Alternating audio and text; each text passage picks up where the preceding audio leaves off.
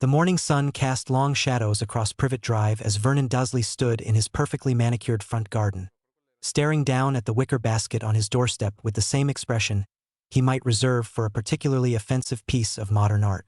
The baby inside stirred slightly, one tiny fist emerging from the blankets to wave aimlessly in the air, and Vernon's mustache twitched with barely contained revulsion. "Petunia!" His voice boomed across the suburban silence like a foghorn, causing Mrs. Figg's cat to bolt from her garden wall. "Get out here this instant!" The front door opened with such force it rattled the decorative glass panels, and Petunia Dursley emerged like a giraffe startled at a watering hole, all angles and nervous energy. Her thin face, already pinched with the perpetual anxiety of someone who spent their days worrying about what the neighbors might think, went absolutely white when she spotted the basket. "Oh no! No, no, no, Vernon." Her voice rose to a pitch that could have summoned every dog in Surrey. "Tell me that's not." "It's him." Vernon's meaty fingers crushed the parchment letter he'd found tucked beside the sleeping infant, the expensive paper crackling like kindling. "The freak spawn. That barmy old fool Dumbledore has dumped him on our doorstep like some sort of unwanted milk delivery." Petunia's hands flew to her throat, her fingers working at the high collar of her floral housecoat. Her eyes darted nervously up and down the street, cataloging which curtains were twitching and which garden gates had mysteriously developed interested onlookers. "Vernon, for heaven's sake, keep your voice down. Mrs. Next Door has ears like a bat, and you know how she gossips at the post office." Sod Mrs. Next Door and sod the post office. Vernon's face was rapidly cycling through an impressive spectrum of colors, from pink through red and settling into a particularly alarming shade of purple that clashed magnificently with his mustache. "I won't have it, Petunia. I absolutely will not have that thing in my house. Not after what those people did to your sister." The baby began to fuss, small mewling sounds that seemed to echo strangely in the morning air. A nearby street lamp flickered despite the broad daylight, and the milk bottles on the Dursleys' doorstep rattled softly against each other for no apparent reason. Petunia took an involuntary step backward, her heel catching on the doormat. "Vernon, did you see?" "See? I bloody well felt it." Vernon jabbed a thick finger toward the basket like he was identifying a war criminal. "It's already starting, isn't it? The freakishness, the unnatural nonsense. I won't have Dudley exposed to whatever that thing is capable of. What if it does something to our boy?" Petunia wrapped her thin arms around herself, her face cycling through a kaleidoscope of emotions. Fear, disgust, and something that might have been grief for the sister she'd lost, buried beneath years of resentment and jealousy. "But Vernon," she whispered, her voice barely audible. "He's just a baby. He's Lily's baby. Surely we can't just—" "Can't we?" Vernon's small, piggy eyes glittered with cold determination. "Watch me. We're going to solve this problem the proper way, Petunia. The normal way. There are places for unwanted children, aren't there? Proper institutions run by proper people who know how to deal with difficulties." The word orphanage hung in the air between them, unspoken but understood. "You want to put him in care." It wasn't a question. "I want to put him where he belongs," Vernon corrected, his voice dropping to the measured tone he used when explaining drill bit specifications to particularly dim clients. "London's full of children's homes, pet clean, efficient places where trained professionals deal with problem cases. We drive there this morning, drop him off with a sad story about finding him abandoned, and wash our hands of the whole sordid business." "But the letter," Petunia whispered, glancing at the crumpled parchment in her husband's fist as if it might spontaneously combust. "What if they come looking for him? What if they find out what we've done and they won't?" Vernon's voice carried a confidence he didn't entirely feel, but he'd built a successful business on projecting certainty even when he felt none. "These freaks live in their own little world, don't they? Probably assume we're raising him exactly like they wanted, grateful relatives doing our duty. By the time they figure out otherwise, if they ever do, it'll be far too late to matter." Petunia stared at him for a long moment, her pale eyes searching his face. Then she looked down at the baby, who had gone quiet and was now staring up at her with the most extraordinarily green eyes she'd ever seen. For just a moment, She saw Lily in those eyes. Lily at 5 years old, showing off some new bit of accidental magic with that same intense, curious gaze. The moment passed. "I'll pack some things for him," she said quietly. "Nothing too expensive. We don't want questions." An hour later, Vernon was loading a small, shabby suitcase into the boot of his company car, muttering under his breath about petrol costs and wasted time. The baby, Harry, though neither of them had spoken his name aloud, had been changed and fed with the same mechanical efficiency Petunia brought to all household tasks. "Right then," Vernon announced, settling his considerable bulk behind the steering wheel. "St. Margaret's Home for Children in Whitechapel. According to the directory, they specialize in difficult cases and children with special needs." Perfect. As they drove through the London traffic, Vernon's grip on the steering wheel gradually relaxed. For the first time since he'd found that damned basket, he felt like he could breathe properly. "This is for the best, pet," he said, glancing at his wife in the rearview mirror. She sat in the back seat next to the baby carrier, staring out the window with hollow eyes. "For Dudley's sake, for all our sakes, that boy would have brought nothing but trouble and heartache. Mark my words." Petunia didn't respond. Her fingers worried at the hem of her cardigan, twisting the fabric until it began to fray. Her mind filled with images of Lily. Lily laughing, Lily crying, Lily dying. The St. Margaret's Home for Children squatted like a Victorian monument to institutional charity on a busy East London street, its sooty brick facade and narrow windows giving it the appearance of a particularly grim factory. Vernon parked illegally at the curb, not caring about potential tickets. "Remember," he said, turning to face his wife with the earnest expression of a man explaining something very important. "We found him abandoned on our doorstep this morning. No note, no identification, no idea where he came from. Just a baby someone didn't want, left with strangers out of desperation." Petunia nodded mutely and lifted the carrier from the back seat. Harry was awake now, his unnaturally green eyes wide and alert, seeming to take in everything around him with a disconcerting intelligence that made her skin crawl. They walked up the worn stone steps together, Vernon's heavy hand resting on Petunia's bony shoulder like a weight. At the top, she paused and looked down at the child one last time. This nephew she would never know, this last piece of her sister she was about to throw away. "Goodbye, Lily," she whispered, so quietly that even Vernon, standing right beside her, didn't hear. Then she reached out with one thin finger and pressed the brass doorbell, sealing the fate of the boy who lived. 5 years later, Tony Stark sprawled in the buttery leather passenger seat of the hired Bentley like a man who had never met a comfortable position he couldn't improve upon. Designer sunglasses perched on his nose despite the London drizzle that was doing its best impression of a very polite apocalypse. His fingers danced across the screen of his phone with the casual expertise of a concert pianist, scrolling through the morning tabloids with the kind of morbid fascination usually reserved for traffic accidents. Stark raving mad. Billionaire's latest bender ends in fountain fiasco *. Iron-willed or just irresponsible. Tony Stark's wild night out leaves mayor's wife all wet *. Splash landing. Stark Industries stock takes a dive after founder's pool party *. "Oh, come on," he muttered, waving the phone in the general direction of Pepper Potts, who sat beside him with the rigid posture of someone who had perfected the art of radiating disapproval without actually speaking. The fountain thing was clearly an accident. A beautiful, hilarious, completely unforeseeable accident. How was I supposed to know the mayor's wife couldn't swim? It's a basic life skill, like breathing or appreciating good scotch. Pepper didn't even glance at the phone.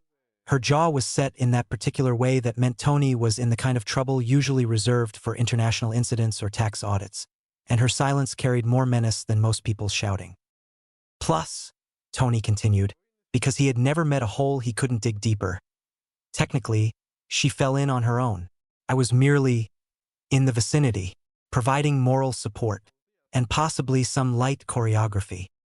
The silence stretched like a very expensive rubber band. "Pepper," Tony tried, deploying his most winningly boyish smile. "My devastatingly attractive and frighteningly competent assistant? Light of my professional life? The woman who keeps me from accidentally declaring war on small European nations. Do you know? Pepper said finally, her voice carrying the kind of icy precision that could have been used to perform surgery. What Obadiah said to me this morning? Tony winced. Something charming about my natural charisma and boyish good looks? He said, and I quote because the words are burned into my memory like a particularly unpleasant brand. Get that walking disaster in front of some cameras doing something wholesome before the board decides he's more liability than asset and votes to have him committed. Committed seems harsh. I prefer creatively managed. So congratulations, Tony. Pepper's smile could have been used to flash freeze champagne. You get to spend your morning reading to orphans. Tony's head fell back against the leather headrest with a thud that probably cost more than most people's cars.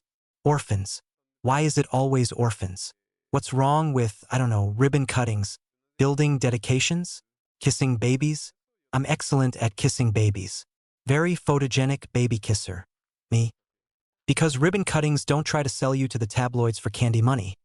Pepper replied with the kind of logic that Tony found both infuriating and oddly attractive.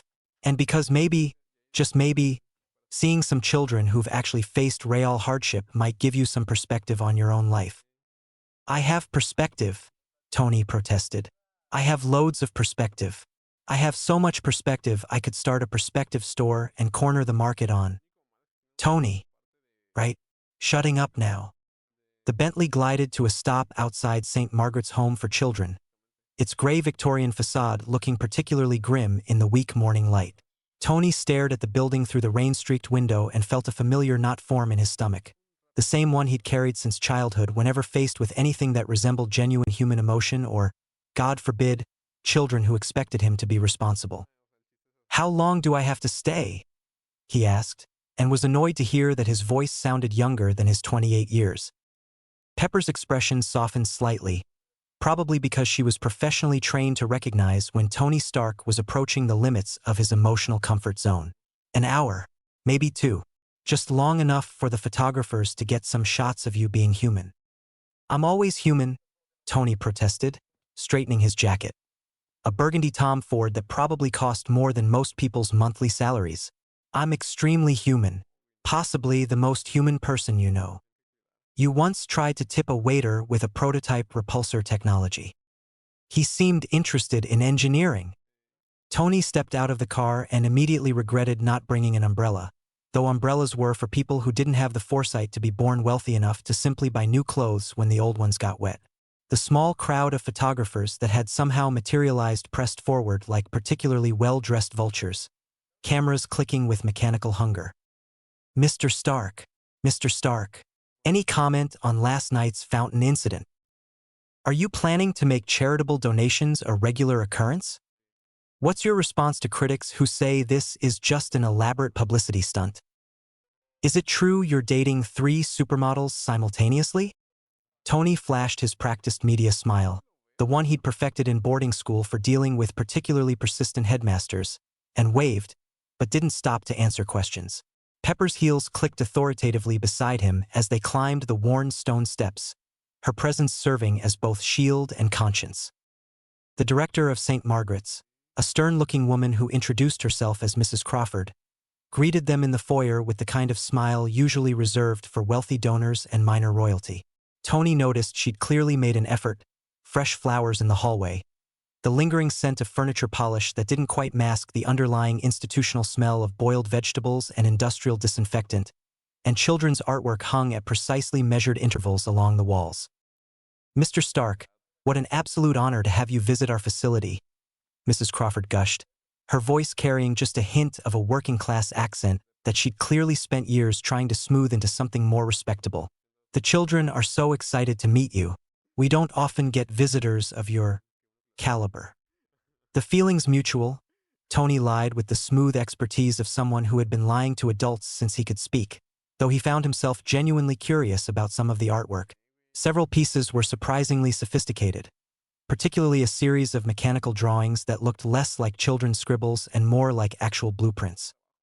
Mrs. Crawford led them down a corridor lined with doors bearing cheerful nameplates, though the institutional linoleum and fluorescent lighting gave the place an undeniably clinical feel.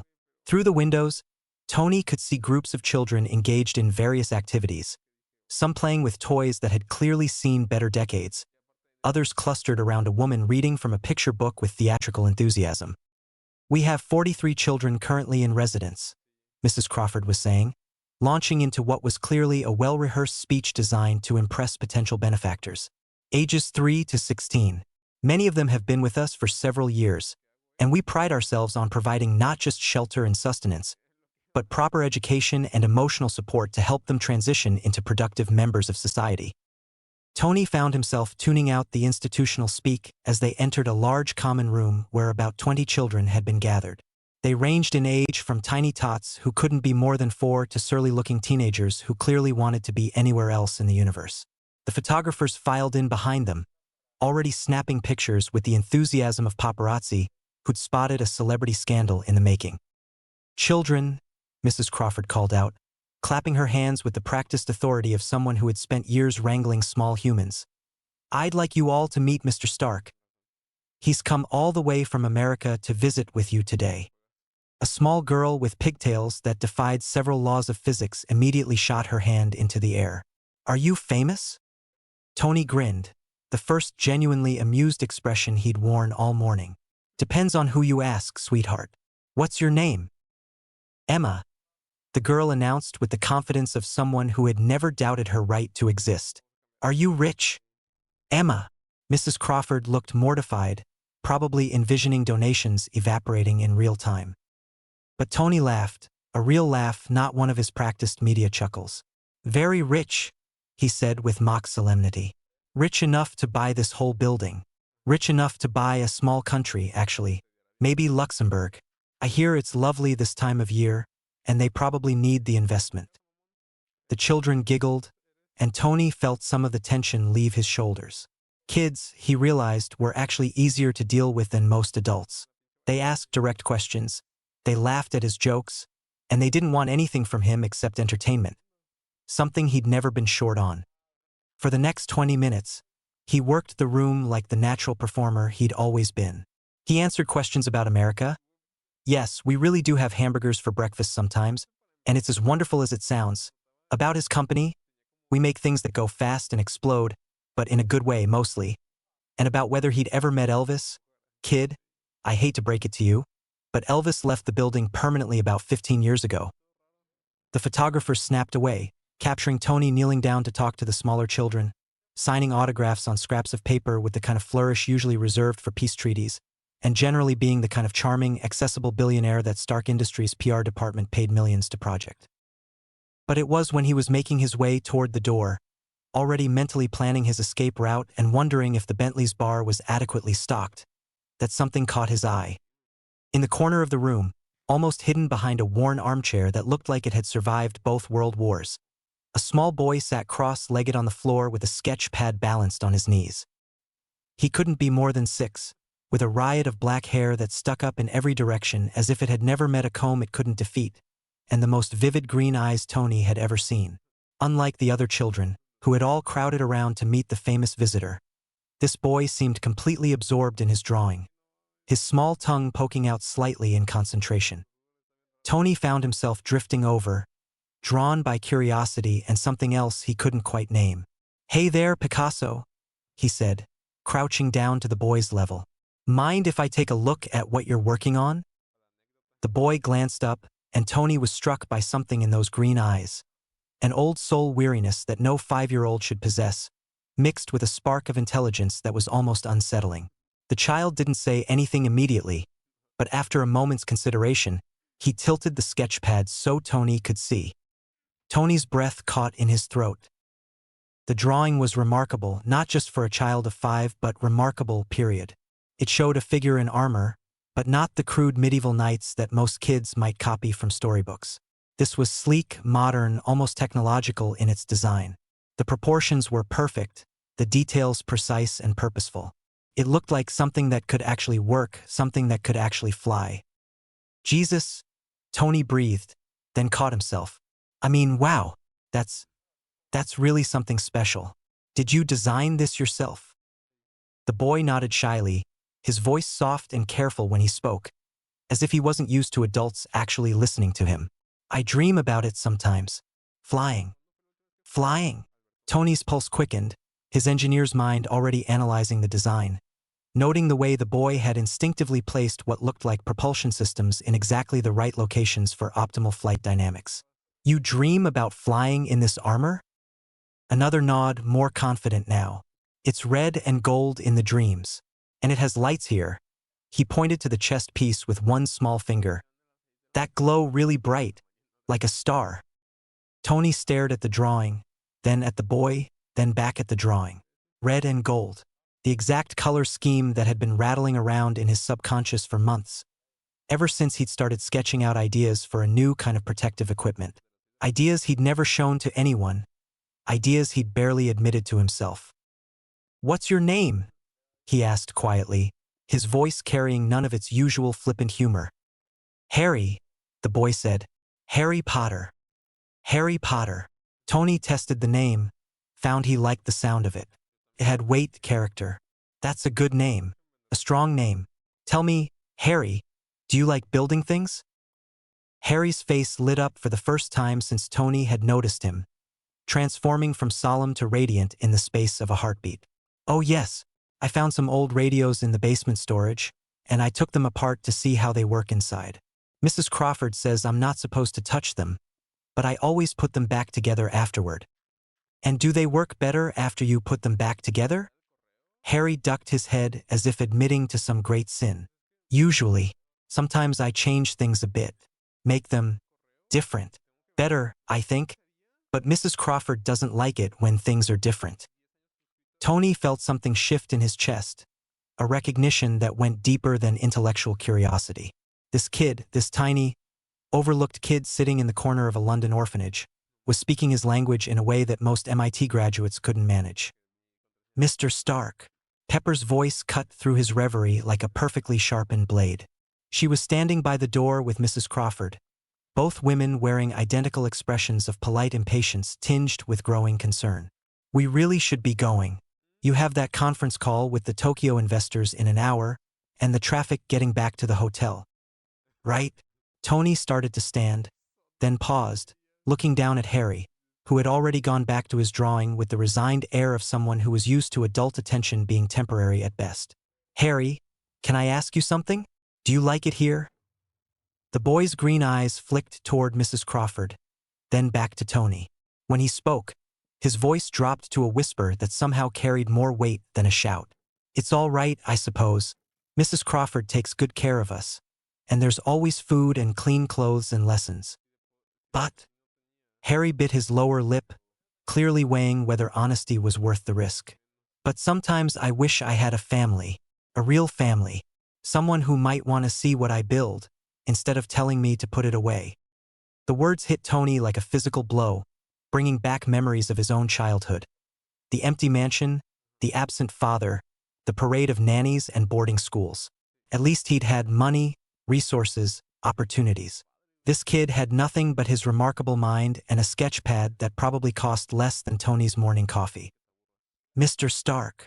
Pepper's voice carried a note of genuine concern now. She knew that look, had seen it before when Tony was about to make the kind of impulsive decision that either changed the world or required extensive legal cleanup. Tony stood slowly, his mind racing through calculations and possibilities with the same analytical precision he brought to engineering problems. He looked at Harry, really looked at him, this small, brilliant boy who dreamed of flying and built better radios in basement storage rooms, and felt something click into place with almost audible finality. "Mrs. Crawford," he called across the room, his voice carrying the kind of authority that made boardrooms fall silent and stock prices fluctuate. "I'd like to speak with you privately. About Harry." The director's eyebrows shot up toward her graying hairline. "Of course, Mr. Stark. Children, why don't you continue with your activities while I speak with our distinguished guest?" As the photographers were politely but firmly ushered out and the children dispersed to their various corners, Tony felt Pepper's sharp gaze boring into him like a particularly elegant laser. He could practically hear her internal alarm bells going off, could see her mentally calculating the potential legal, financial, and public relations ramifications of whatever he was about to do. "Tony," she said quietly, stepping close enough that her voice wouldn't carry, "whatever you're thinking, Please think it through carefully, very carefully. But Tony was already thinking it through, running risk assessments and probability matrices with the same focused intensity he brought to designing new technology. And every calculation, every analysis, every gut instinct he possessed was screaming the same thing. This was right. This was meant to happen. He looked down at Harry one more time, watching the way the boy's small fingers gripped his pencil with the steady confidence of someone who had never doubted his ability to create, noting the intense concentration on his face as he added what looked like repulsors to the armor's palms. "Harry," Tony said softly, crouching down again so they were eye to eye, "how would you feel about coming home with me? To America?" The sketch pad slipped from Harry's suddenly nerveless fingers. The next 72 hours passed in a blur of phone calls, legal consultations, and what could only be described as the full deployment of the Stark Industries machinery when Tony Stark wanted something done yesterday. "Tony, you can't just adopt a child like you're buying a sports car," Pepper said for the 15th time, her voice tight with the kind of stress that usually preceded either a nervous breakdown or a very expensive legal settlement.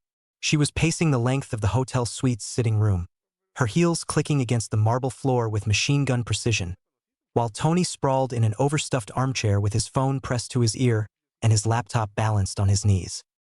"Watch me," Tony replied absently, then spoke into the phone with the kind of tone that suggested money was no object and failure was not an option. "Johnson, I don't care what the normal processing time is. I care about what the processing time can be if we grease the right wheels and fill out the right forms in triplicate. In gold ink, if necessary." The suite had been transformed into a war room. Legal documents covered every available surface. 3 different lawyers had been flown in from New York, and a 4th was participating via video conference from the London offices of what was apparently Britain's most expensive family law firm. Room service trays sat abandoned on side tables, their contents growing cold, while Tony orchestrated what was rapidly becoming the most elaborate adoption process in recorded history. "The home study can be expedited," reported Ms. Victoria Ashworth, the formidable London solicitor whose fees probably exceeded most people's annual salaries. She sat primly on the edge of the sofa, her silver hair perfectly coiffed despite the early hour, consulting a leather portfolio with the kind of precision usually reserved for military operations. "I've spoken with the relevant authorities and given Mr. Stark's considerable resources and public profile. They're willing to conduct an accelerated assessment." "How accelerated?" Tony asked, finally looking up from his laptop where he'd been simultaneously reviewing adoption regulations and designing what appeared to be a child-sized workshop complete with safety protocols that would make NASA jealous. 48 hours, provided you can demonstrate adequate living arrangements, financial stability, and character references." Tony snorted. "Financial stability shouldn't be a problem. As for character references, I can get you everyone from the MIT faculty to the Secretary of Defense. Living arrangements." He glanced at Pepper, who was now stress-eating what looked like her 3rd croissant of the morning. "We'll figure that out.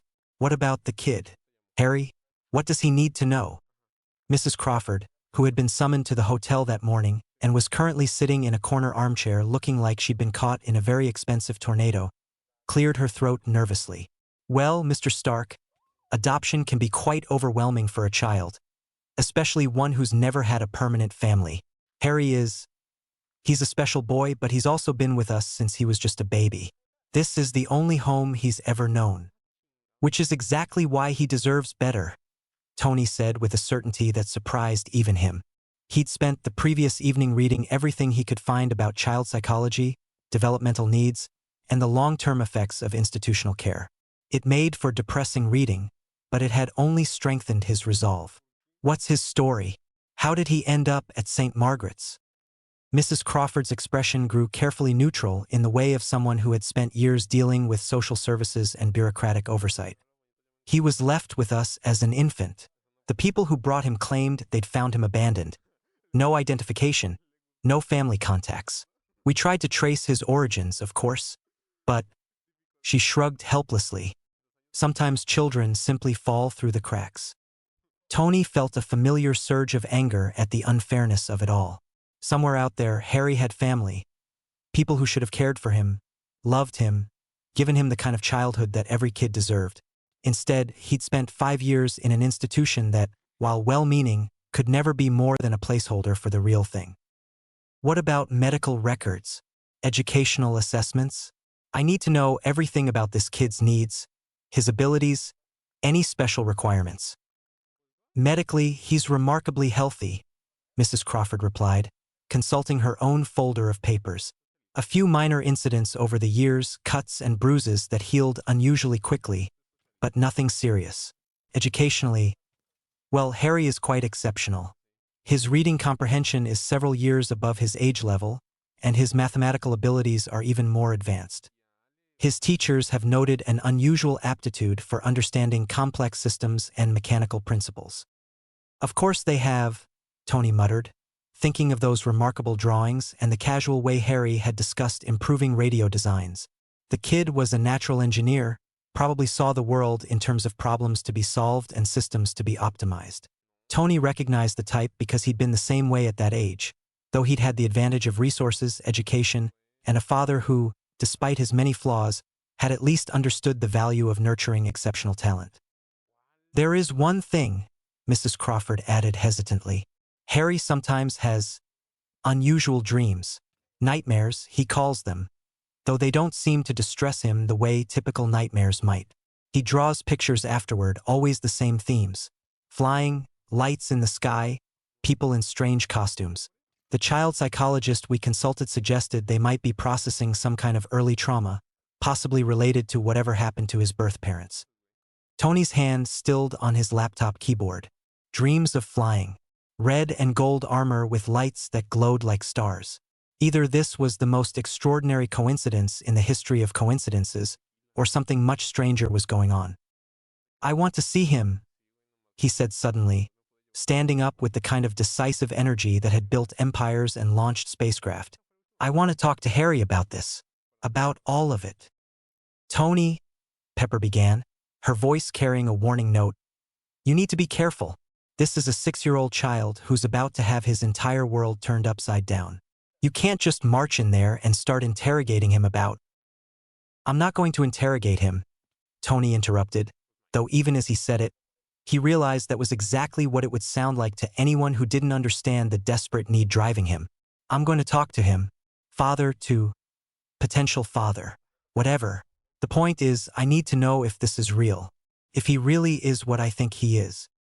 The ride back to St. Margaret's was conducted in tense silence, broken only by Pepper's occasional sighs and the sound of Tony's fingers drumming against the Bentley's leather armrest. The photographers had multiplied since the previous day. Word had leaked about Tony Stark's interest in adopting a British orphan, and the media was having a field day with the story. Stark's softer side. Billionaire playboy shows heart of gold asterisk. Orphan's lucky day. London boy set to join Stark fortune asterisk. The headlines were splashed across every newspaper they passed, and Tony found himself simultaneously annoyed by the attention and grateful that public pressure might help expedite the normally glacial adoption process. They found Harry exactly where Tony had expected, in the corner of the common room, cross-legged on the floor with his sketch pad, seemingly oblivious to the chaos swirling around him. But when Tony approached, the boy looked up immediately, as if he'd been waiting. You came back, Harry said simply, and something in his voice made Tony's chest tighten. I said I would. Tony settled himself on the floor beside Harry, ignoring the way his expensive suit protested against the worn carpet. I wanted to ask you something, and I need you to be completely honest with me. Okay?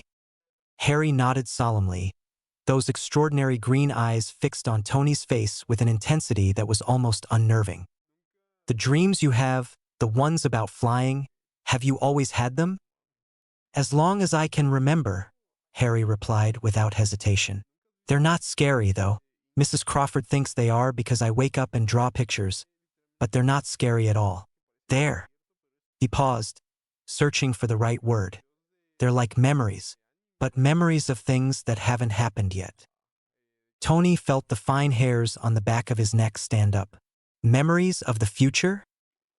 I know it sounds strange, Harry said quickly, as if he was used to adults dismissing his experiences. But in the dreams, I'm older, and I'm flying but not in an airplane, in something that fits around me like a second skin. And there are lights, not just the ones on the chest, but all over. and I can feel the power of it, humming through my bones like electricity. Tony's breath caught. The description was so precise, so technically accurate, that it could have come from his own design notes. This wasn't the vague fantasy of a child who'd seen too many superhero movies. This was the detailed observation of someone who understood, on some fundamental level, exactly how such a system would work. "Harry," he said carefully, "what do you think those dreams mean?" The boy was quiet for a long moment, his small fingers tracing the edge of his sketch pad. When he finally spoke, his voice was barely above a whisper. "I think they mean I'm supposed to build something important, something that will help people." "And do you want to build things that help people?" Harry's face lit up with an intensity that made him look older than his 5 years. "More than anything, sometimes I feel like there's something inside me that's bigger than I am. Something that wants to create and fix and make things better." Does that sound silly? Tony felt something crack open in his chest, a recognition so profound it was almost painful. This kid, this remarkable, brilliant, overlooked kid, was describing exactly what Tony had felt his entire life. That driving need to build, to innovate, to use technology to solve problems and protect people. It was as if he was looking at a younger version of himself, but one who'd been shaped by hardship instead of privilege. "No," Tony said quietly, his voice rough with emotion he hadn't expected. "No, Harry, that doesn't sound silly at all. That sounds like exactly what the world needs." Behind them, he could hear Pepper talking in low, urgent tones with Mrs. Crawford and the lawyers, no doubt working out the final details of what was about to become the most thoroughly documented adoption in British legal history. But Tony found himself completely focused on the small boy beside him. This child who dreamed of flying and understood, with startling clarity, that technology could be a force for good. "Harry," Tony said, making what might have been the most important decision of his life, "would you like to come home with me? Not just to visit, to stay. Forever. To be my son." The silence that followed seemed to stretch for an eternity. Harry stared at Tony with those impossibly green eyes, his small face cycling through a dozen different emotions: disbelief, hope, fear, and something that might have been recognition. "You really mean it?" Harry whispered finally. "You're not just being kind?" "Kid," Tony said, reaching out to gently ruffle Harry's perpetually unruly hair. "I may be many things, but just being kind isn't really in my wheelhouse. I'm offering because I think we could be good for each other. You need someone who understands what it's like to see the world as a series of problems waiting to be solved. And He paused, surprised by his own honesty. "I think I need someone to help me remember why solving those problems matters." Harry was quiet for another long moment, his gaze drifting to his sketch pad where the drawing of the armored figure seemed to shimmer in the afternoon light streaming through the windows. When he looked back at Tony, his voice was steady and sure. "Yes," he said simply. "I'd like that very much." 3 weeks later, the tabloids had a field day. Stark family official. Adoption papers signed **. Britain's loss, America's gain. Wonder Kid heads to Malibu **. Potter T.O. Stark. Orphan's amazing transformation **. Billionaire's new heir. What we know about Harry Potter **. The final meeting took place in the oak-paneled offices of Ashworth Associates, a law firm so prestigious that even the Waterglasses probably had their own legal degrees. Tony sprawled in a leather chair that cost more than most people's annual salaries, watching with barely contained amusement as Harry methodically examined each document with the kind of laser focus usually reserved for nuclear physics equations. "You know, kid, you don't have to memorize the entire British legal code," Tony said, gesturing at the mountain of paperwork. "I've got 3 lawyers here who've already read this stuff so many times they could probably recite it in Latin." Harry looked up with that particular expression that somehow managed to be both innocent and devastatingly sarcastic. A skill Tony was beginning to realize the boy had in spades. "Yes, well, forgive me for wanting to understand the fine print before signing my life away. I've read enough fairy tales to know that's usually where the devil hides his conditions." Pepper, who had been quietly organizing her own stack of documents, snorted with laughter. "I like this kid more every day. A 6-year-old with trust issues and a vocabulary that would make Oxford professors weep," Tony mused. Yeah, he's definitely going to fit right in. Ms. Ashworth, a formidable woman in her 60s who had apparently developed a soft spot for Harry over the past few weeks, adjusted her reading glasses with a smile. You're quite right to be thorough, young man. These documents establish not just your legal relationship with Mr. Stark, but also your inheritance rights, educational provisions, healthcare arrangements, and the truly exciting stuff like dental coverage and library card privileges. Harry interrupted solemnly, then glanced at Tony. Though I suppose with your resources, I could probably buy my own library if needed. Tony blinked. Did a 6-year-old just make a joke about my net worth? I prefer to think of it as observational commentary, Harry replied primly, returning his attention to the papers. Though, if we're being technical, I'm nearly 7. Pepper leaned over to Tony. He's going to destroy you in arguments by the time he's 10. I'm looking forward to it, Tony whispered back. Finally, someone who might actually keep up. Harry's head popped up again. You do realize I can hear you both, yes? The whispering isn't actually as subtle as you think. Smart mouth, Tony grinned. I'm proud already. Speaking of which, Tony continued, straightening in his chair, there's one more thing we need to discuss before you sign your soul away to the Stark Empire. Your name. Harry tilted his head with curiosity. My name? I was under the impression that was fairly well established. Harry James Potter, if we're being formal about it. Well, yes, but legally speaking, you're about to become a Stark. The question is whether you want to be Harry Stark, or if you'd prefer to keep Potter, or... Tony paused dramatically, struck by sudden inspiration. Hear me out, Harry Potter Stark. You get to keep your history and add to it. Best of both worlds, maximum coolness factor. Harry considered this with the same serious attention he'd given the legal documents, his small fingers drumming against the mahogany table. Potter Stark, he said slowly, testing the sound. Harry Potter Stark. His face brightened considerably. I do rather like the sound of that. It has a certain gravitas. Gravitas, Pepper laughed. Tony, I think you've met your match. Potter Stark it is then, Tony declared, feeling an unexpected surge of something he was pretty sure was pride. Welcome to the family, Harry Potter Stark. Try not to let it go to your head.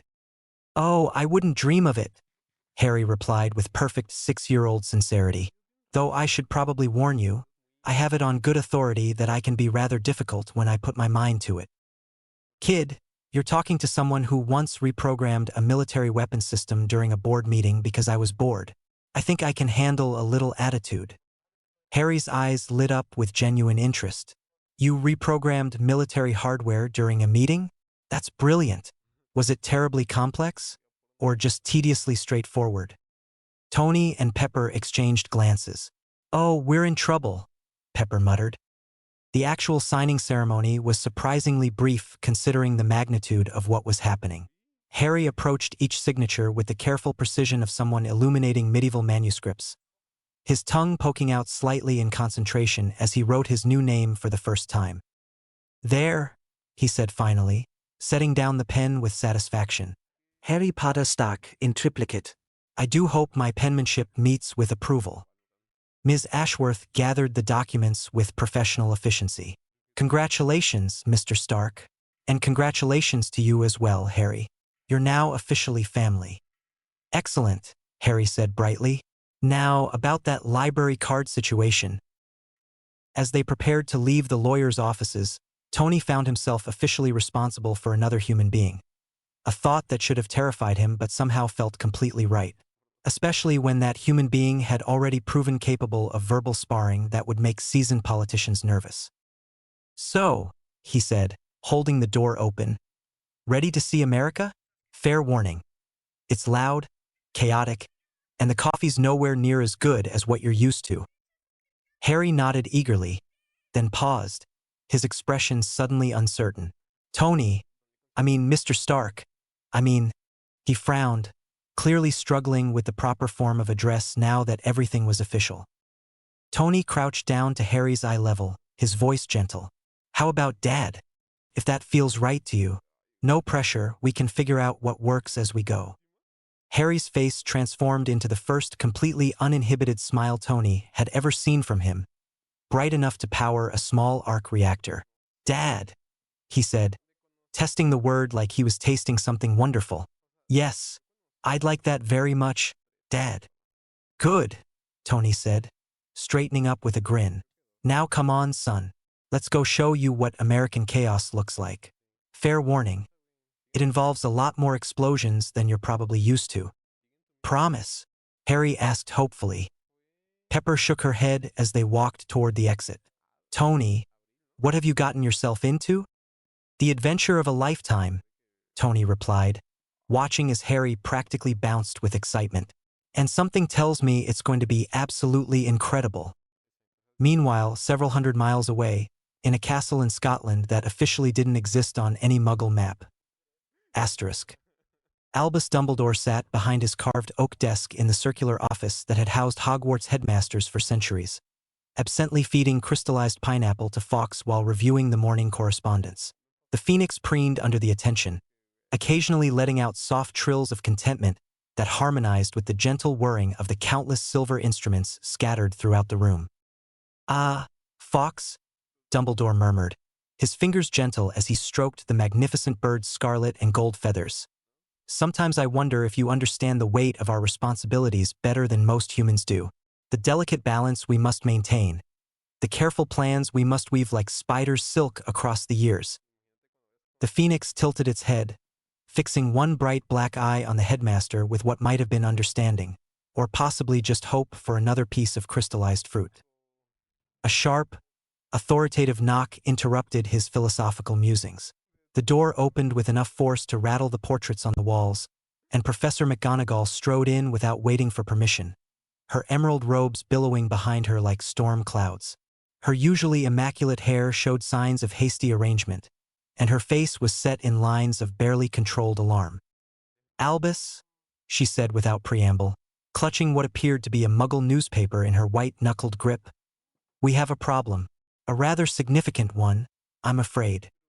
Dumbledore looked up from Fawkes, his half-moon spectacles catching the morning light as he noted the tension radiating from his deputy's rigid posture. In all their years of working together, he had rarely seen Minerva quite so unsettled. "What sort of problem, my dear Minerva?" he asked mildly, though his blue eyes had sharpened with sudden alertness. "Has young Mr. Abernathy managed to set something else on fire? Or perhaps the Charlie Weasley and Nymphadora Tonks have discovered a new way to circumvent our security measures?" "If only it were something so simple," McGonagall replied grimly. Instead of elaborating, she unfolded the newspaper with sharp, precise movements and placed it squarely in the center of his desk, directly over the letter from the ministry he'd been reading. "I believe this requires your immediate attention." The headline screamed across the front page in bold letters that seemed to pulse with unwelcome significance. "Stark family official. American billionaire adopts British orphan Harry Potter **. For a moment that seemed to stretch into eternity, Dumbledore simply stared at the paper. The familiar weight of centuries seemed to settle more heavily on his shoulders as his eyes took in the impossible words. Then, with movements that suddenly seemed much older than his considerable years, he reached for his spectacles with trembling fingers and began to read. The article was thorough, irritatingly so, complete with photographs of a dark-haired man in an expensive suit and a small boy with unmistakably familiar green eyes and an unruly shock of black hair. There were quotes from adoption agencies, details about expedited legal processes, and breathless speculation about young Harry's bright future in America as heir to a technological empire.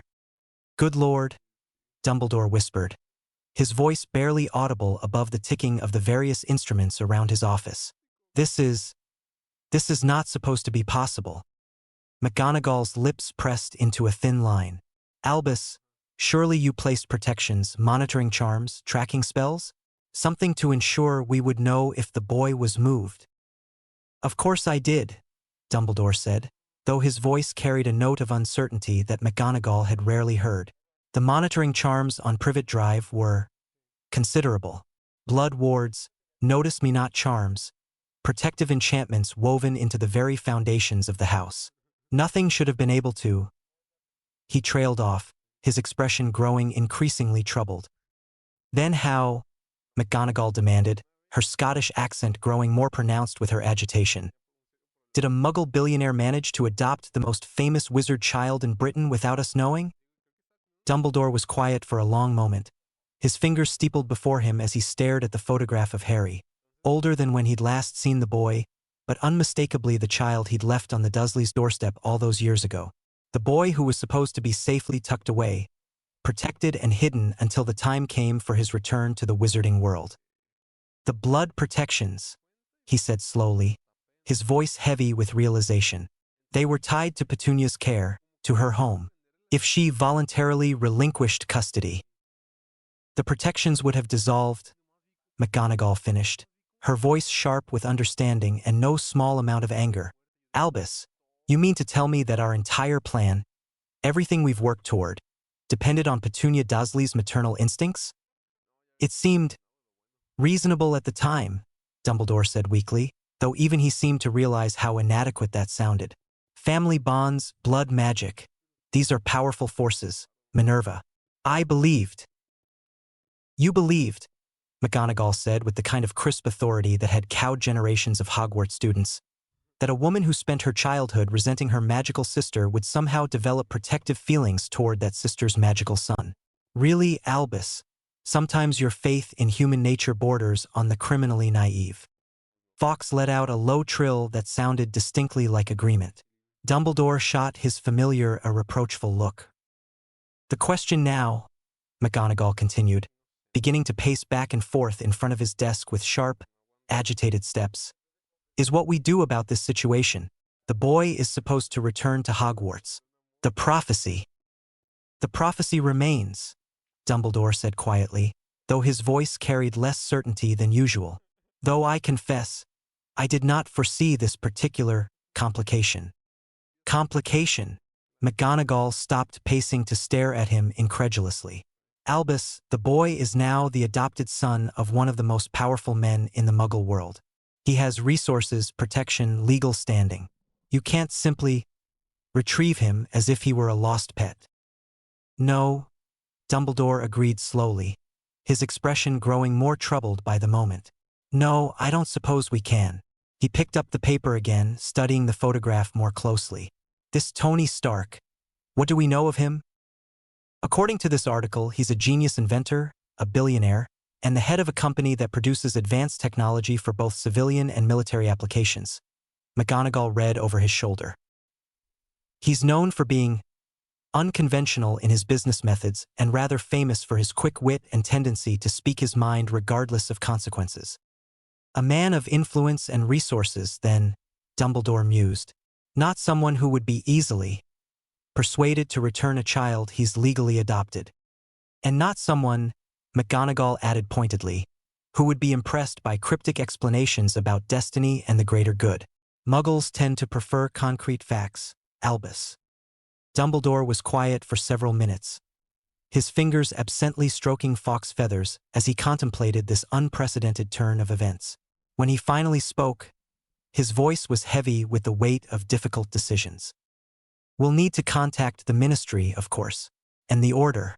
This changes everything. How much does it change? McGonagall asked quietly. The prophecy spoke of the boy, not of where he would be raised or by whom. Perhaps, Dumbledore agreed, though his tone suggested he found little comfort in the possibility. But our carefully laid plans, our preparations for his return to our world, all of that must be reconsidered now. He looked up at McGonagall, and for the first time in years, she saw something she'd never expected to see in Albus Dumbledore's eyes. Genuine uncertainty. Minerva, he said softly, I fear we may have underestimated the complexity of the game we've been playing, and now it seems we have a new player at the table, one who was never supposed to be there at all. Outside the castle windows, storm clouds were gathering on the Scottish horizon, and in the distance, thunder began to rumble with what sounded almost like mocking laughter. McGonagall straightened her robes with sharp, precise movements. Well then, she said briskly, falling back on the practical nature that had served her well through decades of teaching and administrative challenges. I suppose we'd better figure out our next move rather quickly. Something tells me that Mr. Stark is not the sort of man who waits for others to act first. Dumbledore nodded slowly, his expression grave. Indeed, Minerva. Indeed. The common room at St. Margaret's had never seen such organized chaos. Harry sat cross-legged in the center of what looked like a small explosion of paper, sketches, and mechanical parts, methodically sorting through 5 years of accumulated treasures with the same focused intensity he brought to everything else. Right then, he said to himself, holding up a sketch pad filled with detailed drawings of what appeared to be an improved heating system for the building. Definitely keeping this one. The boiler efficiency calculations alone took me 3 weeks to work out properly. Tony watched from the doorway, still somewhat amazed by the sight of his new son treating the packing process like a scientific expedition. Most 6-year-olds would be focused on toys and games. Harry was debating the relative merits of various engineering schematics. "Kid," Tony said, settling down beside him on the worn carpet. "You know we can always get you new paper and pencils in America, right? You don't have to take every single drawing you've ever made." Harry looked up with an expression that was equal parts patient and slightly pitying, the look of someone explaining something obvious to a well-meaning but slow adult. "These aren't just drawings, Dad," he said, the word still new enough that he seemed to savor it slightly. "These are solutions. Look." He held up a detailed sketch that looked more like a blueprint than a child's doodle. "This is a redesign for the kitchen ventilation system. Mrs. Crawford said the current one doesn't work properly. So I studied the airflow patterns and calculated how to improve the circulation efficiency by 37%. Tony blinked, taking the paper and examining it more closely. The design was not only technically sound, it was genuinely innovative. "Harry, this is actually brilliant. How did you figure out these calculations?" "Books, mostly," Harry replied with a shrug, as if teaching himself advanced engineering from library books was the most natural thing in the world. "And observation. I watched how the air moved during cooking times, noted which areas got too hot or too smoky, and worked backward from there." "Of course you did," Tony muttered, adding the sketch to the growing pile of definitely keeping items. "What about this one?"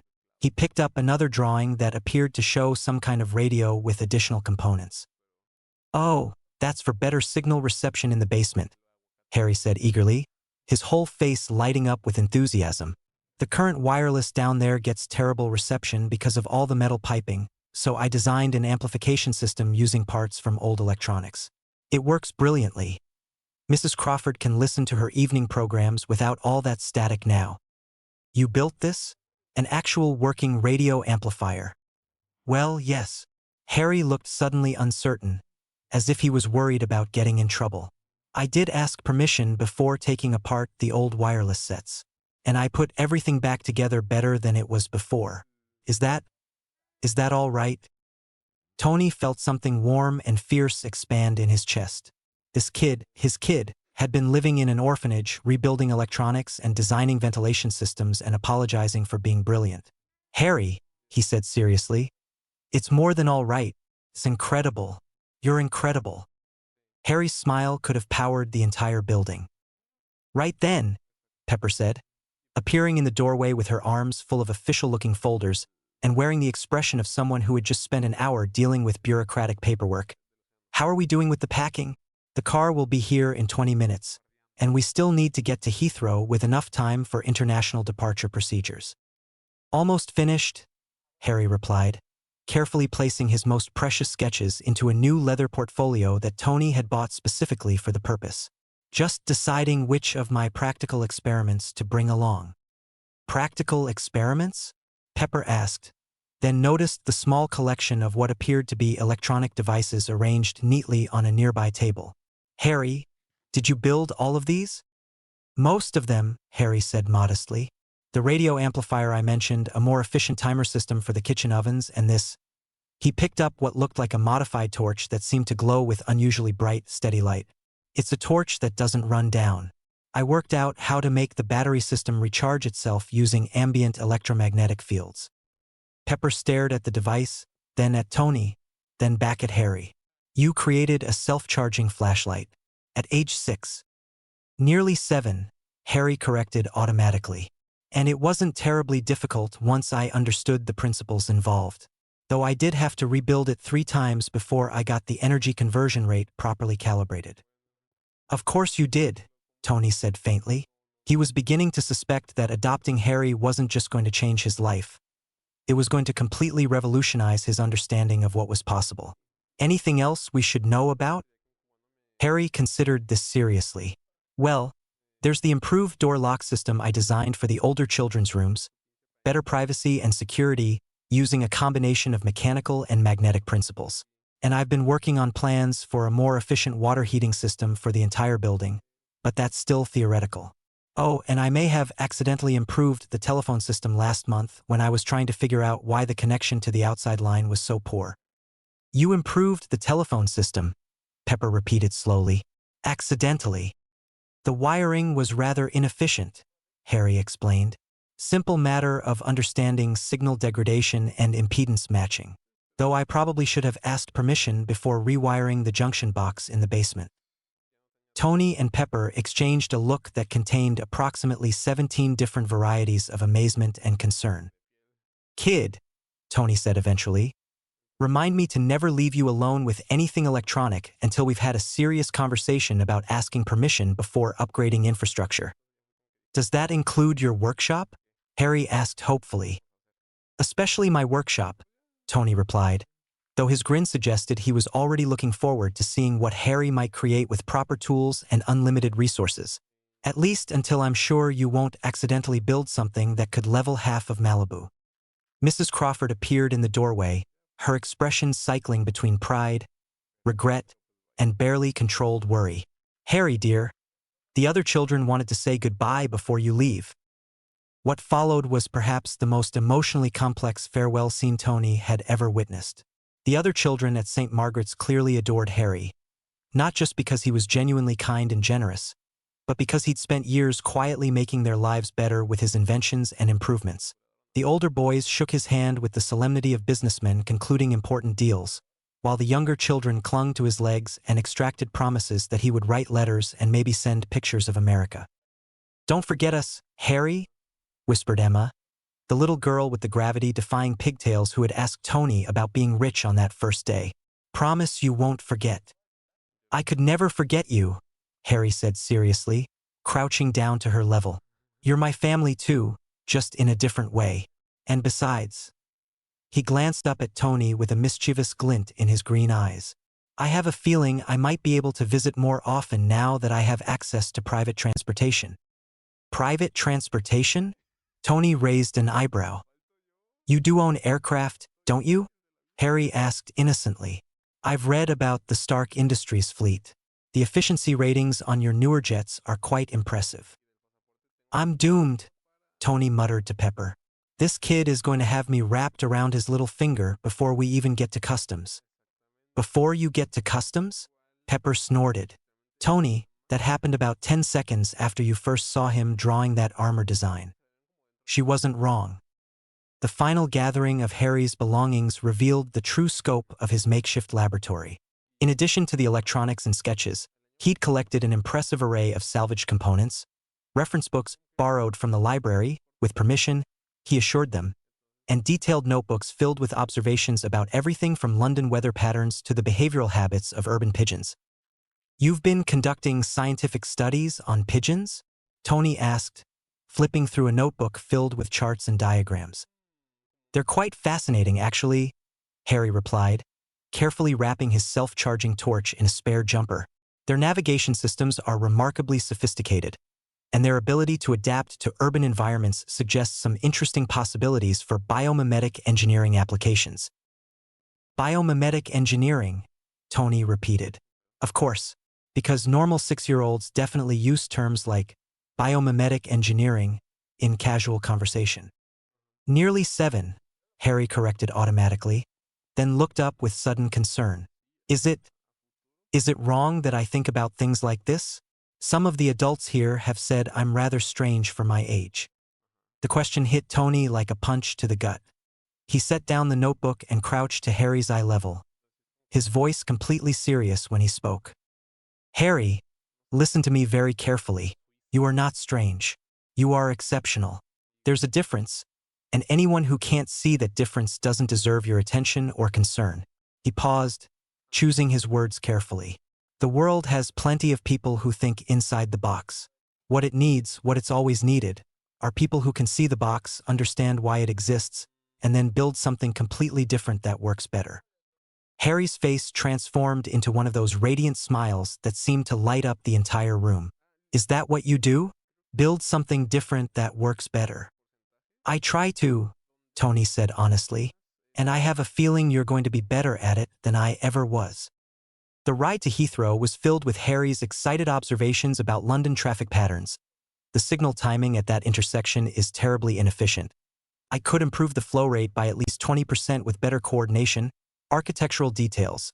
"That building's structural supports are fascinating. The load distribution must be calculated to account for both wind stress and seismic variation." And increasingly specific questions about aviation technology. "The Stark Industries fleet uses primarily turbofan engines, correct?" Harry asked as they approached the airport. "I've been reading about the efficiency improvements in modern commercial aviation, and the thrust-to-weight ratios are quite impressive compared to older designs." Tony stared at him in the rearview mirror. "Harry, where exactly have you been reading about turbofan engines? That's not exactly standard orphanage library material." "The Royal Aeronautical Society publishes publicly available technical papers," Harry replied as if this was obvious. "I may have written to them requesting access to their research database. For educational purposes." "You wrote to the Royal Aeronautical Society," Pepper said slowly, "and they gave a 6-year-old access to their technical database." "Nearly 7, Harry corrected.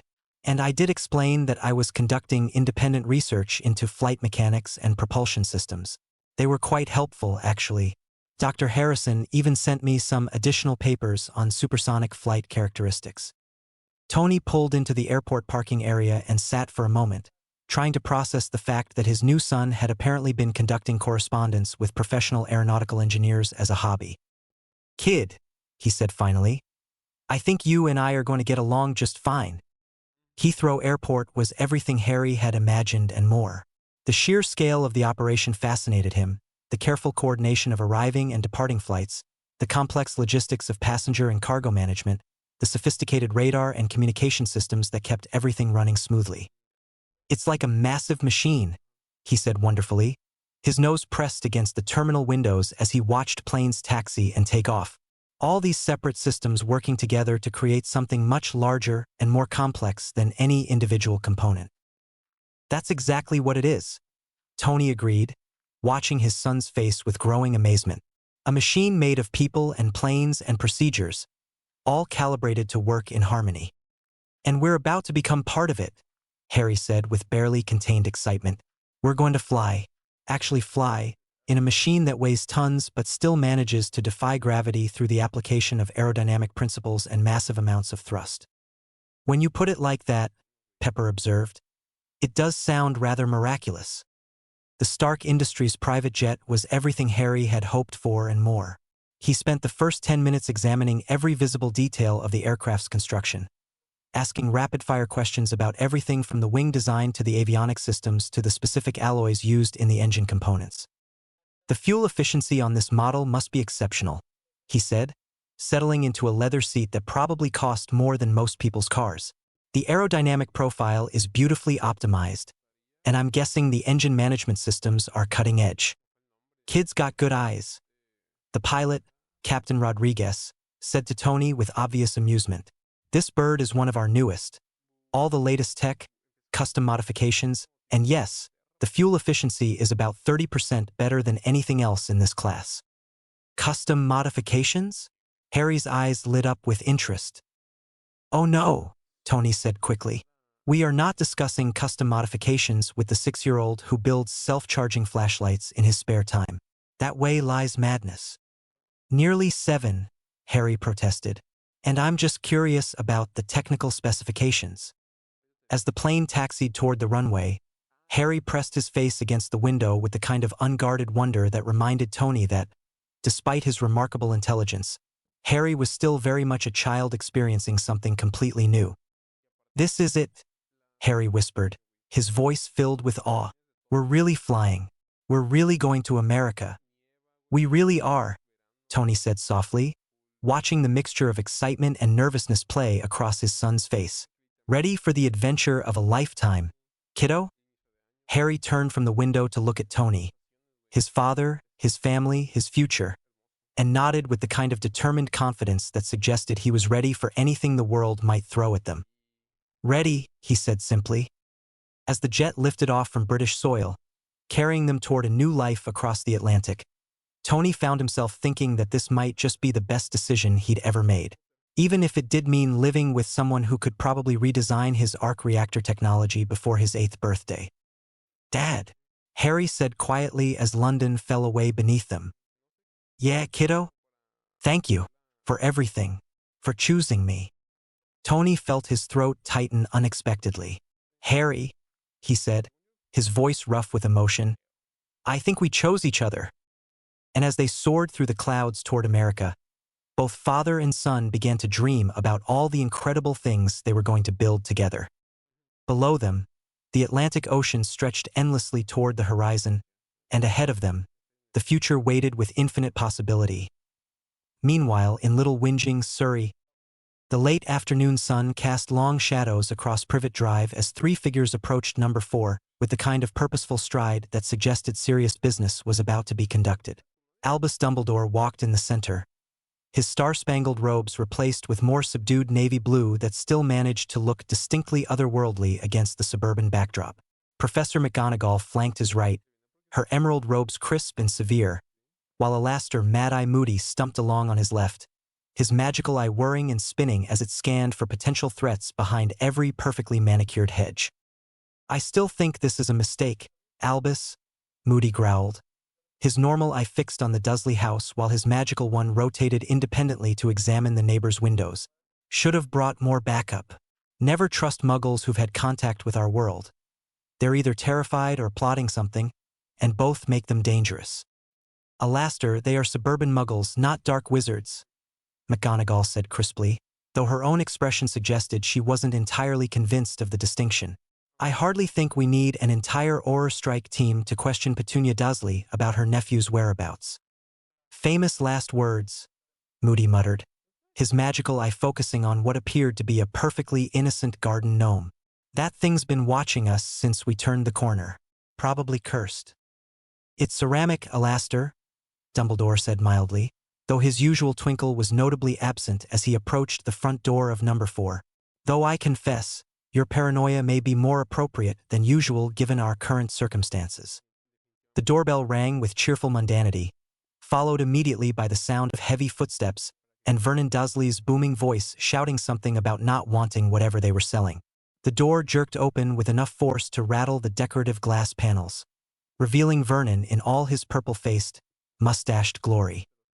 His small eyes immediately fixed on Dumbledore's beard, traveled down to take in the unusual robes, then widened with what could only be described as pure, unadulterated horror as recognition dawned. Oh, bloody hell, Vernon breathed, his face cycling through several alarming shades of red before settling on a particularly impressive shade of puce. Not you. Not now. Not ever.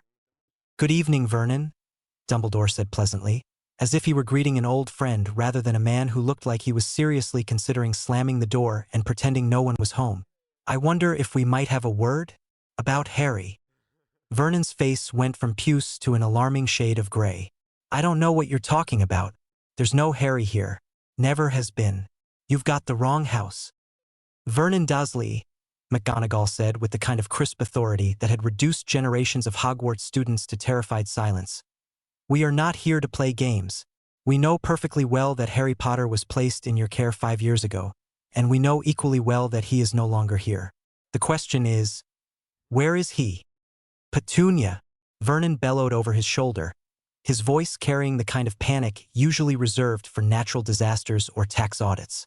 Get out here. Now.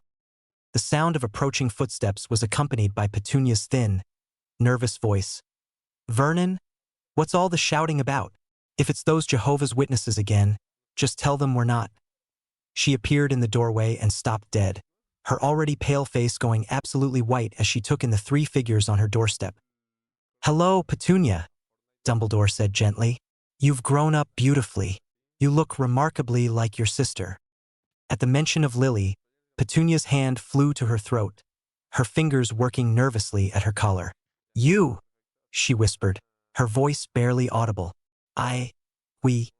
You can't be here. The neighbors will see. Mrs. Nextdoor has eyes like a hawk, and if word gets around that we're entertaining people like you." "People like us, Petunia?" McGonagall's eyebrows rose to dangerous heights. "And what exactly do you mean by that?" "Freaks," Vernon spat, apparently deciding that offense was the best defense. "Unnatural freaks with your abnormality and your dangerous nonsense. We told you years ago we wouldn't have any of it in our house, and we meant it." Moody's magical eye fixed on Vernon with laser intensity. "Careful, Muggle. You're talking to some very powerful wizards who've had a particularly trying week." "Is that a threat?" Vernon's voice rose to a pitch that probably registered on several geological survey instruments. "Are you threatening us? Because I'll have you know I've got connections at the police station, and they don't take kindly to weirdos harassing respectable citizens." "Nobody is threatening anyone," Dumbledore said firmly, though his blue eyes had lost their characteristic warmth. "We simply want to know where Harry is. He was placed in your care for his own protection, and now he appears to have relocated. We need to understand what happened." Vernon and Petunia exchanged a look that contained approximately 17 different varieties of guilt, defiance, and barely concealed panic. "He's gone," Petunia said finally, her voice so quiet it was almost lost in the suburban evening air. We couldn't. He wasn't." "Gone where, Petunia?" McGonagall asked with dangerous calm. "St. Margaret's Home for Children," Vernon announced with the air of someone revealing a masterstroke of strategic planning. "Dropped him off there when he was barely walking. Proper institution, run by proper people who know how to deal with difficulties." The silence that followed this announcement was so complete that even the evening birds seemed to stop singing. Dumbledore stood perfectly still, his face cycling through expressions of disbelief, shock, and something that might have been carefully controlled rage. "You took him to an orphanage," he said finally, his voice carrying a deadly quiet that made Moody's hand drift instinctively toward his wand. "The morning after we left him in your care, you took a helpless infant to a Muggle orphanage and abandoned him there." "We did what was necessary," Vernon said defensively, though his voice had lost some of its bluster. That thing would have brought nothing but trouble to our household. We have Dudley to think about, our reputation, our standing in the community. We couldn't have that kind of unnaturalness contaminating our son's upbringing." McGonagall's expression had gone beyond anger into something approaching homicidal fury. "That thing," she repeated with deadly precision, "was your wife's nephew, a helpless child who had just lost both his parents and needed care and protection." "He was a freak," Petunia said suddenly, her voice rising with years of suppressed resentment and fear. "Just like Lily, just like all of you people with your abnormal abilities and your dangerous lives. Look what happened to her. Look how she ended up. I wouldn't subject my family to that kind of contamination." "Contamination?" Dumbledore's voice was softer now, but somehow more dangerous. "Petunia, I placed Harry with you because I believed that blood relationships, family bonds, would provide the protection he needed. I trusted you to care for him as if he were your own child." "Well, you trusted wrong," Vernon snapped. "We're normal people living normal lives, and we weren't about to let some magical freak turn our household into a circus of abnormality." Moody's magical eye had gone completely still, focusing on Vernon with the kind of intensity usually reserved for confirmed dark wizards. "You know what, Albus? I'm starting to think these Muggles might benefit from a little memory modification. Nothing permanent, you understand. Just enough to help them remember their manners." "Alastair," Dumbledore said warningly, though his own expression suggested he wasn't entirely opposed to the idea. "You can't do anything to us," Vernon blustered, though he'd taken a notable step backward. "We're British citizens with rights, and we did nothing illegal."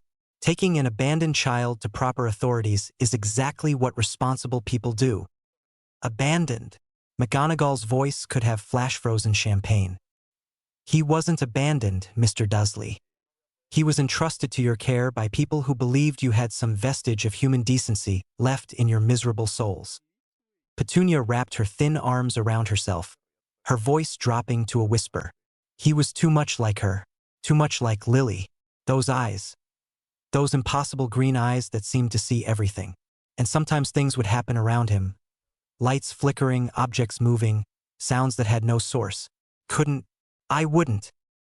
So you threw him away, Dumbledore said quietly. Like rubbish, like something unwanted and inconvenient. We did what was best for everyone involved. Vernon insisted, though he was now standing almost entirely behind his wife. That boy would have brought nothing but trouble and heartache. Mark my words, wherever he is now, he's probably causing all sorts of problems for whoever's foolish enough to take him in. The three wizards exchanged glances that carried volumes of unspoken communication. Well, Moody said finally, his voice carrying grim satisfaction. You'll be pleased to know that the boy you threw away like rubbish has been adopted by one of the most powerful men in the Muggle world. Turns out he's rather remarkable, actually. Brilliant, creative, already showing signs of extraordinary potential. Vernon's face went through several interesting color changes. That's not possible. He was just a baby. A strange, unnatural baby who made things happen that shouldn't happen. Yes, well, McGonagall said with acidic sweetness. It seems that strange, unnatural baby has grown into a strange, unnatural child genius who's now the heir to a technological empire worth more money than you could spend in 17 lifetimes. Petunia's hand flew to her throat again. You mean, he's been adopted? By wealthy people. Obscenely wealthy people, Dumbledore confirmed, his tone suggesting he wasn't entirely sure whether to be relieved or horrified by this development. People with resources, influence, and legal protection that would make the Ministry of Magic think twice about interfering. But surely, Petunia said desperately, surely you can just take him back? Use your magic to fix this. Magic doesn't work that way, Petunia, Dumbledore said sadly. And even if it did, Harry is now legally protected by Muggle laws, Muggle courts, and Muggle lawyers who are apparently very good at their jobs. This is no longer a matter that can be resolved with a simple obliviation charm or a carefully worded letter. Vernon had gone very quiet, his small eyes darting back and forth between the three wizards as if calculating odds he didn't like. What does this mean? For us? For you? Moody's normal eye fixed on Vernon with cold satisfaction. It means you're going to live the rest of your miserable lives knowing that you threw away something precious and irreplaceable. It means that the boy you abandoned because he wasn't normal enough for your pathetic suburban sensibilities is going to grow up with advantages and opportunities you can't even imagine. It also means, McGonagall added with professional precision, that the magical protections that were supposed to keep Harry safe, protections that were tied to this house and to Petunia's care, are now completely void. So if any dark wizards come looking for revenge against the boy who lived, don't expect any help from us. Petunia went even paler, if such a thing were possible. Dark wizards? But you said he was safe now, with these wealthy people. Safe from many things, yes, Dumbledore said gravely. But there are forces in our world, Petunia, that have long memories and longer grudges. Harry's survival as an infant dealt a devastating blow to some very dangerous people. They may try to finish what they started, and when they do, he shrugged elegantly. Well, I hope Harry's new father is as clever as the newspapers suggest. You're just going to leave him there? Vernon demanded. You're going to let some Muggle billionaire raise the most famous wizard child in Britain? We're going to respect the legal adoption that you made possible by abandoning your responsibilities, McGonagall replied curtly. And we're going to hope that Harry's new family proves more worthy of him than his blood relatives did. With that, the three wizards turned to leave, their robes billowing dramatically in the evening breeze. But Dumbledore paused at the garden gate, looking back at the Dursleys with something that might have been pity. You know, Petunia, he said quietly, Lily always hoped that someday you might reconcile with the magical world that frightened you so much. She believed that love could overcome fear, that family bonds were stronger than prejudice. He shook his head sadly. I suppose we'll never know if she was right. As the three figures disappeared into the gathering dusk, Vernon and Petunia stood in their doorway, staring at the empty street and contemplating the magnitude of what they had done and what they had lost. Well, Vernon said finally, his voice lacking its usual bluster, at least we don't have to worry about any more of their lot showing up on our doorstep. But even as he said it, both of them knew that some doors, once opened, could never quite be closed again. Los Angeles International Airport, Stark Industries Private Hangar **. The Gulfstream G650 touched down on the LAX tarmac with the kind of whisper-quiet precision that only came from having more money than several small countries combined. Harry pressed his nose against the window as they taxied toward a gleaming hangar marked with the distinctive Stark Industries logo, his eyes wide as he took in the organized chaos of one of the world's busiest airports. It's enormous, he breathed, watching ground crews and service vehicles move with practiced efficiency around aircraft that ranged from tiny private jets to massive commercial airliners. The logistics must be incredibly complex, coordinating all these different aircraft types, managing fuel distribution, scheduling maintenance windows. Kid's been like this the entire flight, Tony said to Pepper, who was gathering their paperwork with the kind of methodical precision that had made her indispensable. I point out a cloud formation, he starts calculating wind shear patterns. I mention turbulence, he wants to know about wing load factors and structural stress tolerances. Sounds familiar, Pepper replied dryly. Remind me how you spent your first flight as a child. Trying to figure out how to improve the engine efficiency, Tony admitted. Though I was at least 8 before I started sketching redesigns for the landing gear assembly. Harry looked up from the window. You were designing aircraft modifications at 8? That's brilliant. What kind of improvements were you considering? Mostly ways to reduce drag during gear retraction, Tony said, settling into the comfortable rhythm of technical discussion. Nothing revolutionary, but the basic principle was sound, though my father was less than impressed when I tried to explain it during a board meeting. Your father didn't appreciate engineering innovation? Harry asked with the kind of careful neutrality that suggested he was filing this information away for future reference. Tony's expression grew complicated. My father appreciated innovation when it increased profits and enhanced the company's reputation. He was less enthusiastic about innovation when it came from his son, who was supposed to be seen and not heard during important business meetings. Harry nodded with understanding that seemed far too mature for his nearly 7 years. I see. He wanted you to conform to his expectations rather than explore your own potential. Something like that, Tony said quietly, struck by how easily Harry had grasped dynamics that had taken Tony years of therapy to fully understand. The plane came to a complete stop, and through the windows they could see the hangar doors opening to reveal 2 figures waiting beside a gleaming black SUV. One was a large, solid-looking man wearing a chauffeur's cap and the kind of patient expression that suggested he'd spent years dealing with Tony Stark's various eccentricities. The other was tall, lean, and dressed in Air Force fatigues with colonel's insignia that caught the California sunlight. Ah, the welcoming committee, Tony grinned, unbuckling his seatbelt with obvious pleasure. Harry, allow me to introduce you to 2 of the finest men I know, despite their questionable taste in employers. As they descended the aircraft stairs, the large man stepped forward with a smile that transformed his serious face into something genuinely warm. Welcome home, boss. How was the flight? Enlightening, Tony replied, one hand on Harry's shoulder as they approached. Happy Hogan. I'd like you to meet Harry Potter Stark, my son. Harry, this is Happy Hogan, my driver, bodyguard, and the man who keeps me from accidentally walking into traffic while distracted by engineering problems. Harry looked up at Happy with curiosity. Happy? Is that really your name? Happy grinned, crouching down to Harry's eye level.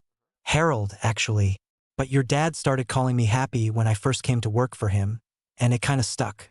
He's got a thing about nicknames. Harold to Happy makes sense, Harry said seriously, but why does he call Ms. Potts Pepper? Because her actual name is Virginia, and she's got a temper that could season a 5-course meal, Tony said, earning himself an elbow to the ribs from the woman in question. My name is Virginia Potts, Pepper corrected with professional dignity. And Tony calls me Pepper because, according to him, I add spice to his otherwise bland corporate existence. That's actually rather sweet, Harry observed, then looked at the tall man in uniform who was watching the exchange with obvious amusement. And you are? James Rhodes, the man said, stepping forward with his hand extended. Lieutenant Colonel, United States Air Force, and Tony's oldest friend, though I question my own judgment on a regular basis. Harry shook the offered hand with careful formality. A pleasure to meet you, Colonel Rhodes. Do you have a nickname as well? Rhodey, Tony and James said simultaneously. I see the pattern, Harry said thoughtfully.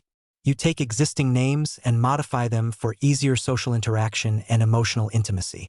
It's actually quite efficient from a psychological standpoint. Happy and Rhodey exchanged glances over Harry's head. Boss, Happy said slowly, did your kid just psychoanalyze your nicknaming habits? I think he did, Tony replied proudly. Told you he was special. Special's one word for it, Rhodey muttered, but he was grinning as he said it. Kid, you're definitely Tony Stark's son. No question about that. As they loaded into the SUV, Harry, immediately fascinated by the armor plating and bulletproof glass that Happy pointed out with casual pride. A second identical vehicle pulled up behind them. Decoy car, Tony explained as photographers began materializing from various corners of the hangar like particularly persistent weeds. They'll follow that one while we take the scenic route home. Paparazzi countermeasures, Harry said with obvious approval. Clever. Though wouldn't a more effective strategy involve multiple route options and variable timing to prevent pattern recognition? Kid's got a point, Rhodey said from the front passenger seat. We could randomize departure sequences, use different vehicle types.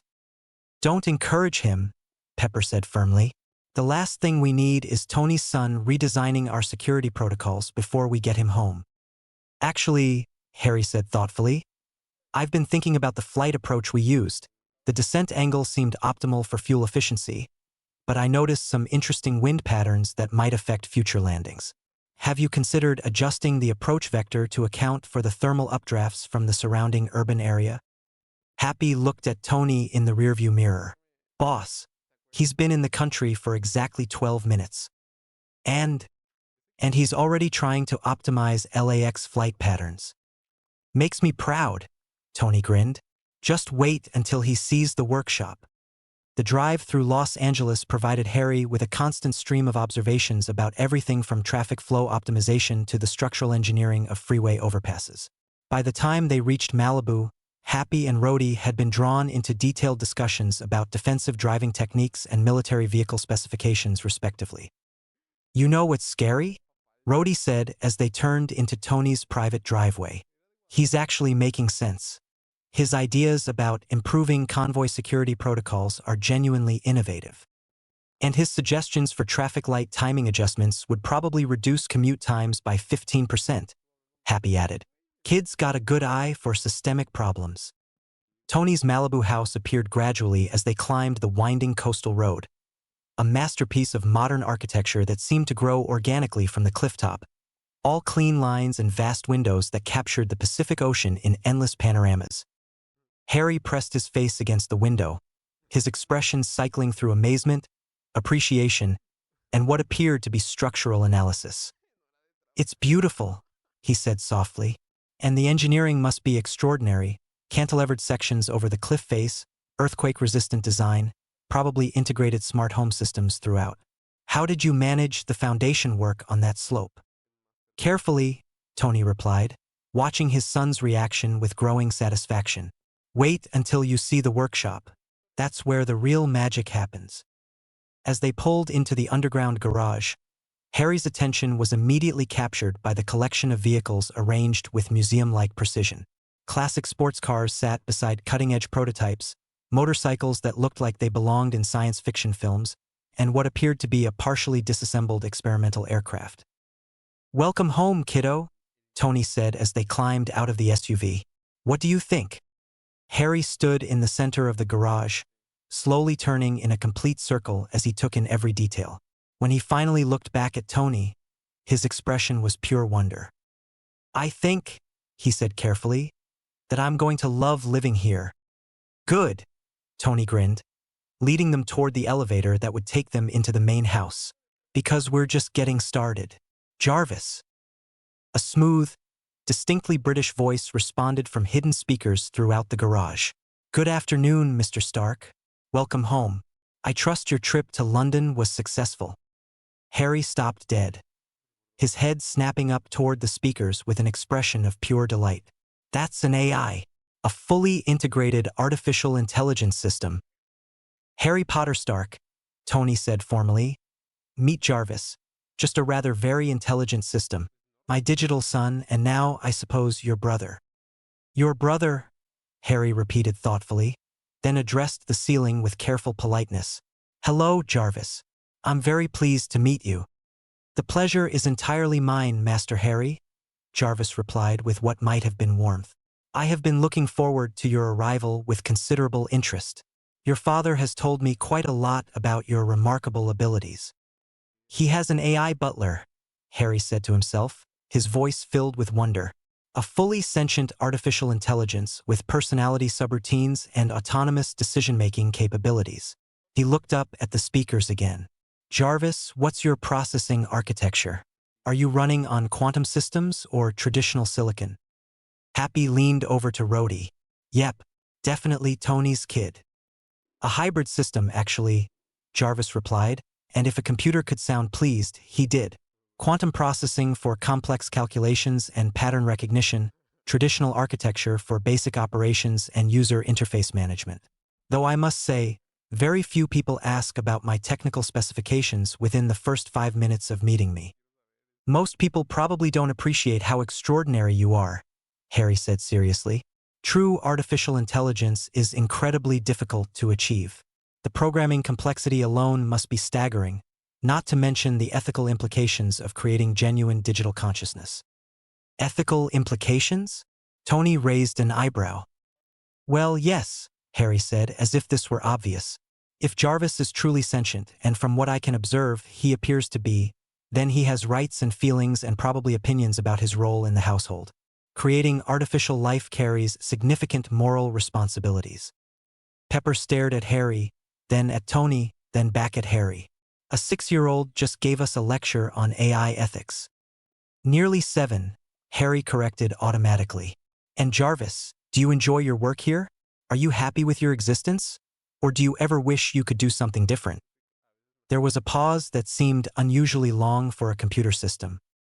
"Master Harry," Jarvis said finally, "I find great satisfaction in caring for this household and assisting Mr. Stark with his various projects. Though I confess, I sometimes wonder what it would be like to have physical form, to experience the world through tactile sensors rather than simply observing it through cameras and environmental monitors." "That's a fascinating perspective," Harry said thoughtfully.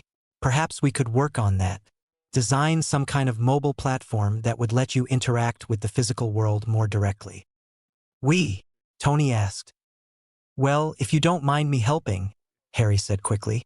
"I know I'm still learning, and I certainly don't want to interfere with your work." "Kid," Tony said, his voice soft with emotion, "I would love nothing more than to work on projects with you, Jarvis included." He paused, struck by a sudden realization. "You know what? This is going to be the most interesting family dynamic in the history of interesting family dynamics." "Indeed, sir," Jarvis agreed.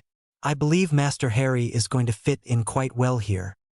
As they rode the elevator up to the main house, Harry peppered Jarvis with questions about everything from his learning algorithms to his favorite music, while Tony watched with growing amazement. His son, his brilliant, curious, remarkable son, was not only accepting the unusual nature of their family, he was embracing it with enthusiasm. "Jarvis," Harry said as they reached the main floor, "do you think you could show me the workshop later? I'd love to see how everything integrates together." "It would be my pleasure, Master Harry, though I should warn you, your father's workshop is quite extensive. The full tour takes approximately 47 minutes." "Only 47 minutes?" Tony protested. "Have you been skipping the good parts?" I have been attempting to maintain some semblance of brevity, sir. The complete technical overview runs closer to 3 hours. 3 hours sounds perfect, Harry said immediately. Happy shook his head as they entered the main house. Boss, I give it a week before this kid is rebuilding half your equipment. A week, Rhodey snorted.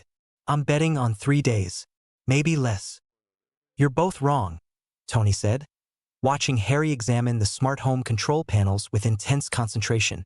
I'm guessing about 6 hours. Jarvis, what's your assessment? Based on current behavioral patterns and demonstrated technical aptitude, Jarvis replied thoughtfully, I estimate Master Harry will begin suggesting improvements to existing systems within approximately 90 minutes of the workshop tour's completion. 90 minutes? Harry looked up from the control panel he'd been studying. That seems optimistic. I'll need at least 2 hours to fully understand the current systems before I can suggest meaningful improvements. The room went completely silent. Did he just? Happy started. Correct Jarvis's estimate of his own improvement schedule? Pepper finished. Yes, he did. Tony looked at his new son, this remarkable child who was analyzing smart home systems, debating AI ethics, and scheduling his own innovation timeline, and felt a surge of pride so intense it was almost overwhelming. Welcome to the family, Harry Potter Stark, he said quietly. Something tells me we're going to build some absolutely incredible things together. I certainly hope so, Harry replied seriously. After all, that's what families are for, isn't it? Building something better together than any of us could manage alone. Kid, Tony said, his voice rough with emotion, you're going to fit in just perfectly. Outside the vast windows, the Pacific Ocean stretched toward the horizon, and somewhere in the distance, the future waited with infinite possibility. Shield Helicarrier, Director's Office *. Nicholas J. Fury sat behind his desk in the secure command center of the Flying Fortress, his one good eye fixed on the classified file spread before him with the kind of intensity usually reserved for imminent nuclear threats. The file was thick, cross-referenced with multiple intelligence agencies, and marked with security clearances that most SHIELD agents would never see in their entire careers. The tab read, Potter, Harry James, Classification. Magical person of interest Priority Alpha. Son of a bitch, Fury muttered, leaning back in his chair as he processed the implications of what he was reading. The file contained everything SHIELD had managed to compile about the British magical community over the past several decades, and it painted a picture that made his usual paranoia seem like casual optimism. A sharp knock interrupted his brooding. Come, he called, not looking up from the documents. Agent Phil Coulson entered with his characteristic blend of professional efficiency and unflappable calm, carrying a steaming cup of coffee and a tablet loaded with the morning's intelligence briefings. Director, you wanted to see me? Phil, Fury said without preamble, gesturing at the file with one hand while rubbing his temple with the other. Tell me you've got some good news about something, anything, because what I'm looking at here is about to give me the kind of headache that usually precedes international incidents. Coulson settled into the chair across from Fury's desk, his expression shifting to full professional attention. That depends, sir. Are we talking about the usual kind of international incident, or the kind that involves people who can turn other people into toads? The latter, Fury said grimly, turning the file around so Coulson could see the photograph paperclipped to the inside cover. A shot of Tony Stark and a small, dark-haired boy walking through LAX, surrounded by photographers and security personnel. Phil, meet Harry Potter. Age, nearly 7. Status, recently adopted by Tony Stark. Problem, according to our contacts at Makusa, this kid is apparently the most famous wizard in Britain. Coulson's usually imperturbable expression cracked slightly. Sir, did you just say that Tony Stark, the Tony Stark, son of Howard Stark, heir to Stark Industries, and the man we've been keeping tabs on for the past decade has adopted a wizard? Not just any wizard, Fury continued, flipping through several pages of dense intelligence reports. According to this file, Harry Potter is what they call the boy who lived. When he was 15 months old, he supposedly survived a killing curse from the most dangerous dark wizard in British history, a psychopath called Voldemort who was basically their version of Hitler, but with magic. Their version of Hitler, Coulson repeated slowly. With magic. Gets better, Fury said with the kind of grim satisfaction that suggested it definitely didn't get better. This Voldemort character was apparently killed when his curse rebounded off baby Harry, which made the kid into some kind of magical celebrity. The entire British wizarding world considers him a hero, and there are apparently prophecies involved. Coulson was quiet for a moment, processing this information with the kind of methodical analysis that had made him one of S.H.I.E.L.D.'s most valuable agents. Director, are we certain about the accuracy of these reports? Because what you're describing sounds like something out of a fantasy novel? Fury finished. Yeah, I thought so too, until I cross-referenced it with our MACUSA contacts, our intelligence files on unexplained phenomena in Britain over the past decade, and some very interesting satellite imagery of what appears to be a castle in Scotland that doesn't show up on any Muggle maps. He pulled out several photographs that showed aerial views of what looked like empty Highland moorland, followed by the same coordinates taken with S.H.I.E.L.D. specialized equipment that revealed a massive medieval castle complete with towers, courtyards, and what appeared to be a Quidditch pitch. Jesus, Coulson breathed, examining the images. How long have we known about this? Officially, since 1692 when we signed the International Statute of Secrecy, Fury replied. Unofficially, S.H.I.E.L.D's been keeping tabs on magical activities since Howard founded the organization. He had some interesting theories about the intersection of magic and science, especially after his work with the Tesseract. Coulson looked up sharply. The Tesseract research involved magic? Howard suspected it might, Fury said carefully. Some of his notes suggest he believed what we call magic might just be advanced science we don't understand yet. Energy manipulation, dimensional physics, quantum field theory taken to its logical extreme. And now Tony Stark, who inherited his father's genius for advanced technology, has unknowingly adopted a child who can supposedly manipulate those same forces through pure will and intention. Coulson's voice carried the tone of someone who could see multiple catastrophic scenarios unfolding simultaneously. Exactly, Fury said grimly. Phil, I need you to understand something. Tony Stark is already a person of interest to half the intelligence agencies in the world. His weapons technology is revolutionary. His business practices are unconventional, and his personal life is a PR nightmare waiting to happen. Now add a magical child with a target on his back and enough political significance to destabilize an entire hidden society. What kind of target, sir? Fury flipped to another section of the file, revealing surveillance photographs and intelligence reports that made for disturbing reading. Voldemort may be dead, but his followers, they call them Death Eaters, are still out there. According to MACUSA intelligence, many of them believe that killing Harry Potter would restore their leader to power, or at least avenge his defeat. We're talking about magical terrorists. Phil, people with the ability to teleport, become invisible, control minds, and kill with a single word. And they're going to be looking for a child who's now living in Malibu with a man who builds advanced weapons systems for a living, Coulson said quietly. Gets worse, Fury continued relentlessly. The British magical government, they call it the Ministry of Magic, apparently had their own plans for Harry Potter. He was supposed to be raised by his Muggle relatives in protective seclusion until he was old enough to attend their magical school. Those plans have now been completely derailed.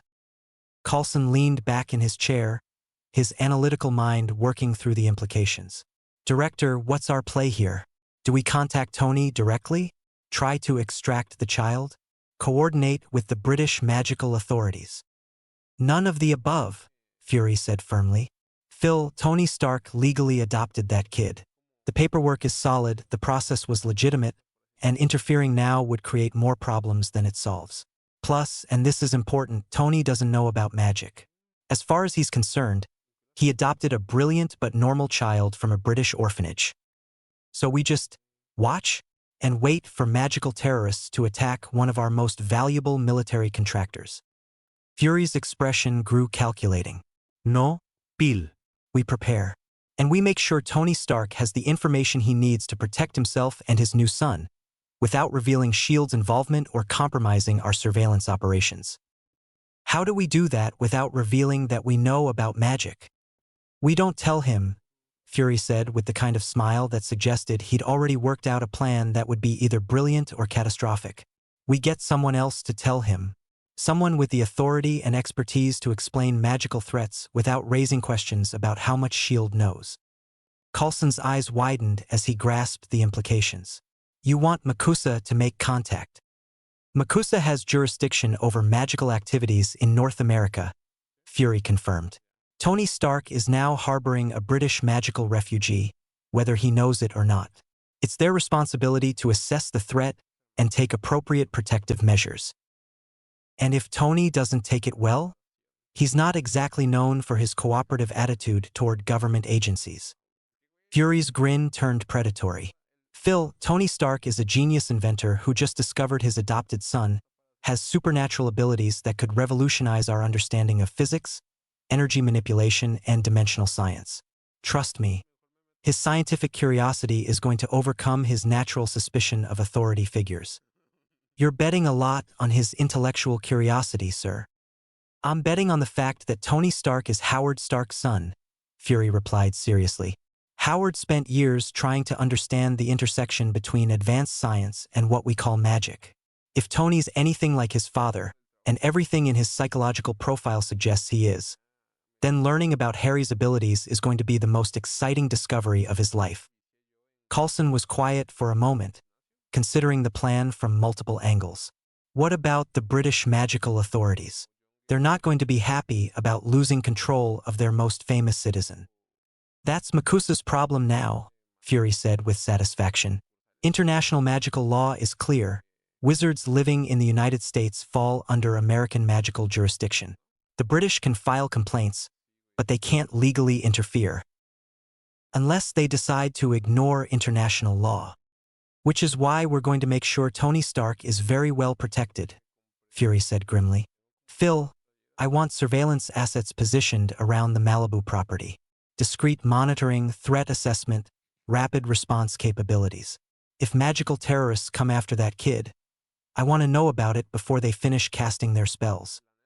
Understood, sir. What about Tony's existing security detail? Happy Hogan and his team are competent, but they're not trained for magical threats. We'll work with Makusa on that, Fury said. They have specialists who can provide training and equipment designed to detect and counter magical attacks. Though we'll have to be careful about how we present it. Tony's paranoid enough without us confirming that invisible wizards might be trying to kill his son. Coulson made several notes on his tablet, then looked up with a slight frown. Director, there's one more thing. According to these files, Harry Potter is supposed to attend Hogwarts School of Witchcraft and Wizardry when he turns 11. That's in 4 years. What happens when the British magical authorities come to collect him for his education? Fury was quiet for a long moment, staring out the helicarrier's windows at the clouds passing below. When he finally spoke, his voice was thoughtful. Phil, something tells me that by the time Harry Potter turns 11, the question won't be whether he needs to attend a magical school. The question will be whether the magical schools are advanced enough to teach him. Sir, Howard Stark once told me that the most dangerous thing in the world was genius without direction. Tony Stark is a genius with the resources to pursue any direction that interests him. Now give him a son who can manipulate energy at the quantum level through pure intention. Fury shook his head. Phil, I have a feeling we're about to witness either the greatest leap forward in human understanding since the splitting of the atom, or the most spectacular disaster since the invention of gunpowder. Probably both, knowing Tony Stark's track record. Probably both, Fury agreed grimly. Get me Makusa on the secure line, Phil, and start pulling together everything we have on magical protective measures, threat assessment protocols, and counter-surveillance techniques. Something tells me we're going to need all of it. As Coulson headed for the door, Fury called after him. Phil, one more thing. I want daily reports on the Stark household.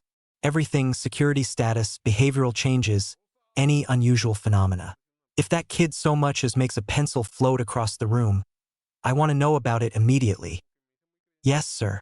And director, what if Tony figures out we've been watching him? Fury's smile was sharp enough to cut steel. Phil, Tony Stark is Howard Stark's son. He already knows we've been watching him. The question is whether he cares enough to do something about it. After Coulson left, Fury returned his attention to the Harry Potter file, flipping through intelligence reports, surveillance photographs, and threat assessments that painted a picture of a child who was simultaneously the most protected and most endangered person on the planet. "Howard," he said quietly to the empty office, "your son just adopted the magical world's equivalent of a nuclear weapon. I sure as hell hope you raised him to be smarter than you were." Outside the helicarrier's windows, storm clouds were gathering on the horizon, and somewhere in Malibu, a genius inventor was about to discover that the universe was far stranger and more dangerous than even his wildest theories had suggested. Makusa headquarters, New York. President Serafina Piquery moved around her mahogany desk like a panther sizing up prey, her perfectly tailored midnight blue robes swishing with the kind of calculated grace that made foreign diplomats forget how to breathe. The urgent communique crackled with magical energy in her manicured fingers, S.H.I.E.L.D.'s most secure classifications glowing faintly in the enchanted office lighting.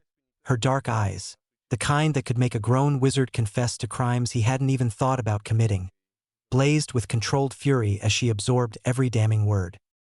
The magical portraits lining her office walls had gone suspiciously quiet, sensing the storm brewing behind their president's composed exterior. Even the enchanted ceiling fans slowed their rotation, as if the very air itself was holding its breath. Percival Graves. Her voice exploded through the office with the force of a thunderclap, carrying enough raw authority to make the building's protective wards hum in response. "Get your stubborn, coffee-addicted ass in here right now, or I swear on my grandmother's grimoire I'll drag you here myself." The heavy oak doors didn't just open. They practically exploded inward as Percival Graves burst through like a man charging into battle. His weathered face, marked by decades of chasing dark wizards through New York's most dangerous magical districts, immediately locked onto the S.H.I.E.L.D. letterhead with the kind of laser focus that had kept him alive through 3 separate goblin uprisings and 2 vampire gang wars. All right, what's got your wand in a twist this time, Serafina?" Graves grumbled, his voice carrying the gravelly Brooklyn accent that made criminals think twice about lying to him. His steel-gray eyes swept the office, cataloging threats with practiced efficiency. "And please, for the love of Merlin's saga left, tell me we ain't got another dragon setting fire to Times Square. I'm still filling out paperwork from the last one." Piquery's laugh could have frozen hellfire. "Oh, Percival. Sweet, naive, perpetually grumpy Percival. A dragon would be a vacation compared to this clusterfuck." She waved the communique like a battle standard. "We've got exactly." She glanced at the enchanted clock that showed time zones across the magical world.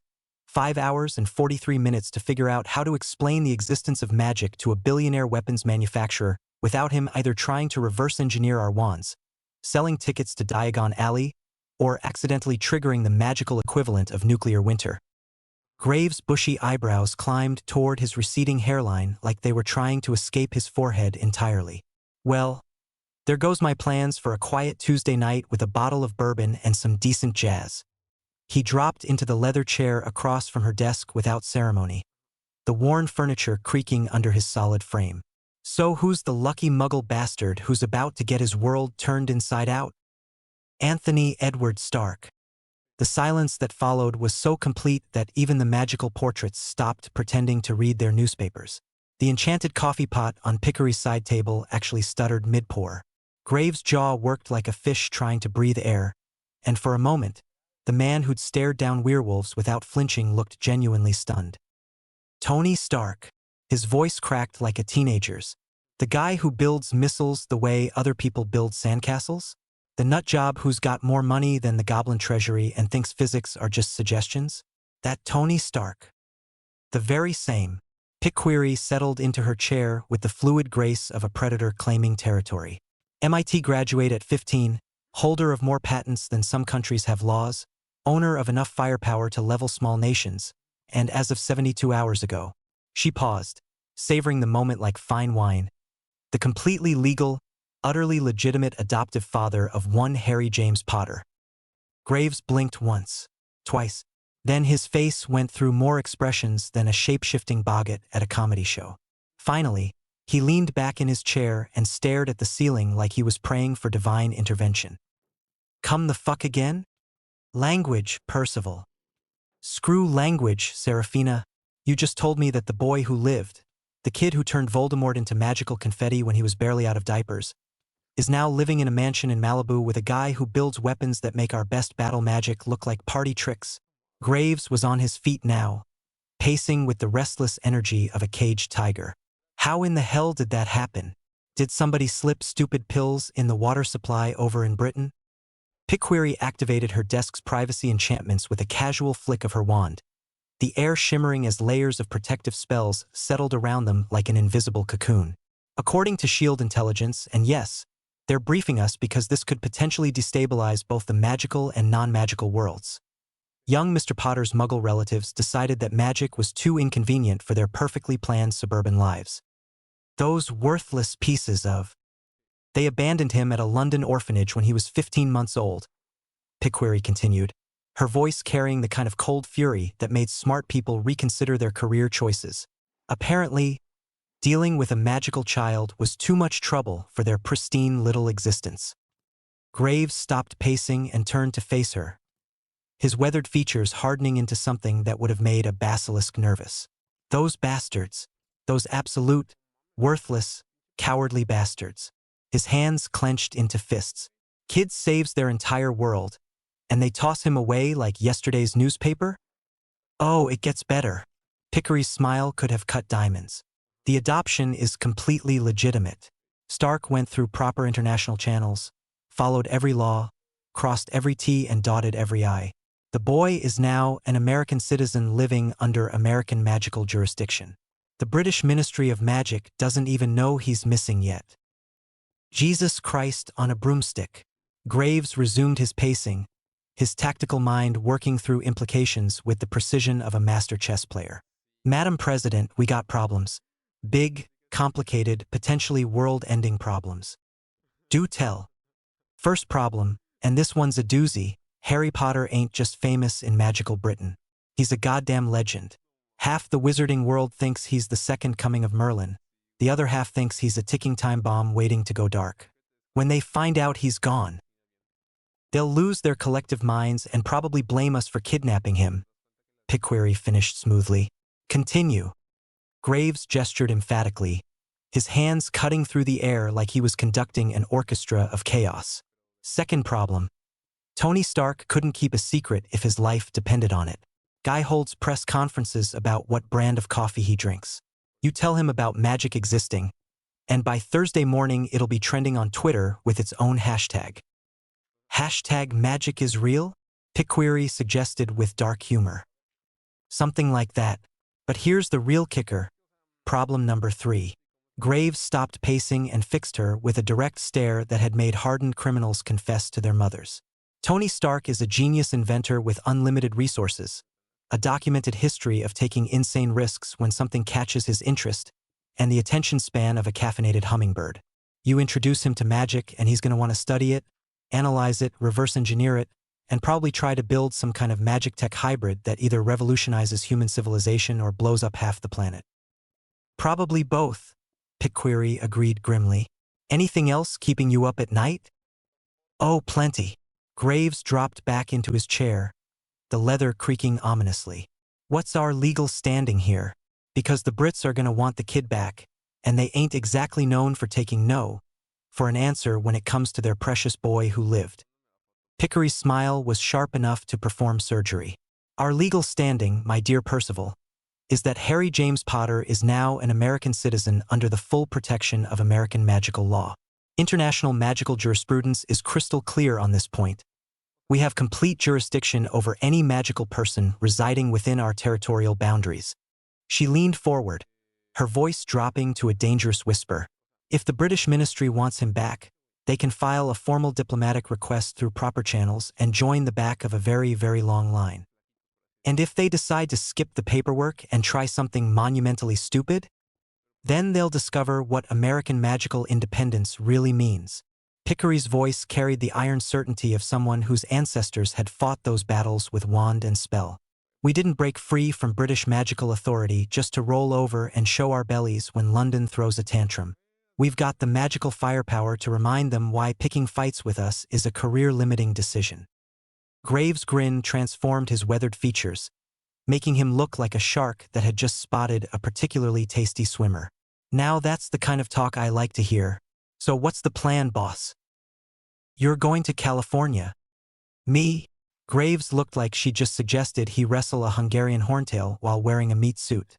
Why the hell me? I'm the guy you send to arrest dark wizards and negotiate with hostile goblins.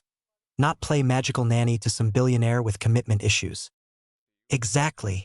Pickquery stood and moved to the enchanted windows that offered a panoramic view of magical New York's glittering skyline. You're the only person I trust to handle this situation without either starting World War III or accidentally revealing classified magical secrets to a man who builds weapons for fun. She turned back to face him. I want you to assemble a small team, our best people.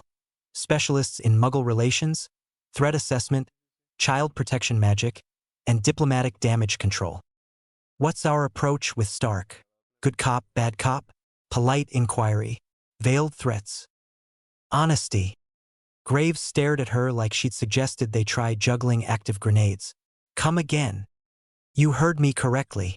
Pickquery's reflection in the window showed a woman carrying the weight of impossible decisions with unwavering resolve. We tell him the truth about Harry, about the magical world, about the very real threats his adopted son might face. We treat him like the intelligent, responsible adult he can be when the situation calls for it, and we hope his protective instincts outweigh his curiosity and ego. And if they don't, what if he decides that magic is just another puzzle to solve or another toy to play with? Then we deal with the consequences as they arise. Pickquery's voice carried the weight of absolute authority. But Percival, here's what you need to remember. Tony Stark chose to adopt a child he believed was just another orphan in need of a home. He could have his pick of charities and causes to throw money at, but he chose to take personal responsibility for one lost little boy. That tells me something important about the man underneath all the publicity and ego. Yeah? What's that?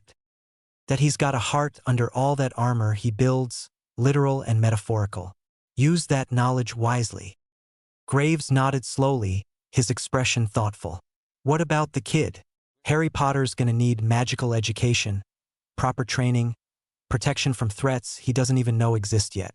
You can't just leave him in the Muggle world without magical support, no matter how rich his new daddy is. That's exactly why you're going, Pickquery said firmly. I want a complete assessment of the boy's magical development, his current living situation, his emotional state, and Stark's actual ability to provide appropriate care for a magical child. If the boy needs magical education, we'll provide it.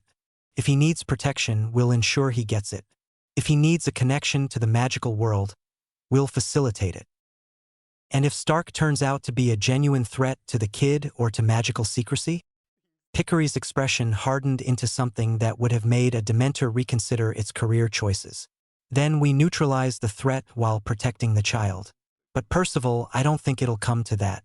Everything in his psychological profile suggests he's reckless and impulsive, not malicious. There's a significant difference.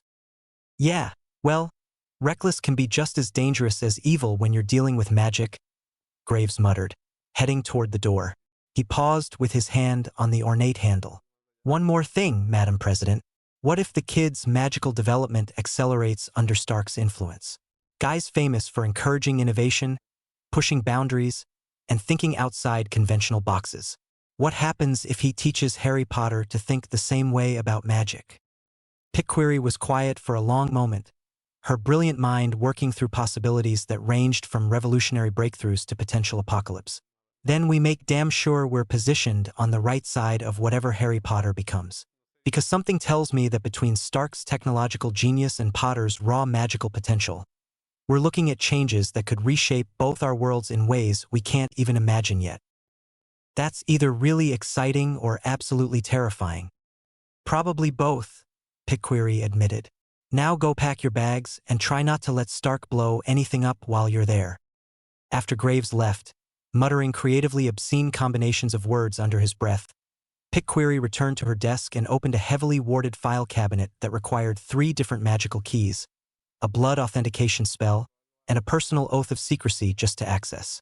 The folder she withdrew bore classifications that would give most government officials panic attacks. Project Prometheus, Theoretical Magical Technological Integration Studies. Eyes only, presidential authorization required. The thick file contained decades of Makusa's most sensitive theoretical research, carefully controlled experiments, deeply classified case studies, and projections exploring what might happen if magical and Muggle technologies ever achieved true synthesis. The conclusions ranged from revolutionary advancement of human civilization to complete annihilation of both magical and non-magical societies, with very little middle ground. Tony Stark, she murmured to herself, scanning projections that suddenly seemed far less theoretical and much more like prophecy. I really hope you're as smart and as responsible as everyone claims you are, because you're about to get a crash course in forces that most people can't even comprehend, much less control.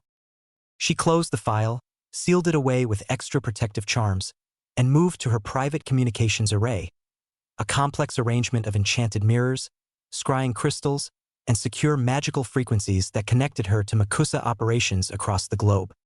Jenkins, she called to one of the larger mirrors, which immediately shimmered to life, revealing her Deputy Director of International Relations sitting in his own office 3 floors down. I need you to prepare diplomatic responses to approximately 23 different scenarios involving British magical authorities demanding immediate extradition of an American citizen. Which citizen, Madam President? Jenkins asked, then immediately looked like he regretted the question. Harry Potter. Even through the magical connection, she could see Jenkins go several shades paler than a ghost's bedsheet. Ma'am, with all due respect, Harry Potter isn't an American citizen. He's British magical nobility and the political ramifications of— Not anymore, Picquery interrupted with fierce satisfaction. As of 72 hours ago, he's as American as apple pie and baseball. And Jenkins. Yes, Madam President? Make sure our diplomatic responses include plenty of historical references to the Revolutionary War, the War of 1812, and every other time the British got their asses handed to them when they overstepped their authority in American affairs. They need a refresher course on what happens when they forget their place. Should I also prepare responses for potential military intervention? Picquery's smile was absolutely predatory. Oh yes, and make sure our war wizards know they might need to dust off some of the more creative defensive spells. The kind that make uninvited guests very sorry they decided to visit. Outside her office windows, the lights of magical New York glittered like captured stars against the night sky. 3,000 miles away, a genius inventor was probably tucking his newly adopted son into bed, reading him a bedtime story, and being the kind of father the boy had never had, completely unaware that his world was about to become infinitely more complicated, dangerous, and magical than anything his brilliant mind had ever conceived. And somewhere in London, magical authorities were about to discover that their most famous wizard had vanished without a trace, setting in motion events that would test the limits of international magical law, diplomatic patience, and possibly the structural integrity of reality itself. Picquery poured herself a glass of enchanted wine that sparkled with tiny stars and raised it in a toast to the empty office. To interesting times, she murmured, and to hoping we all survive them. Tony Stark's Malibu mansion, 7:47 p.m. Pacific Standard Time. And this, Tony said, pushing open the door with theatrical flourish, is your room, kiddo. Fair warning. I may have gotten a little carried away with the whole welcome home thing. Harry stepped through the doorway and stopped dead in his tracks, his green eyes going wide as he took in what could only be described as a child's paradise reimagined by someone with unlimited resources and a flair for the dramatic. The room was enormous by any standard, but especially by the standards of someone who'd spent 5 years in institutional housing. Floor-to-ceiling windows offered a panoramic view of the Pacific Ocean, while built-in shelves lined one entire wall, already stocked with books on everything from basic engineering principles to advanced physics. A massive desk sat positioned to catch the natural light, equipped with what appeared to be a computer workstation that would make most universities weep with envy. But it was the details that made Harry's breath catch in his throat. The bed was built into a design that looked like the cockpit of a futuristic aircraft, complete with working displays and controls that were clearly more than decorative. A workshop corner had been set up with child-sized tools and electronic components, organized with the kind of precision that suggested someone understood exactly what a budding inventor might need. Model aircraft hung from the ceiling at carefully calculated intervals, their designs ranging from historical fighters to what appeared to be Tony's own experimental prototypes. I know it might be a bit much, Tony said, suddenly uncertain as he watched Harry's stunned expression. If you don't like any of it, we can change whatever. It's perfect, Harry whispered, his voice barely audible. He walked slowly toward the center of the room, his small hands trailing along surfaces with the kind of reverent care usually reserved for precious artifacts. It's absolutely perfect. Pepper, who had been watching from the doorway, smiled softly. Tony spent 3 days redesigning this room after he decided to adopt you. I've never seen him so focused on interior decoration. I wasn't decorating, Tony protested. I was engineering an optimal environment for nurturing technical creativity and intellectual development. There's a difference. Is that what we're calling it? Happy grinned from his position near the door. Harry had made his way to the bookshelf, running his fingers along the spines with obvious wonder. These are all mine? All of these books? Every single one, Tony confirmed, though I'm guessing you'll probably read through most of them in the first month. Jarvis, show Harry the tablet integration system. Certainly, Mr. Stark, Jarvis replied, and suddenly several panels in the wall lit up with soft blue light. Master Harry, the room's computing systems are fully integrated with the house network. You can access additional research materials, technical databases, and educational resources from any surface in the room.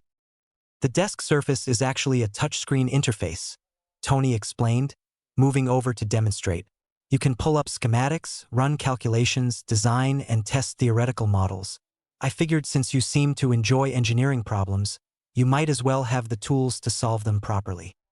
Harry moved to the desk and placed his small hands on the smooth surface, which immediately came to life with gentle blue light and floating holographic displays.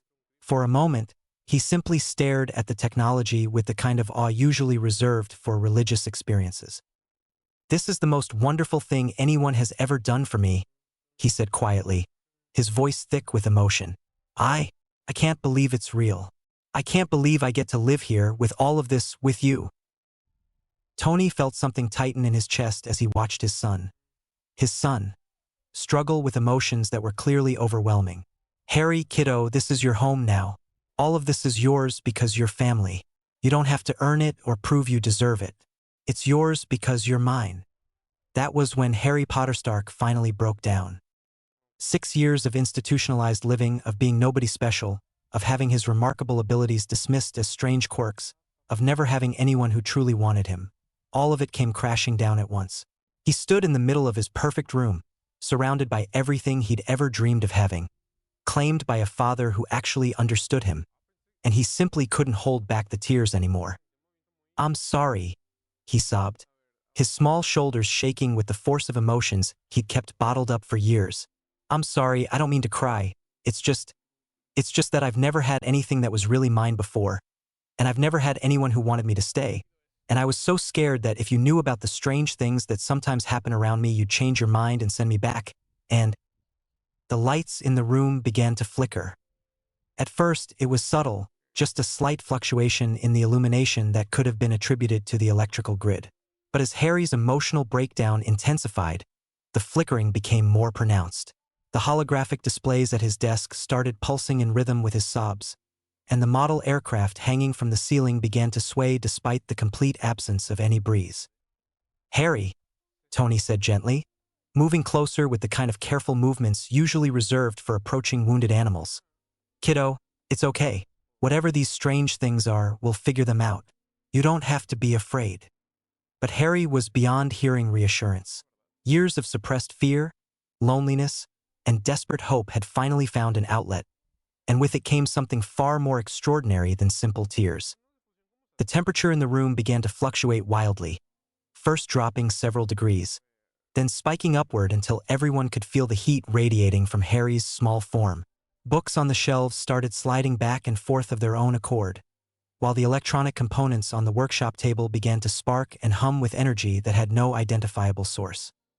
What the hell? Happy began, his hand instinctively moving toward his concealed weapon. Jarvis? Tony called sharply, his engineer's mind racing to find a logical explanation for what he was witnessing. Are we experiencing some kind of electrical malfunction? Power surge? Electromagnetic interference? Negative, Mr. Stark, Jarvis replied, and for the first time since Tony had known the AI, there was something that sounded almost like uncertainty in his voice. All house systems are functioning within normal parameters. The phenomena appear to be localized around Master Harry's immediate vicinity. That's impossible, Pepper whispered, but her voice lacked conviction as she watched a paperweight on Harry's desk slowly rise into the air and hover 3 feet above the surface. Tony stared at the floating paperweight, then at his son, then back at the paperweight. His brilliant mind, trained to find rational explanations for every observable phenomenon, simply couldn't process what he was seeing. "Harry," he said softly, approaching with the kind of careful calm he'd once used to defuse explosive devices. "I need you to take a deep breath and try to calm down. Whatever this is, whatever's happening, we're going to figure it out together. Okay? But first, I need you to breathe." At the sound of Tony's voice, calm, accepting, utterly without fear or rejection, Harry's sobs began to slow, and as his emotional state gradually stabilized, the impossible phenomena around them started to fade. The lights stopped flickering, the temperature returned to normal, and the paperweight settled gently back onto the desk with barely a whisper of sound. The room fell into stunned silence. "So," Tony said finally, his voice carrying the kind of forced casualness that suggested he was working very hard to maintain his composure. "That was new." Harry wiped his eyes with the back of his hand, his expression cycling through embarrassment, fear, and desperate hope. "You're not going to send me away?" he whispered. "You're not going to decide I'm too strange to keep?" "Kid," Tony said, crouching down to Harry's eye level. "I once built a robot that accidentally achieved sentience and tried to redecorate my workshop. Before that, I created an AI that speaks with a British accent and occasionally expresses opinions about my fashion choices. Strange is practically the family business." "But this was different," Harry said quietly. "Things don't usually move by themselves or heat up without reason. The people at St. Margaret's said I was unusual, but this is definitely unusual," Tony agreed, his scientific mind already churning through possibilities. "But Harry, I need you to understand something very important. I didn't adopt you because you were normal. I adopted you because you're remarkable. And whatever this is," he gestured at the room, which still seemed to hum with residual energy, "it doesn't change anything about how I feel about you." Happy, who had been unusually quiet, cleared his throat. "Boss, I hate to interrupt the family bonding moment, but we might want to address whatever's happening outside before we get too deep into the weird science stuff." "What's happening outside?" Tony asked, straightening up. "Jarvis," Happy continued, "show them what your external cameras are picking up." The wall-mounted display screen flickered to life, showing the property's front gate area in high-definition clarity. What they saw made absolutely no sense whatsoever. 2 distinct groups of people had somehow appeared on the grounds without triggering any of the sophisticated security systems.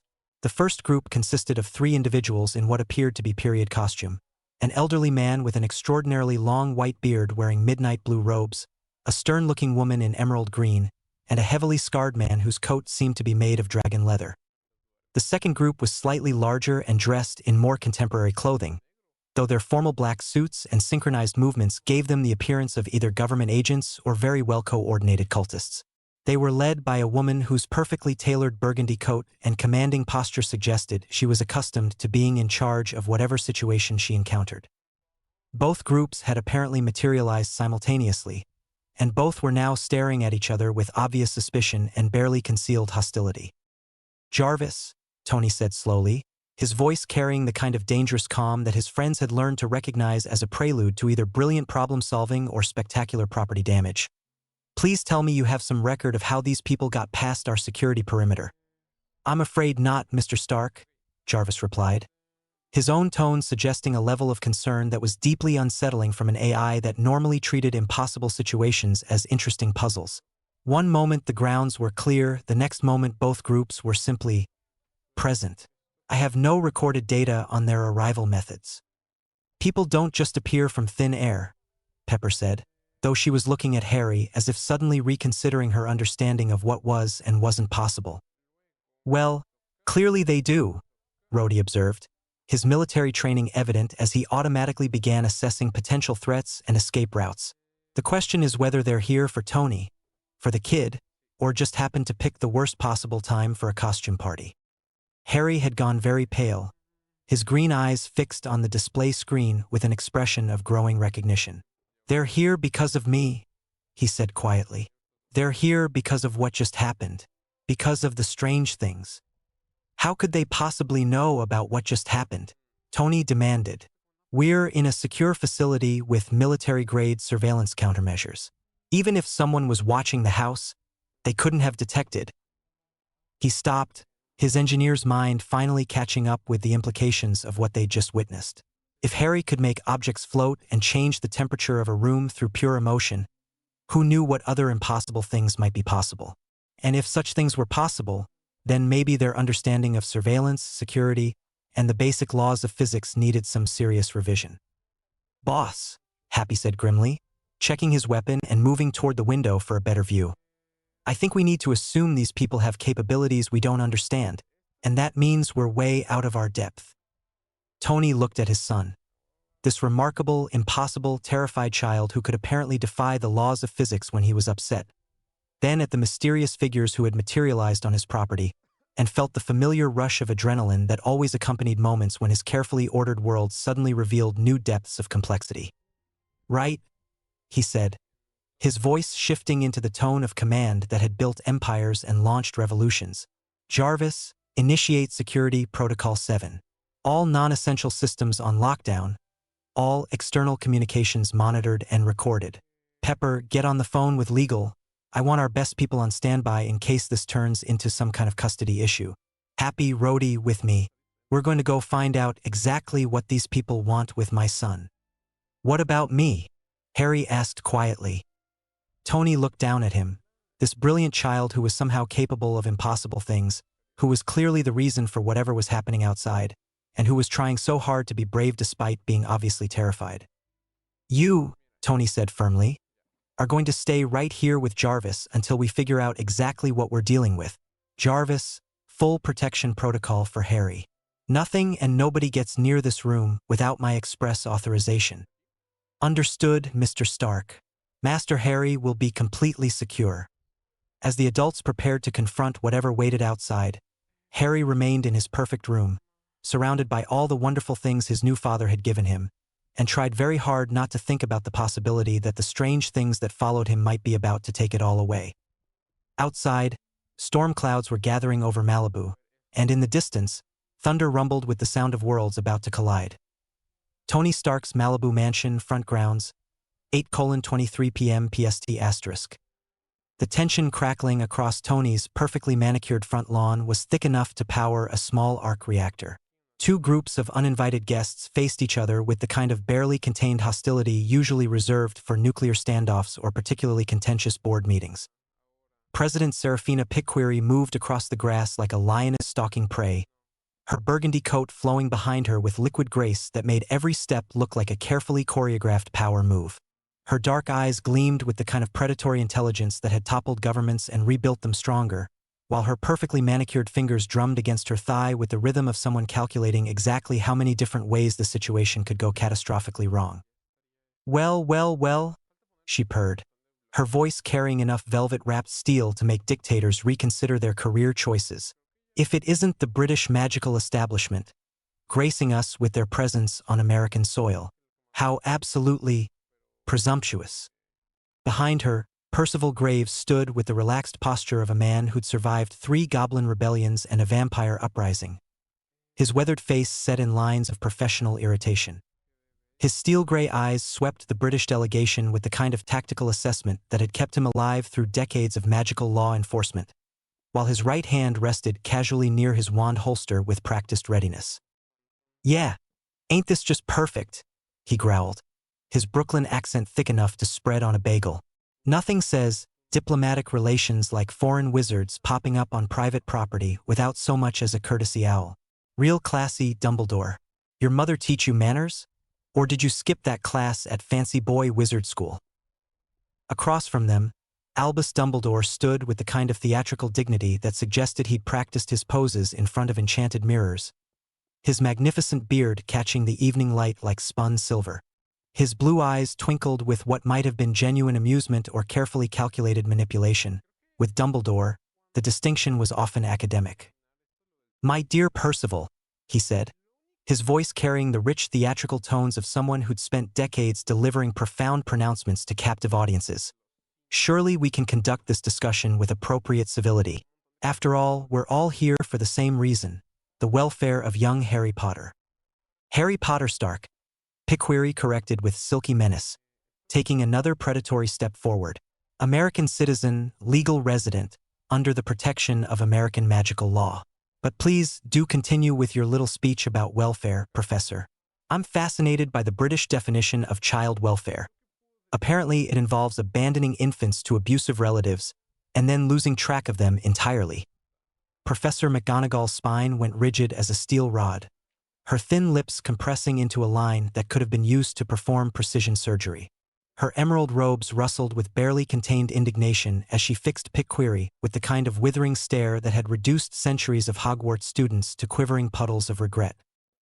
"Madam President," she said, her Scottish accent growing sharper with each precisely enunciated word, "I hardly think it's appropriate for foreign officials to make inflammatory statements about matters they don't fully understand. Harry Potter was placed with his closest living relatives under carefully constructed magical protections designed by some of Britain's most skilled." "Yeah, how'd that work out for you, sweetheart?" Graves interrupted with all the subtlety of a charging rhino. "Kid ends up in a London orphanage because his closest living relatives decided magic was too much trouble for their suburban sensibilities. Real masterful planning there, Minerva. Remind me to never let you babysit my goldfish." Mad-Eye Moody's scarred face twisted into something that might generously be called a grin if grins were typically more threatening than most death threats. His magical eye whirred and spun with mechanical precision, scanning for threats, escape routes, and probably cataloging the thread count in everyone's robes for future reference. "Big talk from a bunch of Americans who couldn't find their own arses with both hands and a tracking charm," he growled, his voice carrying the gravelly menace of someone who'd personally arrested half the dark wizards in Europe. "You think your fancy suits and government badges make you qualified to protect the boy who lived? That kid's got more dark wizards gunning for him than you've got brain cells, and you've just handed him over to some muggle who probably thinks defensive magic is what happens when his car alarm goes off."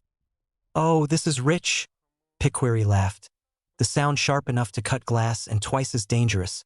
"Lectures on child protection from the people who lost him in the first place.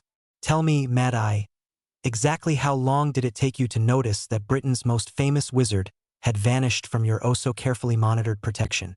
Days? Weeks? Or did you only figure it out when you saw his picture in American newspapers?" The magical silence that followed was loaded with enough tension to power a small magical village.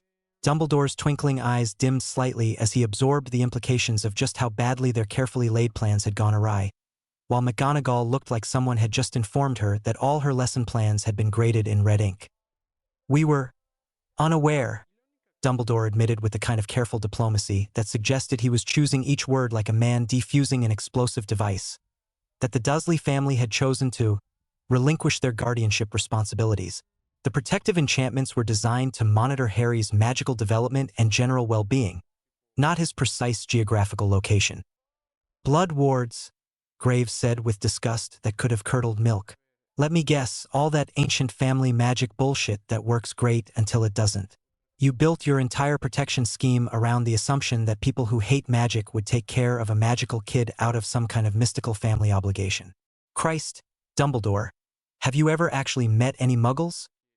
"The blood protections," McGonagall said with icy precision, "were based on well-established magical theory regarding familial bonds and sacrificial magic. They should have been absolutely impregnable as long as Harry remained with his mother's blood relatives in their home." "Should have been," Picquery agreed with mocking sweetness. "Funny how magical theory tends to fall apart when it meets actual human nature. Like assuming that people who spent years despising and fearing their magical sister would suddenly develop protective feelings toward that sister's magical son. Revolutionary thinking there, Professor." Moody's magical eye suddenly stopped its constant rotation, fixing on something behind the MACUSA delegation with laser intensity. "Hold up," he growled, his normal eye joining the magical one in staring at the mansion. "We got company, and they ain't carrying wands." The front door opened with the smooth precision of expensive German engineering, and 3 figures emerged into the California evening light. Tony Stark moved with the casual confidence of a man who owned everything he could see and probably half the things he couldn't. His designer jeans and vintage Black Sabbath t-shirt somehow managing to project more authority than most people's formal wear. He walked like someone who'd never encountered a room he couldn't dominate or a problem he couldn't solve with sufficient application of genius and resources. Happy Hogan flanked his left side with the solid, dependable presence of someone who'd made a career out of keeping Tony Stark alive despite Tony's best efforts to the contrary.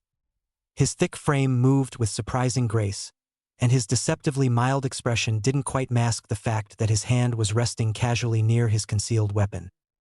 James Rhodes took position on Tony's right with military precision, his posture radiating the kind of professional competence that came from years of dealing with situations that could turn deadly without warning.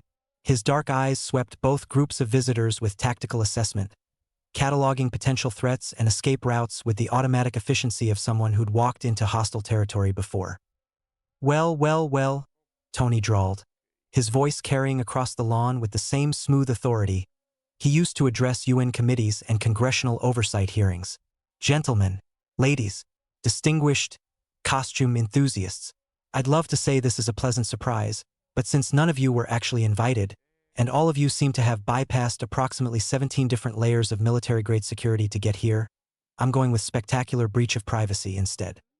Both groups of magical officials turned to face him, and Tony found himself on the receiving end of stares that ranged from curious professional assessment to barely concealed alarm mixed with what might have been recognition. "Mr. Stark," Dumbledore said, stepping forward with the kind of theatrical gravitas usually reserved for delivering life-changing news or accepting major awards, "please allow me to introduce myself.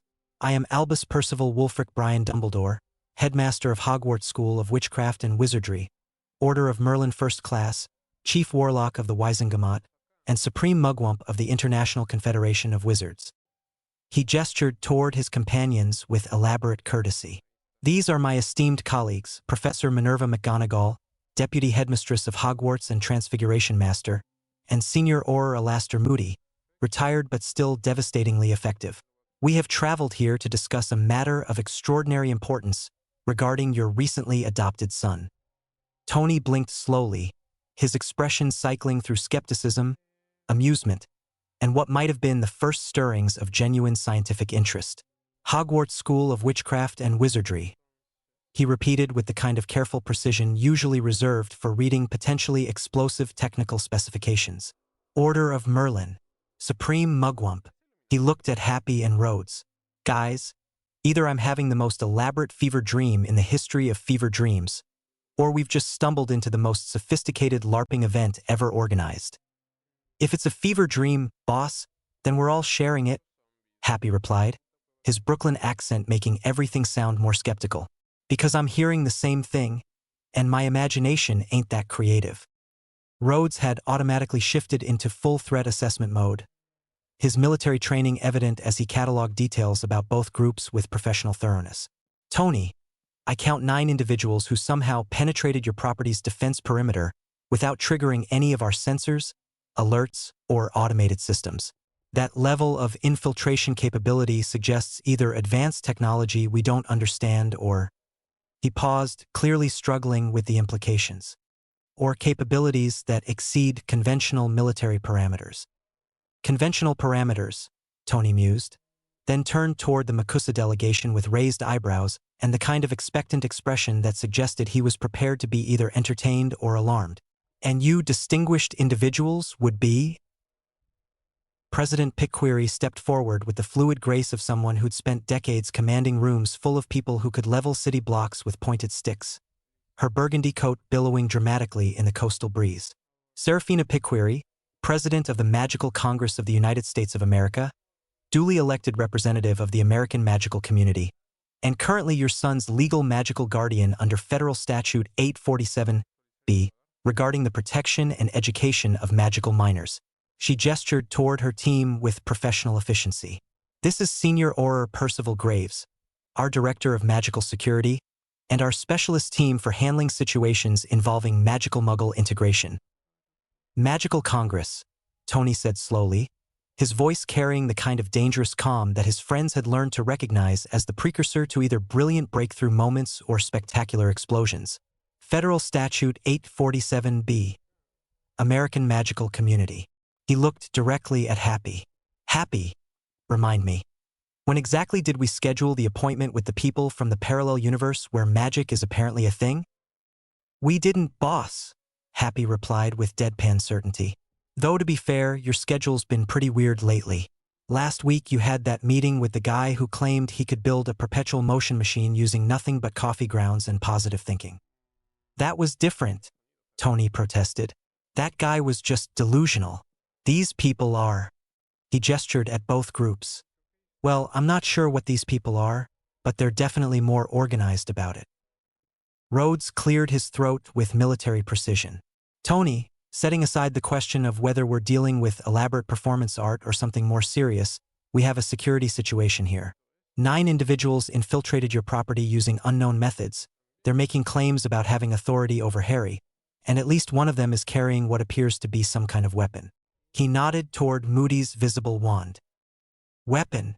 Moody's scarred face twisted into what was definitely a grin this time, though it was the kind of grin that made smart people reconsider their life choices. You think this is a weapon, do you?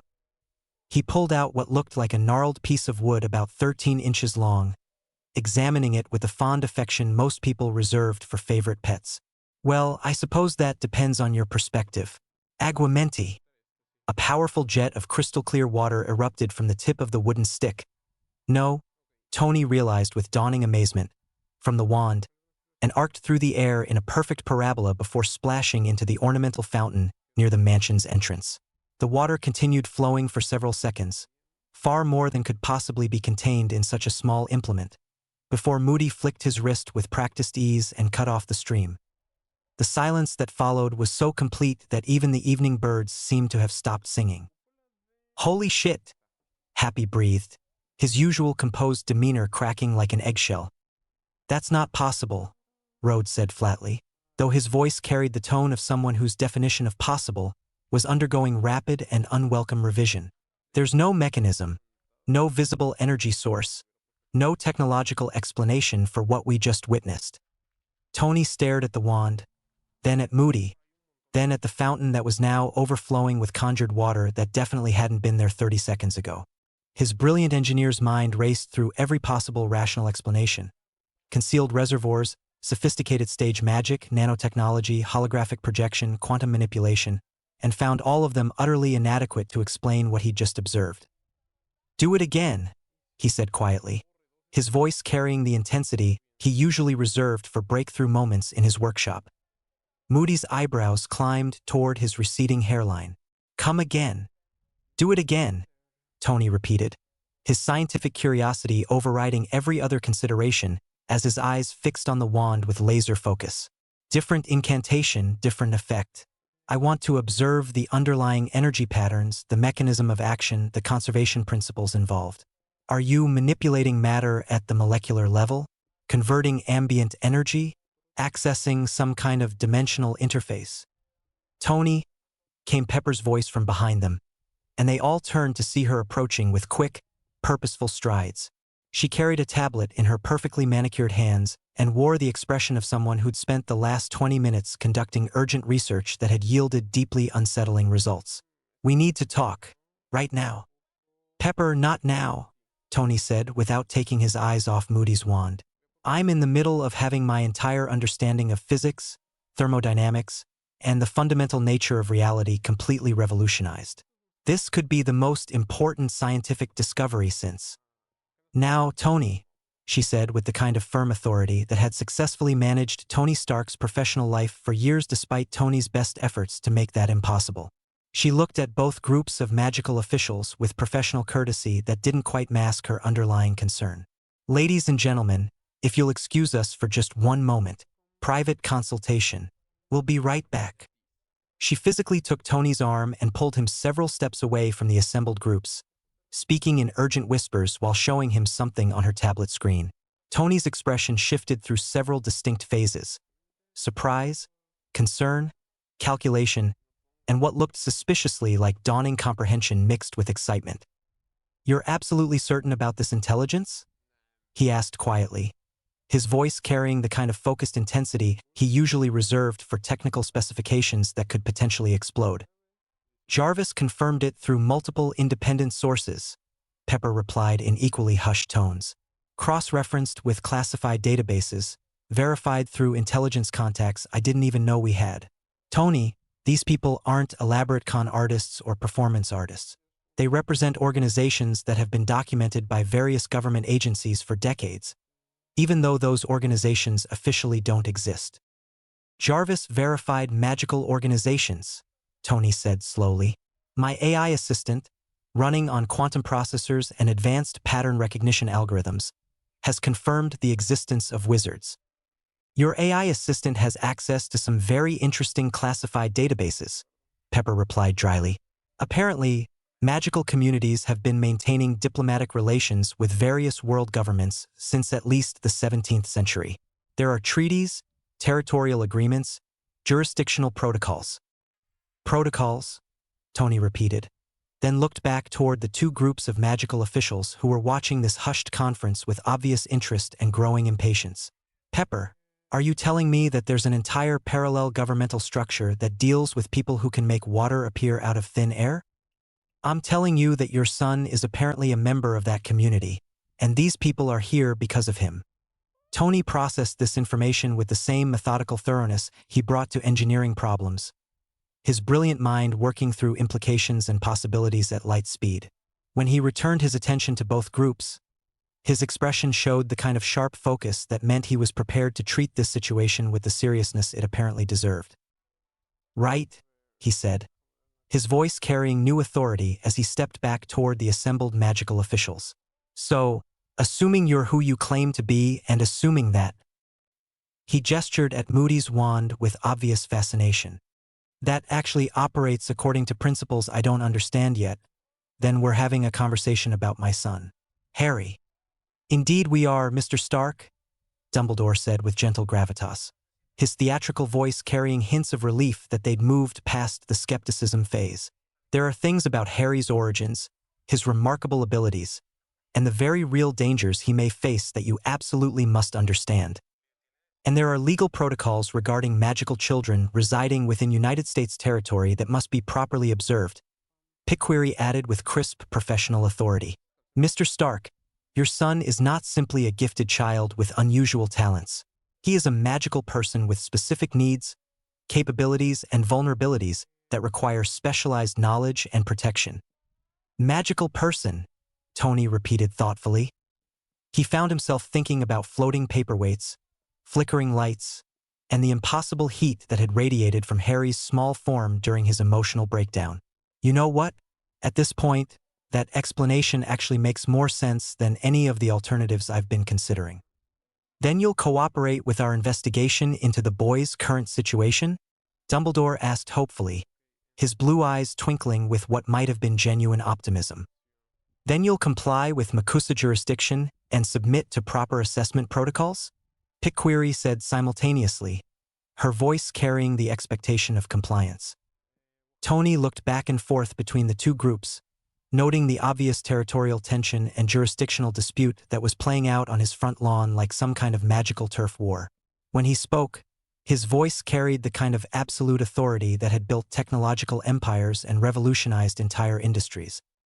"Here's exactly what's going to happen," he said with calm finality. "All of you distinguished magical officials are going to come inside my house, sit down like civilized adults, and explain to me in comprehensive detail exactly what my son is, what he needs, what threats he might be facing, and what your respective organizations want from him. Because as of right now, Harry Potter Stark is under my protection, and I don't particularly care if you can turn people into amphibians or make the Pacific Ocean appear in my living room. Nobody makes decisions about my family's future without consulting me first." Both groups exchanged glances that carried volumes of unspoken diplomatic communication. Finally, Dumbledore nodded slowly with theatrical solemnity. "Mr. Stark, I believe this conversation is going to be significantly more complex and far-reaching than any of us initially anticipated." "Probably," Tony agreed cheerfully. But if it helps me understand my son better and keep him safe from whatever threats you're worried about, then we're definitely going to have it. Jarvis. The smooth, cultured British voice that responded from concealed speakers throughout the grounds made every single magical official jump, like they'd been hit with low-level stunning spells. Yes, Mr. Stark? Ghost! McGonagall shrieked, her usually perfect composure cracking like fine china as she spun around frantically looking for the source of the disembodied voice. There's a ghost in the grounds, a very articulate, technologically sophisticated ghost. Poltergeist, more likely, Moody growled, his magical eye spinning wildly as it searched for supernatural threats. Bloody hell, Stark. Your house is haunted by some kind of electronic spirit. Not a ghost, Graves said grimly, his wand halfway out of its holster as he scanned the mansion's facade. Ghoul, maybe? Some kind of magical creature that's learned to mimic human speech patterns. Pickquery had gone very still, her dark eyes sharp with sudden understanding. Gentlemen, she said quietly, I don't think we're dealing with magical phenomena. Mr. Stark, would you care to explain the nature of the entity that just spoke to us? Tony's grin was bright enough to power a small city.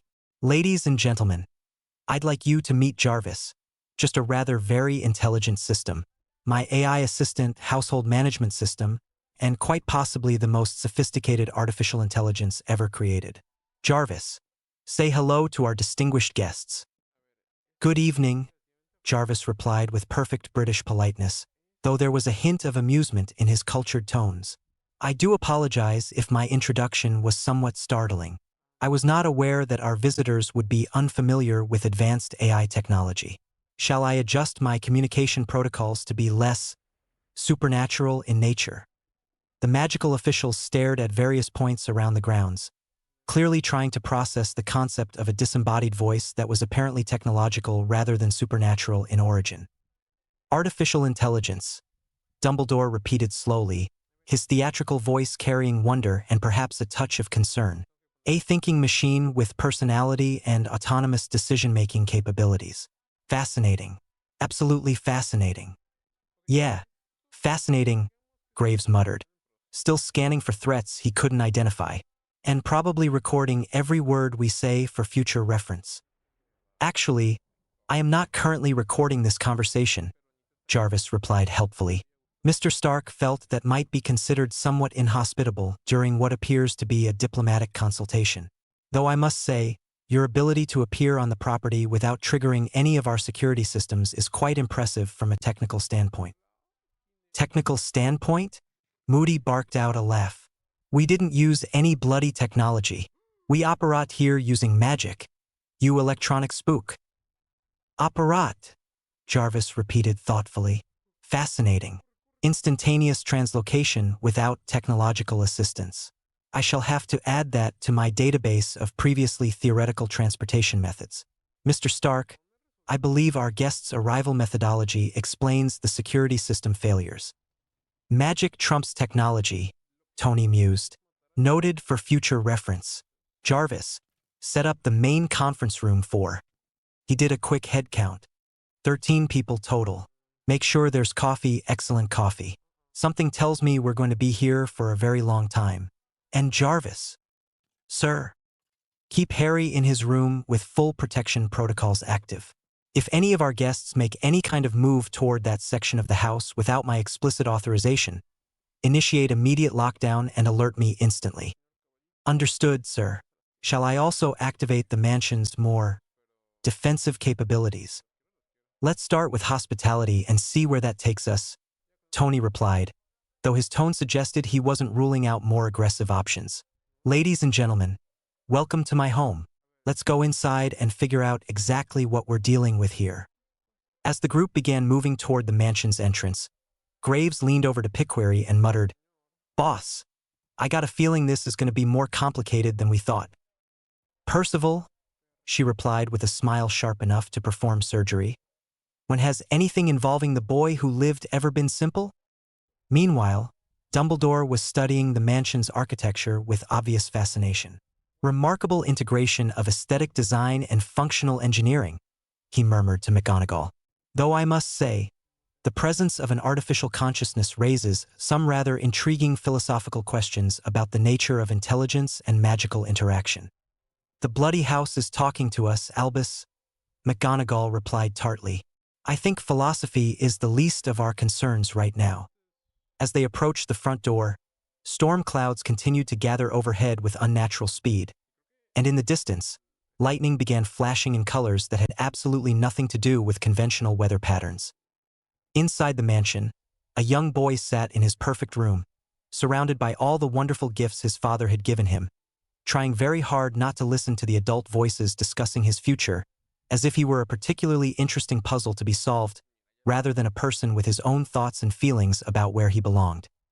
The conversation that was about to begin would change everything, for Harry, for Tony, for both the magical and non-magical worlds, and possibly for the very understanding of what was possible when sufficiently advanced technology met genuinely advanced magic. Harry Potter Stark sat cross-legged on his impossibly comfortable bed, his small hands gripping the edge of the mattress so tightly his knuckles had gone white. The holographic display floating above his desk showed multiple camera feeds from around the property, while Jarvis's voice whispered through the room's speakers at a volume barely above a breath. Master Harry, Jarvis said with gentle concern, perhaps we should discontinue this surveillance. Your father specifically requested that you remain unaware of the current diplomatic situation. Please, Jarvis, Harry whispered back, his green eyes fixed on the display showing his father facing off with the strange visitors on the front lawn. I need to know what's happening. They're here because of me, aren't they? Because of the strange things that happen around me. There was a pause that seemed to stretch forever before Jarvis responded, his cultured British accent carrying what might have been sympathy. Master Harry, I believe your father would prefer to discuss this matter with you himself, once he has gathered all the relevant information from our unusual guests. But they're talking about me right now, Harry said with the kind of desperate logic that only came from being 6 years old and having your entire world turned upside down in the space of an hour. They know something about the floating paperweight, don't they? About the lights flickering? About why sometimes things get hot when I'm upset? Harry had been listening with growing amazement and terror as the adults outside threw around terms like magical person and boy who lived and dark wizards. Each revelation hit him like a physical blow, rewriting everything he thought he knew about himself and his place in the world. Jarvis, he said quietly, his voice barely audible. When they said, magical person, they meant me, didn't they? Another pause. Then, with infinite gentleness, I believe so, Master Harry. Magic is real. It wasn't a question. Harry stared at his hands. These small, ordinary-looking hands that apparently could make impossible things happen. Magic is real and I can do magic. It would appear so, young sir. Harry was quiet for a long moment, processing this information with the same methodical thoroughness he brought to engineering problems. When he finally spoke, his voice carried a mixture of wonder and fear that made Jarvis's processors hum with something approaching concern.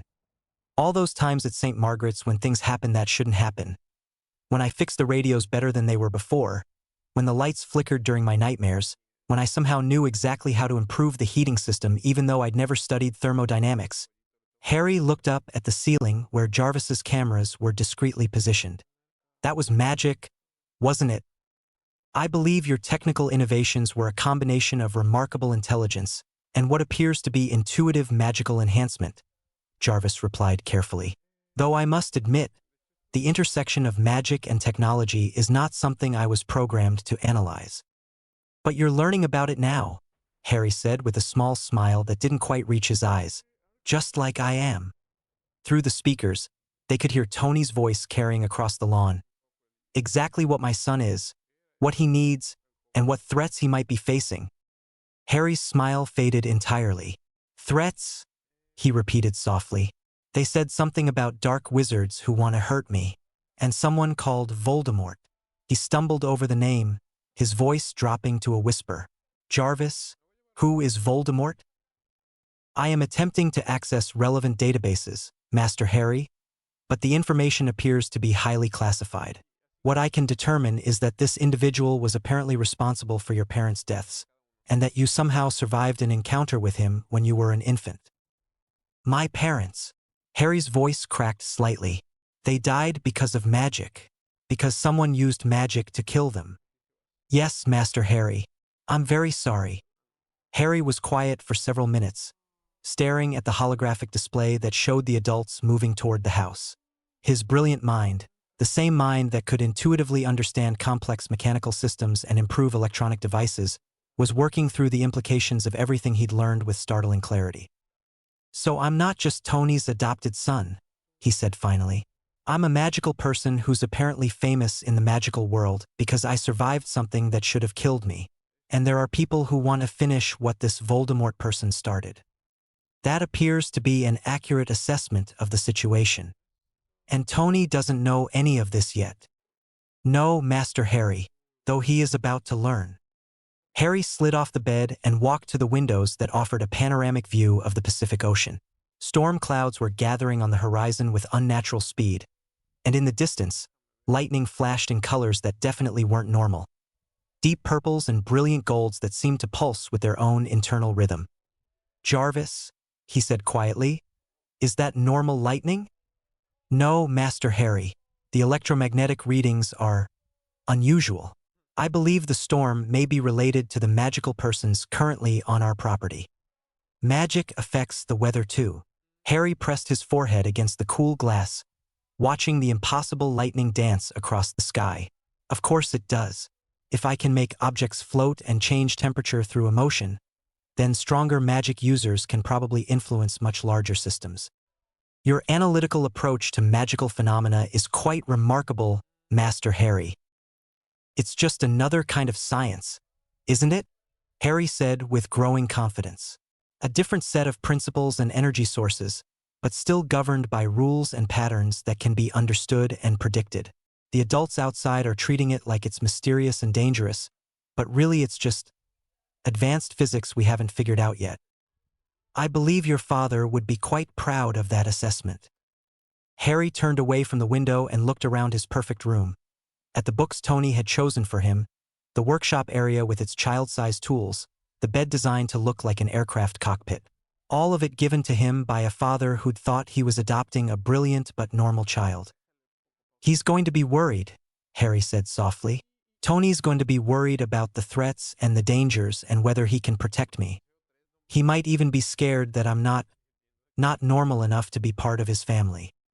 Master Harry, Jarvis said with firm certainty, I have observed Mr. Stark's behavioral patterns for many years. I can state with complete confidence that learning about your magical abilities will not diminish his affection for you in any way. If anything, I believe he will find the challenge of understanding and nurturing those abilities to be one of the most exciting projects he's ever undertaken. You think so? I know so.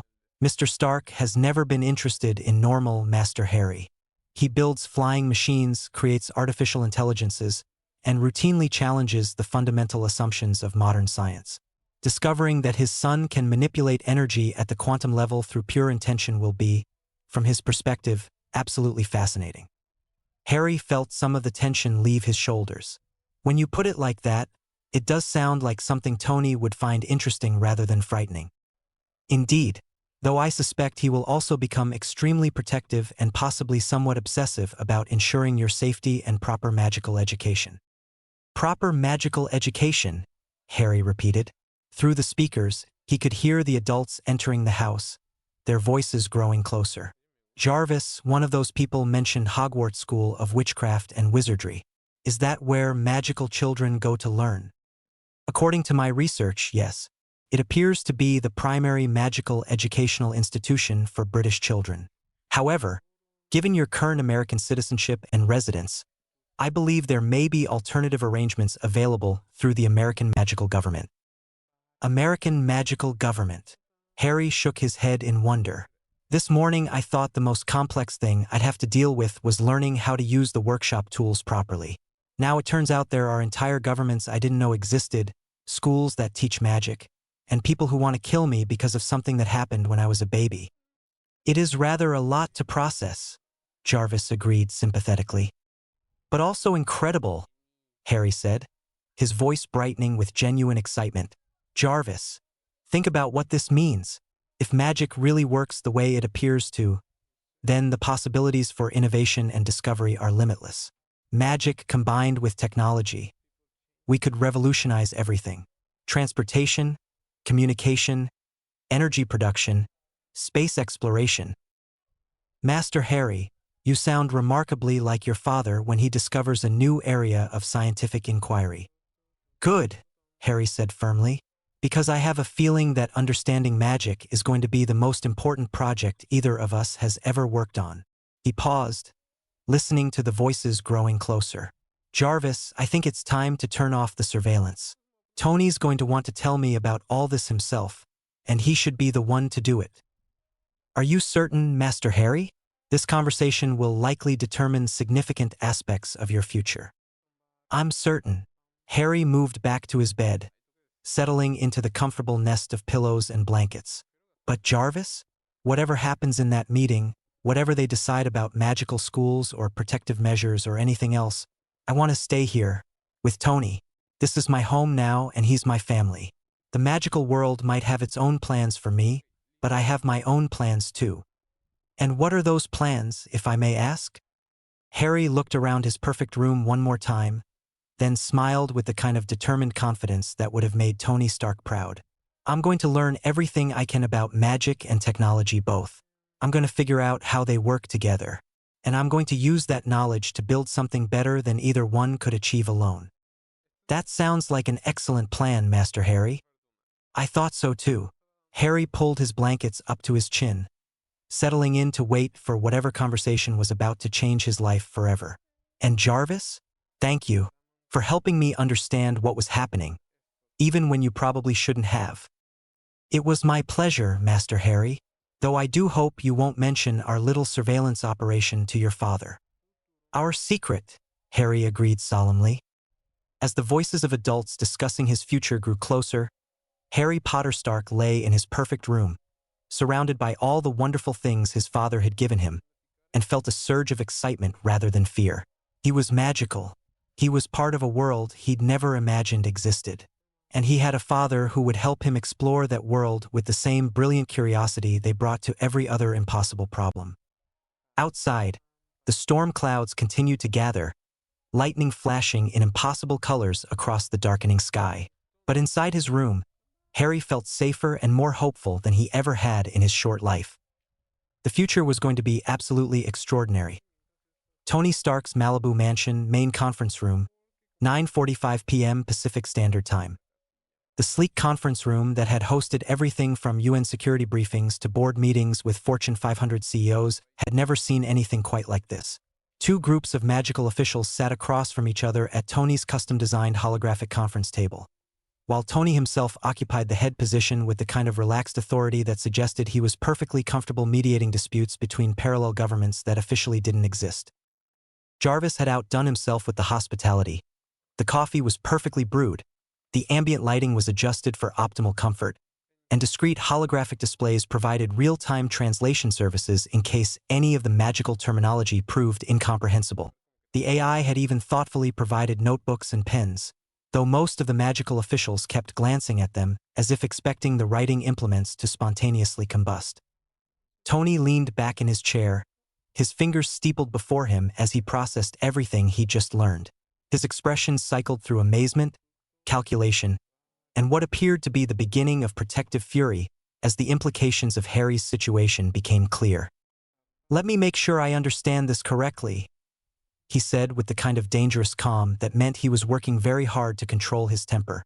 "My 6-year-old son, who I adopted from what I thought was a completely normal British orphanage, is actually the magical world's equivalent of what? Jesus Christ, Superman, the chosen one from every fantasy novel ever written. The comparison to religious figures is not entirely inaccurate," Dumbledore said with theatrical gravity, his blue eyes twinkling with what might have been amusement or deep concern. "Harry Potter is indeed a figure of enormous significance to our world, Mr. Stark. His survival of the killing curse as an infant, his defeat of the Dark Lord Voldemort, his very existence as a symbol of hope against the darkest forces of our society." "Yeah, we get it," Graves interrupted with characteristic Brooklyn bluntness. "Kid's famous. More famous than you, Stark, and that's saying something. Point is, He's also got a target painted on his back the size of Manhattan, and every dark wizard in Europe who wants to make a name for themselves is going to be looking to finish what Voldemort started.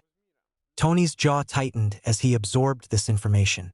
Dark wizards, people who can teleport, become invisible, and kill with a single word.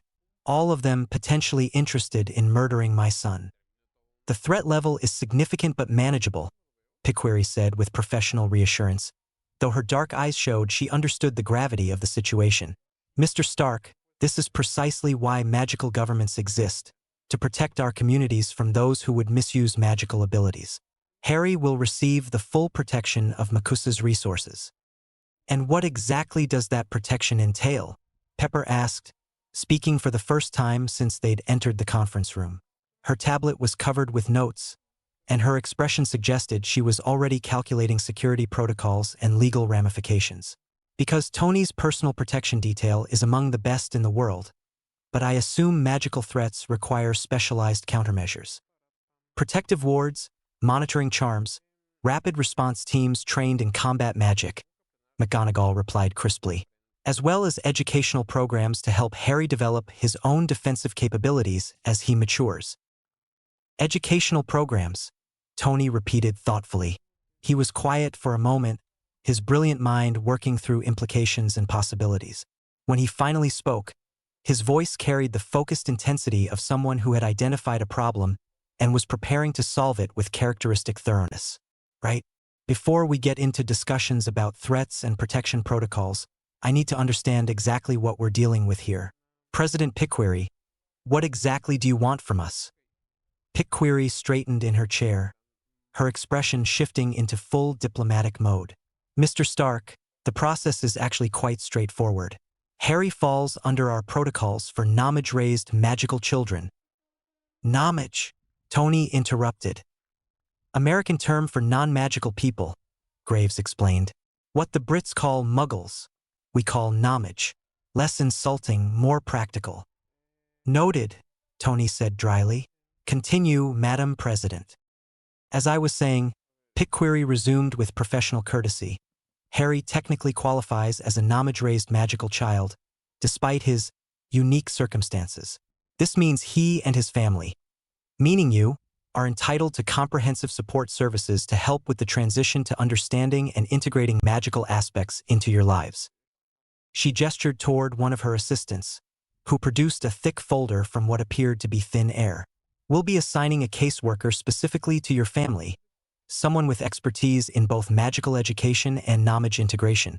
They'll provide ongoing support, answer questions, help with practical matters like magical supply shopping, and ensure Harry's magical development progresses safely.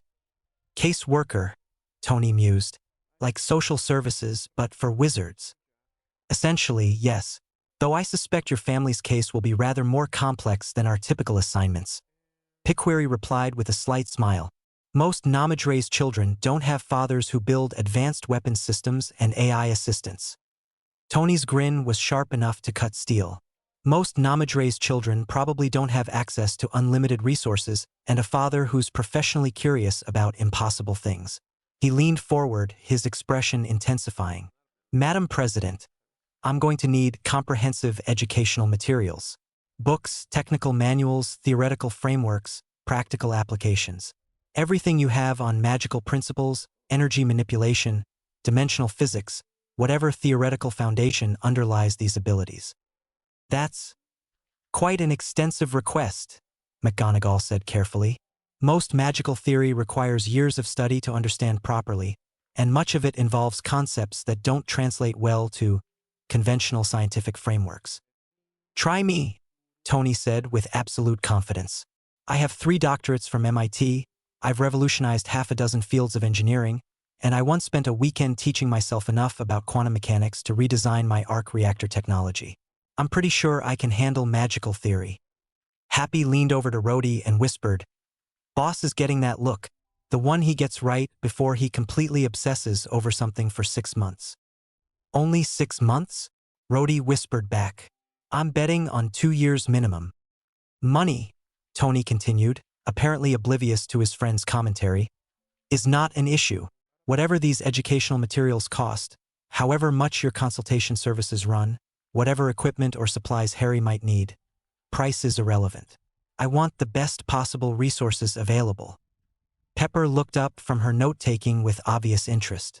Speaking of money, I'm fascinated by the economics of this situation. Do magical communities have their own currency? Banking systems? How exactly do financial transactions work in a society that can apparently create matter from thin air? We do indeed have our own financial institutions, Dumbledore said with evident amusement. Gringotts Bank, operated by the Goblins, maintains branches in most major magical communities. The American branch is quite sophisticated, I'm told. Goblins, Tony said slowly. Of course there are goblins, because this situation wasn't nearly complex enough already. He paused, struck by a sudden thought. Wait, did you say Harry already has money in this system? The Potter family was quite wealthy, Mr. Stark, McGonagall replied. Harry inherited substantial holdings in both British and international magical currencies. He's been financially independent since birth, though his accounts have been managed by Gringotts in his absence.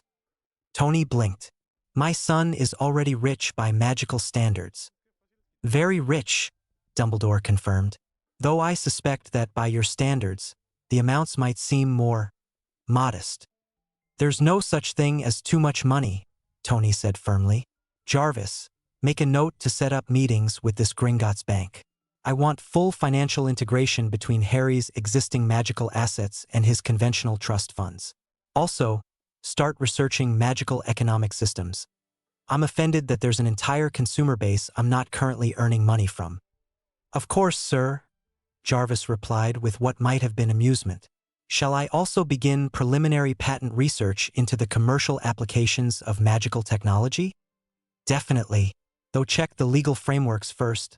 I assume there are regulations about magical technological integration. Actually, Graves said with interest, that's a relatively unexplored area of magical law. Most wizards don't understand technology well enough to attempt integration, and most knowledge technology doesn't function reliably in high magic environments. Challenge accepted, Tony said immediately, his eyes lighting up with the kind of dangerous enthusiasm that had led to half his greatest innovations and most spectacular explosions. Tony, Pepper said with the tone of someone who recognized this warning sign, perhaps we should focus on Harry's immediate needs before you start planning to revolutionize magical commerce. Right? Priorities. Tony turned toward the British delegation, his expression growing more serious. Professor Dumbledore, what exactly do you want from us? And please don't tell me you're planning to demand that I hand over my son to some boarding school on the other side of the Atlantic. Dumbledore was quiet for a moment, his theatrical bearing giving way to something that seemed more genuinely thoughtful. Mr. Stark, I will not pretend that learning of Harry's relocation has not been deeply concerning to those of us who have long planned for his eventual return to magical society. However, I am not here to demand anything. Harry's adoption is legal, legitimate, and frankly, he smiled with what appeared to be genuine warmth. I cannot deny that he appears to be thriving in your care in ways he never would have with his original guardians. But, Tony prompted, hearing the unspoken caveat. But Harry will need magical education, Dumbledore said firmly. Not just basic instruction in controlling his abilities, but comprehensive training in magical theory, practical applications, defensive techniques, and cultural integration. The magical world has its own customs, its own dangers, its own responsibilities that he must understand. And you want him to receive this education at your school. Hogwarts. Hogwarts School of Witchcraft and Wizardry is the finest magical educational institution in Europe, Dumbledore said with obvious pride. Our curriculum is comprehensive, our faculty unparalleled, our traditions stretching back over 1,000 years. Yeah, about that, Graves interrupted with characteristic bluntness. Professor, with all due respect, your finest educational institution is still operating like it's 1890. You people think electricity is a fad, you send messages by owl, and your idea of advanced communication technology is a magical fireplace. The American magical educational system is fully integrated with modern society. Modern society, McGonagall sniffed with obvious disdain. has given us nuclear weapons, environmental destruction, and social media. I hardly think integration with such systems represents educational advancement. Modern society, Picquery replied coolly, has also given us antibiotics, space exploration, global communication networks, and the ability to share knowledge instantaneously across continents. American magical education teaches our students to work with both magical and technological systems because that's the world they're going to inherit. Tony watched this exchange with growing interest. So we're talking about two fundamentally different educational philosophies: traditional magical isolation versus magical technological integration. Precisely, Picquery confirmed. Mr. Stark, American magical schools don't just teach magic in isolation. Our students learn to understand and work with the knowledge world because that's where 99% of the planet's population lives. We produce magical citizens who can contribute to both communities. Whereas British magical education, Graves added with obvious satisfaction, produces wizards who can't operate a television and think the height of innovation is self-stirring cauldrons. That is a gross oversimplification, Dumbledore protested, though his twinkling eyes suggested he wasn't entirely offended. Hogwarts provides a thorough grounding in magical theory and practical application. Our graduates are among the most accomplished wizards in the world. In the magical world, Tony said thoughtfully. But what about the non-magical world? Because here's the thing, Harry's not just going to be part of the magical community. He's going to be part of both communities. He's my son, which means he's growing up with technology, science, engineering, and global perspectives that I assume most magical children never encounter. He leaned back in his chair, his expression growing more animated as his mind worked through the possibilities. And honestly, I'm already thinking about Harry's long-term educational path. He's got a brilliant engineering mind, and someday I fully expect him to want to attend MIT. I want to make sure whatever magical education he receives can work alongside conventional higher education, not instead of it. Both magical delegations exchanged glances that carried volumes of unspoken diplomatic communication. Mr. Stark, Dumbledore said carefully, you're proposing a rather unprecedented educational approach. Magical and knowledge education systems have traditionally remained separate for very practical reasons. Yeah? What reasons? Secrecy laws, cultural differences, the fact that magic doesn't play well with most technology, Graves replied. Plus, most knowledge educational institutions aren't exactly equipped to handle students who can accidentally set things on fire when they get emotional. These are all solvable problems, Tony said with the confidence of someone who'd made a career out of solving unsolvable problems. What I'm hearing is that Harry needs comprehensive magical education, but I want that education to enhance his opportunities rather than limit them. He looked back and forth between both groups. So here's what I'm thinking. Harry's still 6 years old. We've got time to evaluate options and make informed decisions. But whatever we decide, it needs to be what's best for Harry's development and future opportunities, not what's most convenient for traditional educational systems. That seems eminently reasonable, Picquery said with obvious approval. American magical education is quite flexible about individual needs and circumstances. I'm confident we can develop a program that meets both Harry's magical education requirements and his broader academic interests. While Hogwarts, Dumbledore added with a slight smile that suggested he wasn't conceding defeat, offers educational opportunities and resources that simply cannot be replicated elsewhere. Our library contains magical texts dating back centuries. Our faculty includes some of the most accomplished wizards in history, and our connections to magical Britain would provide Harry with invaluable cultural and political knowledge. Political knowledge? Tony's eyebrows rose. Are we talking about Harry needing to understand magical politics for his own safety? Or are you suggesting he's going to be expected to play some kind of political role? Mr. Stark, McGonagall said with careful precision, Harry Potter is not just famous in our world, he's symbolic. His defeat of Voldemort, his survival of the killing curse, his very existence represents hope to many people and a threat to others. Whether he wishes it or not, his actions and choices will have political implications. Great, Tony muttered. So not only is my son potentially a target for magical terrorists, but he's also going to be a political figure whether he wants to be or not. This just keeps getting better. Which is exactly why proper education and preparation are so crucial, Dumbledore said earnestly. Harry will need to understand not just how to use his magical abilities, but how to navigate the complex social and political realities of both magical and knowledge worlds. Tony was quiet for several minutes, processing everything he'd learned with the same methodical thoroughness he brought to complex engineering problems. When he finally spoke, his voice carried the weight of important decisions. All right, here's what's going to happen. President Pickquery, I want your case worker program, your educational materials, and your protection protocols. Professor Dumbledore, I want detailed information about Hogwarts, curriculum, faculty qualifications, resources, everything. Both of your organizations are going to provide me with comprehensive assessments of your educational programs, and Harry and I are going to make informed decisions about his future based on what offers him the best possible opportunities. He straightened in his chair, his expression growing more intense. But right now, before we start making long-term educational plans, I want to meet with my son. He's been listening to adult voices discussing his future for the past hour, and I think it's time he had a chance to understand what's happening and express his own opinions about it. You wish to involve him directly in these discussions? Dumbledore asked, his eyebrows rising toward his hairline. Mr. Stark, he is quite young, and the complexities of magical society can be overwhelming even for adults.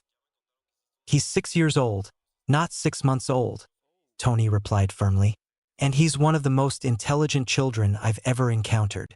If these decisions are going to affect his life, he deserves to understand what we're talking about and have input into the choices being made. Pickquery nodded with obvious approval. I think that's an excellent approach, Mr. Stark.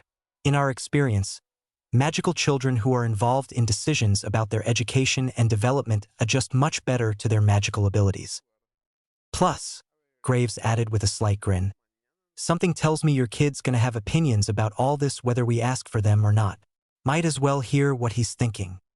Tony stood up from his chair, his decision clearly made.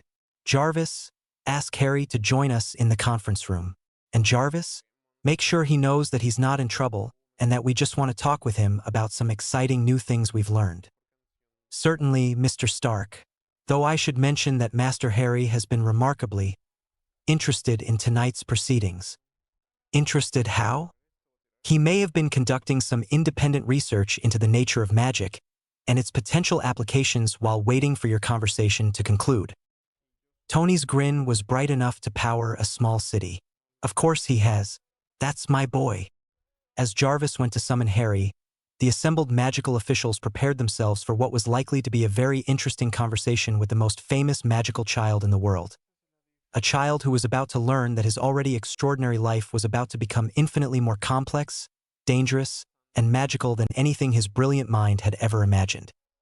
Outside the mansion's windows, the storm clouds continued to swirl with impossible colors, and in the distance, lightning flashed in patterns that seemed almost like a countdown to something momentous. The future was about to begin. Tony Stark's Malibu mansion, main conference room, 10:17 p.m. PST *. Harry Potter Stark entered the conference room with the kind of careful composure that suggested he'd spent the past hour mentally preparing for this moment. He'd changed from his casual clothes into a button-down shirt and khakis that Tony recognized as the Meeting Important People outfit Pepper had helped him select during their shopping expedition in London.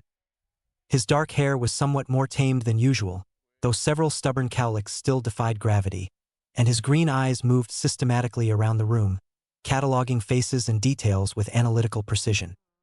Tony felt a surge of pride as he watched his son assess the situation with remarkable calm for a 6-year-old who was about to learn that his entire understanding of reality needed some major revisions. Harry, Tony said gently, standing up from his chair, come sit next to me. We've got some things to discuss, and I want you to feel free to ask questions about anything that doesn't make sense. Harry nodded seriously and moved to the chair beside Tony, settling into it with careful posture. His eyes swept the assembled magical officials with obvious curiosity, lingering on details like Dumbledore's elaborate robes, McGonagall's severe expression, and what appeared to be a genuine wooden staff resting against Moody's chair. Good evening, he said politely. his voice carrying the kind of formal courtesy that suggested excellent upbringing. I'm Harry Potter Stark. I understand you've all traveled quite far to speak with me. Indeed we have, young man, Dumbledore said with gentle warmth. His theatrical voice softened to something more genuinely paternal. I am Professor Albus Dumbledore, and these are my colleagues from Britain. We've come to discuss some rather extraordinary things about your heritage and abilities. Harry's gaze shifted to the American delegation. And you're from the American government? American magical government, Pickweary corrected with a slight smile. I'm President Serafina Pickweary, and this is Senior Auror Percival Graves. We're here to help your family understand and navigate the magical world. The magical world, Harry repeated thoughtfully. His expression suggested he was confirming something he'd already suspected rather than learning something completely new. That explains quite a lot, actually. Tony blinked. It does. Harry looked up at his father with an expression that was equal parts excitement and careful analysis. Dad, the things that have been happening around me, the floating objects, the temperature changes, the way I can sometimes just know how to fix things I've never seen before, it never made scientific sense according to conventional physics. But if there's an entire branch of science we call magic that operates according to different principles. He trailed off, his green eyes lighting up with the kind of intellectual excitement Tony recognized from his own childhood encounters with new areas of study. You already suspected, Pepper said with obvious amazement. You figured out that what was happening to you might be related to some kind of unknown energy manipulation. It seemed like the most logical explanation, Harry replied seriously. Though I must admit, learning that there are entire governments and schools and societies built around these principles is considerably more exciting than I anticipated. Graves leaned back in his chair with obvious satisfaction. Kid's sharp. I like him already. Harry, Tony said carefully, these people have told us some things about your origins that are rather significant. Are you ready to hear some potentially surprising information about your birth parents and early childhood? Harry's expression grew more serious, but he nodded with steady composure. I'd very much like to know about my parents. I've always wondered what happened to them, and why I ended up at St. Margaret's. Tony looked toward Dumbledore, who cleared his throat with theatrical gravity before beginning what was clearly a prepared explanation.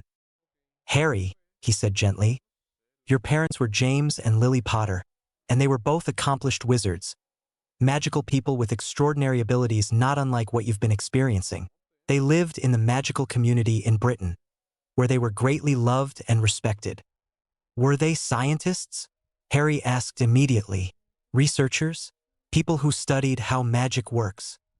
Your father was more of a practical magician, McGonagall said carefully, talented at defensive magic and quite skilled at what we call transfiguration, the art of changing one thing into another. Your mother, however, was indeed brilliant at magical theory and research. She had a particular gift for protective magic and was considered one of the most promising magical researchers of her generation. Harry's face lit up with obvious pleasure. My mother was a researcher. That's wonderful. Did she publish papers? Are there records of her work that I could read? The magical officials exchanged glances that carried hints of surprise and approval. There are indeed records of her research, Dumbledore confirmed, though much of it was unfortunately lost when she and your father were killed by a very dangerous dark wizard named Voldemort. Harry went very still, his analytical mind clearly processing this information with characteristic thoroughness. They were murdered by someone using magical abilities for harmful purposes. Yes, Tony said quietly, his protective instincts flaring as he watched Harry absorb this devastating information. Harry, if this is too much to discuss right now. No, Dad. I need to understand this, Harry interrupted with surprising firmness. If there are dangerous people in the magical world, and if I'm part of that world, then I need to know about the threats. He looked directly at Dumbledore. Professor, what happened when this Voldemort person attacked my parents? Dumbledore was quiet for a long moment, clearly choosing his words with extreme care. Voldemort was a wizard of extraordinary power who believed that magical people were superior to non-magical people, and that those with the purest magical heritage should rule over everyone else. Your parents opposed his ideology and fought against his organization. They were resistance fighters, Harry said with obvious pride. They stood up against someone who was essentially a magical supremacist. Essentially, yes. And when Voldemort came to your home that night, he killed your father first, then your mother, and then attempted to kill you as well. But something unprecedented happened. The killing curse he used rebounded upon him instead, destroying his physical form and leaving you with only that lightning bolt scar on your forehead. Harry's hand moved unconsciously to touch the faint scar that was barely visible beneath his unruly hair. The curse rebounded. That's not supposed to be possible, is it? It has never happened before or since, McGonagall replied softly. Harry, you are the only person in recorded magical history to survive the killing curse. That's why the magical world calls you the boy who lived.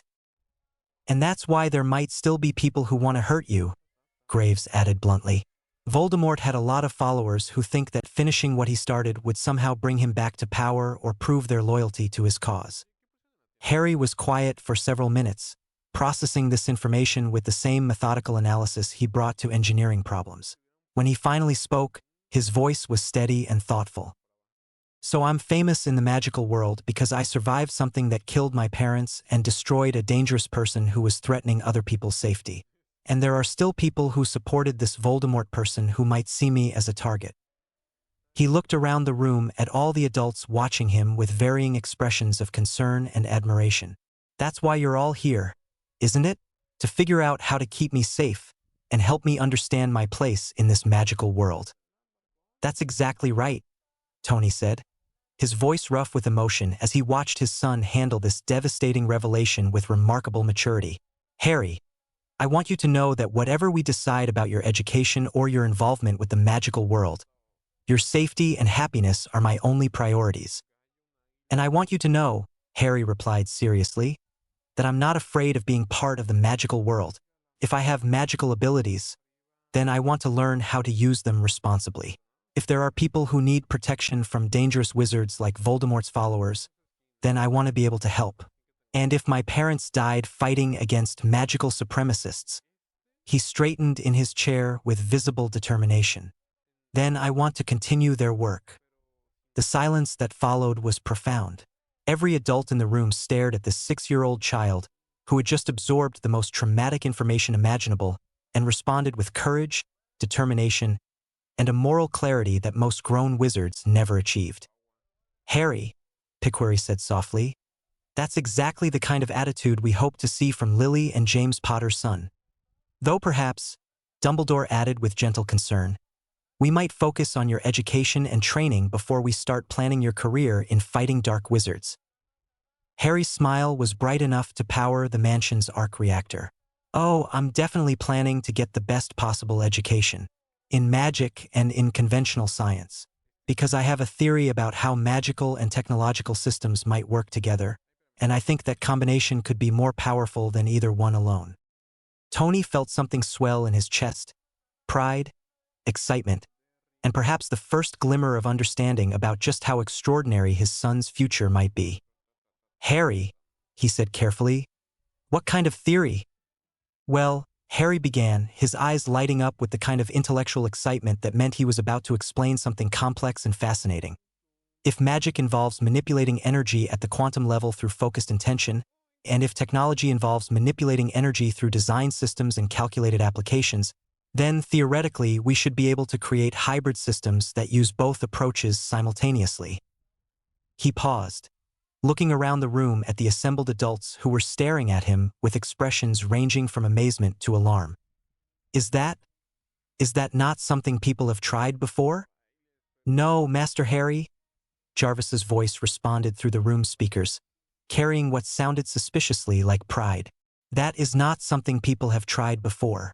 Though I must say, the theoretical framework you're proposing has some rather fascinating implications. You see, Harry said to the room at large, even Jarvis thinks it's a good idea. Tony looked around the conference table at 2 delegations of magical officials who had come prepared to negotiate the education and protection of a famous magical child, only to discover that they were actually dealing with a 6-year-old who was already theorizing about revolutionary applications of magical technological integration. "Gentlemen, ladies," he said with a grin that was equal parts pride and anticipation, "I think we need to completely revise our assumptions about Harry's educational requirements." "Indeed," Dumbledore murmured, his eyes twinkling with something that might have been excitement or concern. "I suspect young Harry's education is going to be rather more complex than any of us anticipated." Outside the mansion's windows, the storm clouds swirled with increasing intensity, lightning flashing in impossible colors that seemed to pulse in rhythm with something momentous approaching. The future was about to become much more interesting than anyone had planned. And in the conference room, a 6-year-old boy sat beside his father, surrounded by magical officials from 2 different governments, and began planning innovations that would change both worlds forever. The conversation was just getting started. Tony Stark's Malibu mansion, workshop level, 11:43 a.m. Pacific Standard Time 3 days later. The workshop that had once been Tony Stark's pristine sanctuary of technological innovation now resembled what would happen if MIT's entire engineering department had gotten spectacularly drunk with Hogwarts Library during finals week, then decided to redecorate while under the influence of quantum mechanics and ancient magic. Holographic displays showing electromagnetic field equations in brilliant cobalt blue light floated with serene dignity beside leather-bound books that flipped their own pages with the scholarly pompousness of Oxford dons who'd just discovered they could levitate. Ancient tomes bound in midnight black leather hovered at precisely calculated angles while casting subtle shadows that seemed to move independently, their gilt-edged pages rustling with whispers of knowledge that predated most modern civilizations. Jarvis's distinctly cultured British accent provided running commentary on the increasingly surreal intersection of cutting-edge quantum mechanics and what the more pretentious magical texts rather grandly termed thaumic energy manipulation theory and practical applications in contemporary magical society.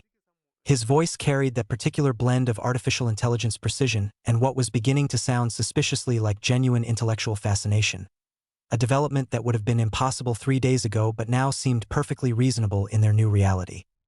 Tony Stark stood before a massive holographic projection that dominated the center of the workshop space like some kind of technological altar to impossible physics.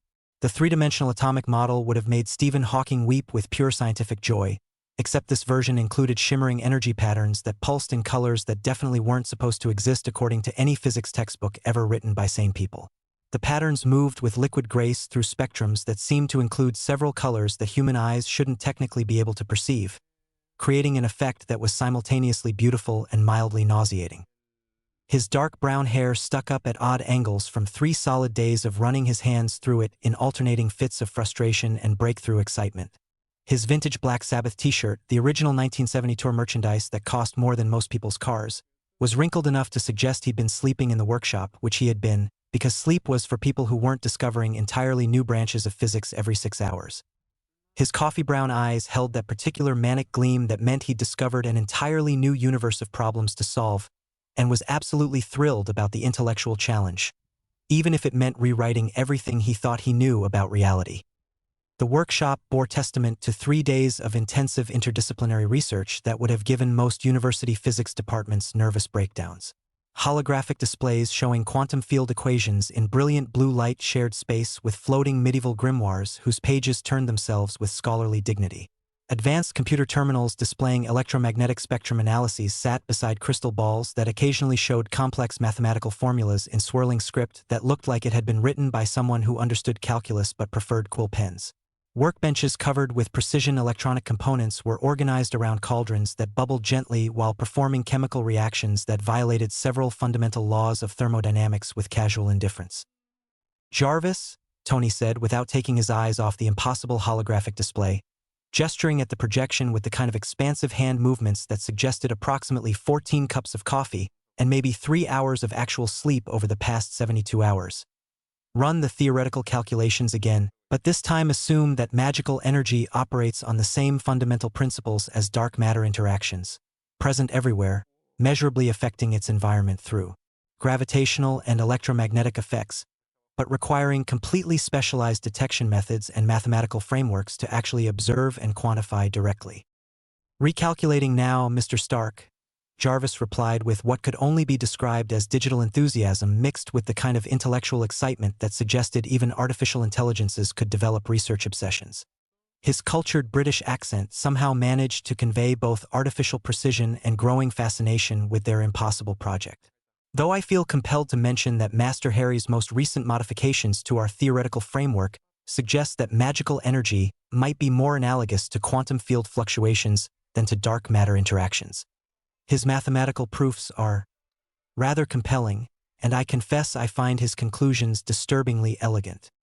Disturbingly elegant, Tony repeated with amusement, finally tearing his gaze away from the mesmerizing hologram to scan his workshop for his son. Jarvis, did you just admit that a 6-year-old's mathematical proofs are giving you an existential crisis? Nearly 7, came a crisp, distinctly British voice from across the workshop, spoken with the kind of precise diction that made it sound like a correction delivered by a miniature Oxford professor who'd just been personally insulted. And Jarvis isn't having an existential crisis. He's experiencing the intellectual satisfaction that comes from discovering elegant solutions to previously incomprehensible problems. The search for Harry didn't take long. He had claimed the corner area that had been hastily but efficiently converted into what could only be described as a magical study space that would make Oxford's Bodleian Library weep with professional jealousy. The transformation had been accomplished with a combination of Tony's unlimited resources, Penny's magical expertise, and Harry's increasingly sophisticated understanding of what constituted an optimal learning environment for interdisciplinary theoretical research. The 6-year-old, nearly 7, as he would undoubtedly correct with mathematical precision, sat cross-legged on a pile of burgundy velvet cushions that had apparently been conjured from somewhere magical and considerably more comfortable than anything available through conventional furniture stores. He was completely surrounded by a constellation of floating books, automated quills that moved with the fluid grace of professional calligraphers who'd been enchanted to work at superhuman speeds, and an assortment of magical objects that were casually performing tasks that violated approximately 17 different laws of physics while making it look effortless. But it was Harry himself that drew attention and held it with the kind of magnetic presence that couldn't be taught or faked. At nearly 7 years old, he possessed the kind of striking appearance that would undoubtedly cause significant romantic chaos in about a decade, but right now served primarily to make him look like someone had cast a movie star in the role of boy genius discovers magic. His unruly black hair fell across his forehead in waves that suggested he'd inherited excellent genetics but had never met a comb he couldn't defeat, framing a face that combined classical bone structure with the kind of sharp intelligence that blazed from his remarkable eyes. Those eyes were perhaps Harry's most striking feature. Not just their unusual emerald green color, which seemed to shift between different shades depending on his mood and the lighting, but the intelligence that burned behind them like green fire. They were sharp, analytical, utterly fearless in the face of new information, and currently focused on his research with the kind of laser-like concentration that Tony recognized as the prelude to major breakthrough insights. When Harry looked up from his books, those eyes held depths that seemed impossible in someone so young, as if he'd inherited not just his parents' magical abilities, but also their accumulated wisdom and intellectual curiosity. His face was already showing hints of the bone structure that would probably make him devastatingly handsome as an adult: high cheekbones, a strong jawline that suggested both determination and quiet confidence, and the kind of naturally expressive features that conveyed intelligence, humor, and barely contained mischief in equal measure. His skin had the healthy glow of someone who spent time outdoors, but also the slight pallor that came from intensive reading by magical light in underground workshops. But it was his voice that really completed the picture: crisp, distinctly British, with the kind of precise diction that suggested expensive private education and generations of linguistic refinement. When he spoke, he sounded like a miniature professor who'd been personally trained by the BBC's most distinguished announcers, except with the occasional hint of childlike wonder that reminded everyone he was still just 6 years old, regardless of his intellectual capabilities. A crystal paperweight the size of a tennis ball shifted through a spectrum of colors in response to Harry's emotional state, currently cycling through brilliant gold and deep emerald green, apparently indicating excitement and intense concentration with occasional flashes of silver that suggested moments of particular insight. A sleek silver quill wrote complex mathematical equations directly into the air above his head, leaving glowing symbols that hung suspended like magical graffiti, while a second quill transcribed his thoughts in elegant script across sheets of parchment that organized themselves into neat stacks based on subject matter. Most impressively, a polished metal sphere about the size of a baseball hovered exactly 3 feet off the ground, while slowly rotating through geometric patterns that hurt Tony's brain to look at directly. The sphere seemed to pulse in rhythm with Harry's heartbeat, its surface reflecting not the workshop around them but mathematical formulas that shifted and changed as Harry processed new information. Harry himself was the absolute picture of scholarly intensity, his remarkable green eyes moving back and forth between multiple floating texts with the kind of systematic efficiency that suggested he developed his own advanced speed-reading techniques. Currently, he had Fundamental Principles of Magical Energy Manipulation, revised 3rd edition balanced on his knees, while Advanced Transfiguration Theory and Practical Applications floated beside him at perfect eye level, its pages turning automatically in sync with his reading speed. A 3rd book, Comparative Analysis of Magical and Scientific Mathematical Frameworks, hovered to his right, while a 4th tome titled Historical Development of Magical Energy Theory, 1200 to 1900, floated to his left. All 4 books were being read simultaneously with the kind of multitasking ability that would have impressed most graduate students, while Harry occasionally made notes in the air with casual hand gestures that left glowing words suspended like luminous thoughts made visible. "Harry," Tony called across the workshop, his voice carrying that particular parental tone that meant business mixed with considerable pride. "What modifications are we talking about exactly? And please tell me they don't involve anything that's going to make my insurance company spontaneously combust." Harry looked up from his books with the slightly dazed expression of someone surfacing from deep intellectual waters, blinking those remarkable green eyes as he refocused on the physical world around him. When he spoke, his accent carried that crisp British precision that made him sound like a miniature Oxford professor, though the effect was somewhat undermined by the fact that his hair was sticking up almost as much as Tony's. "Oh, the quantum field integration concept," he said with the casual tone of someone discussing the weather rather than revolutionary theoretical physics that would probably earn him a Nobel Prize in about 20 years.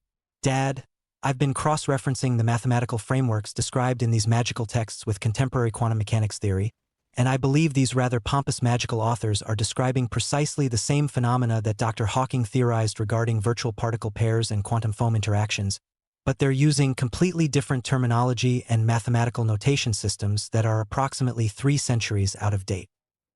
Tony blinked slowly, the way people do when their brain needs extra processing time to handle information that shouldn't technically be possible. "You've been cross-referencing Stephen Hawking's theoretical physics with, what did you call them? Magical theory textbooks written by pompous dead wizards." "Not medieval magical theory," Harry corrected with the patient air of someone who'd had to make this distinction several times already, and whose tone suggested he found the continuous need for clarification mildly irritating in the way that only intellectually gifted children could manage. The Advanced Transfiguration text was published in 1847 by the Salem Institute of Magical Research, and it references considerably more contemporary studies conducted throughout the 19th century. The mathematical notation is rather primitive by modern standards. They're still using modified Newtonian calculus instead of tensor mathematics or differential geometry, but I've been systematically translating their formulas into contemporary notation systems. He gestured casually at the floating equations his enchanted quill had been writing in the air above his study area, which now covered most of the available vertical space like some kind of mathematical aurora borealis that pulsed with soft blue light. "And the underlying principles are actually quite sophisticated, once one accounts for the limitations of their mathematical tools." Harry continued with growing enthusiasm, his green eyes lighting up with the pure joy of intellectual discovery. "Whoever wrote this clearly understood advanced field theory and multidimensional energy interactions, even if they didn't have access to modern mathematical frameworks to express their theories with proper precision. It's rather like reading Galileo's astronomy notes. The observations are brilliant and accurate, but the mathematical language is somewhat primitive by contemporary standards." Tony stared at his son for a long moment, his expression cycling through amazement, pride, and what might have been the early stages of parental panic mixed with the dawning realization that he'd adopted a child who might be significantly more intelligent than most tenured physics professors. "Of course you have," he said faintly, running one hand through his hair in a gesture that made it stand up even more wildly. "Because normal 6-year-olds definitely spend their afternoons translating 19th century magical mathematics into quantum field theory equations while casually revolutionizing our understanding of fundamental physics. Perfectly reasonable Tuesday activity for the average first grader." "Nearly 7, Harry corrected automatically with the kind of mathematical precision that suggested this was a frequent point of contention, then returned his attention to his books with the focused intensity of someone who'd found genuinely fascinating research and wasn't particularly interested in interruptions, even from beloved adoptive fathers. "And Dad, I think I've figured out why magical energy and conventional technology usually don't interact well together. It's not fundamental incompatibility between magical and scientific principles. It's simply calibration issues and frequency modulation problems." Tony felt that familiar electric thrill of approaching major discovery, the sensation that had driven every significant breakthrough in his career and was now apparently being triggered by his not-quite 7-year-old son's casual observations about the intersection of magic and technology. "Calibration issues?" he repeated, moving closer to Harry's study area with the focused intensity of a shark scenting blood in the water, his eyes already racing through the implications of what Harry was suggesting. "Most contemporary technology is designed to work with very specific electromagnetic frequencies and energy patterns," Harry explained, his voice growing more animated as he warmed to his subject. The floating crystal paperweight shifted to brilliant gold, apparently responding to his increasing excitement with the kind of sympathetic resonance that suggested magical objects were considerably more sophisticated than anyone had previously realized. But magical energy operates across a much broader spectrum, including frequencies that most electronic systems aren't properly shielded against. The interference patterns create feedback loops that cause system failures, data corruption, and occasionally rather spectacular explosions. It's rather like trying to play a compact disc in a gramophone. The information is certainly there and theoretically accessible, but the playback systems aren't designed to be compatible with each other. But if we could design technology that's specifically calibrated to work with magical energy frequencies. Tony's mind raced through the implications, his hands gesturing excitedly as he spoke, already envisioning the revolutionary possibilities that Harry was casually describing. "Exactly," Harry beamed with the pure joy of shared intellectual discovery, and the floating metal sphere near him suddenly began glowing with soft blue light while spinning considerably faster, apparently responding to his enthusiasm with increasingly complex geometric patterns. "We could create hybrid systems that use magical energy as a power source while maintaining technological precision and control systems. Imagine arc reactor technology enhanced with magical energy focusing arrays that could increase power output by orders of magnitude, or computer systems that can process both digital information and magical data simultaneously while cross-referencing both databases in real time." The magical objects around Harry's study area began responding to his growing enthusiasm with increasingly dramatic activity. The color-changing paperweight cycled rapidly through gold and silver while occasionally flashing brilliant emerald green.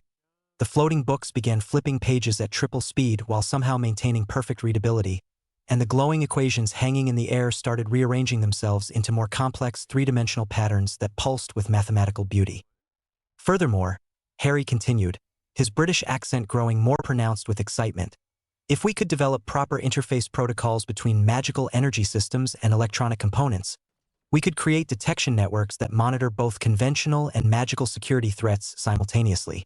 The applications for defense systems alone would be extraordinary, not to mention the possibilities for communication networks, transportation systems, and medical technology." "Master Harry," Jarvis observed with his characteristic blend of artificial intelligence precision and what was beginning to sound suspiciously like genuine fondness, "your emotional state appears to be directly affecting the magical objects in your immediate vicinity.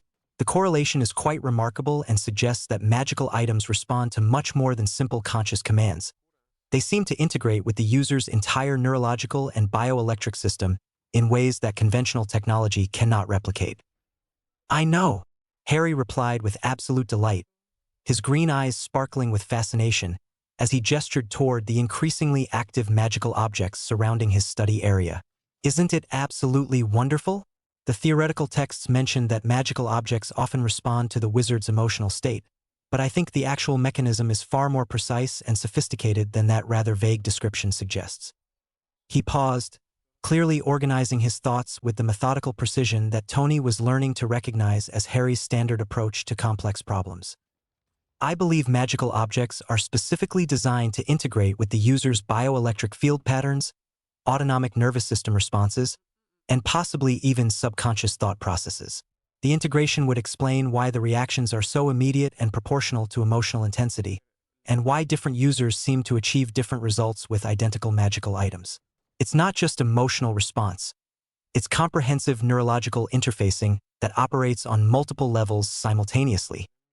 He gestured toward the floating metal sphere, which was now rotating through increasingly complex geometric patterns, while pulsing with soft light that seemed to shift colors in response to his words. If I'm correct, then magical objects are essentially sophisticated bioresponsive computer systems that use the wizard's own nervous system as both power source and control interface. The implications for human-computer integration research would be absolutely extraordinary, especially if we could develop technological systems that operate on similar principles. Tony stared at his son with an expression that managed to combine amazement, pride, and what was definitely the beginning of paternal panic as he realized that Harry's casual observations were probably going to revolutionize at least 3 different fields of advanced scientific research. "Harry," he said very carefully, as if he were defusing a particularly complex explosive device while trying not to disturb his son's thought processes. "Exactly how much magical theory have you absorbed over the past 3 days?"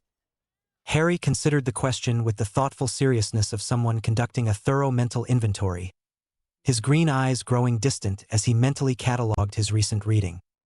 "Well," he said with the precision that suggested he'd been keeping detailed mental notes, "I've completed the basic primer on elemental magic theory. That was actually quite straightforward once I understood that the underlying thermodynamic principles are essentially identical to conventional physics, just operating through different energy transfer mechanisms.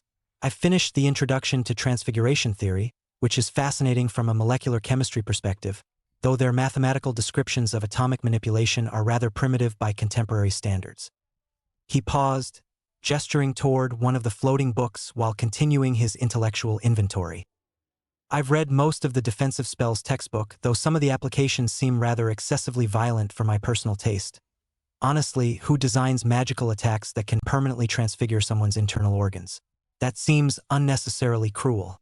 I've also completed the theoretical foundations of magical energy manipulation, cross-referenced with basic principles of applied magical engineering, and I'm currently working through advanced comparative magical mathematics, which is proving quite illuminating despite the author's unfortunate tendency toward unnecessarily flowery language."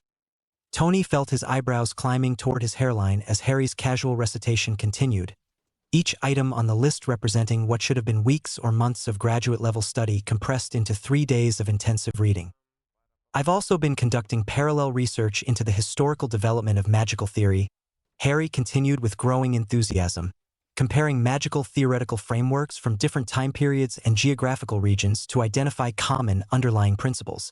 "Did you know that Chinese magical theory developed completely independently from European traditions but arrived at remarkably similar mathematical conclusions about energy manipulation? The correlation suggests that magical principles represent fundamental aspects of physics rather than cultural beliefs, which has fascinating implications for—" He trailed off as he noticed Tony staring at him with an expression that combined amazement, pride, and what was definitely approaching full parental panic. "What?" Harry asked with perfectly innocent confusion, though his tone carried that particular British dryness that suggested he was well aware his intellectual capabilities were somewhat unusual. "Did I say something particularly extraordinary?" "Nothing at all," Tony managed, his voice slightly strained as he processed the implications of his son's casual academic achievements.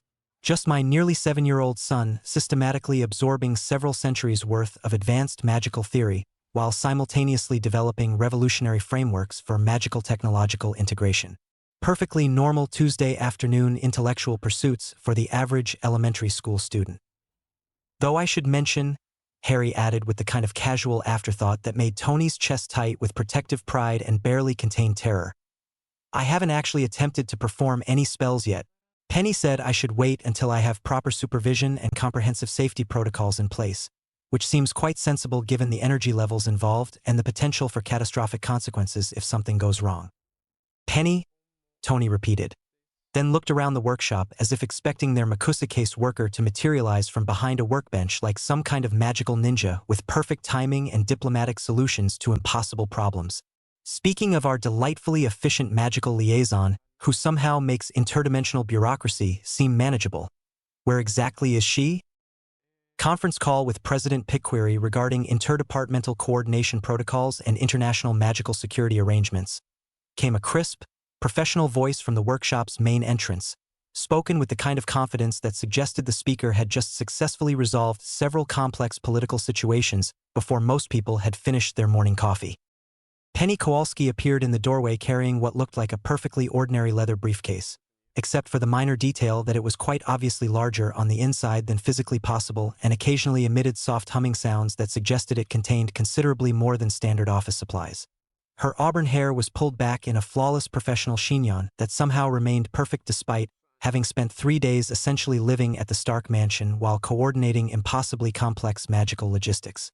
Her tailored charcoal jacket showed absolutely no wrinkles despite apparently containing an entire magical supplies store, and her expression carried the satisfied efficiency of someone who just solved several international diplomatic crises while maintaining perfect professional composure.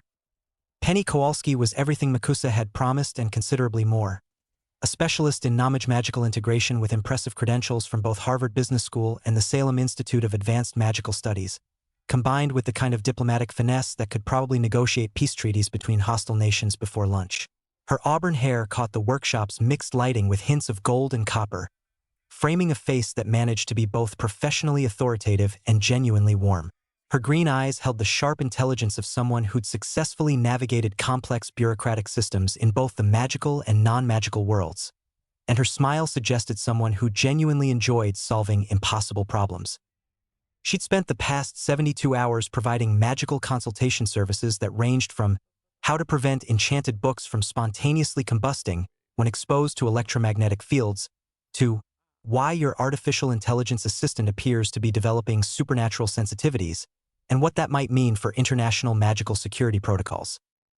"Mr. Stark," she continued, setting down her impossible briefcase with practiced ease while consulting what appeared to be a standard tablet that occasionally displayed information in glowing runic script instead of conventional text. "I have excellent news on multiple fronts. The Gringotts meeting has been confirmed for tomorrow at precisely 2 p.m. Eastern Standard Time.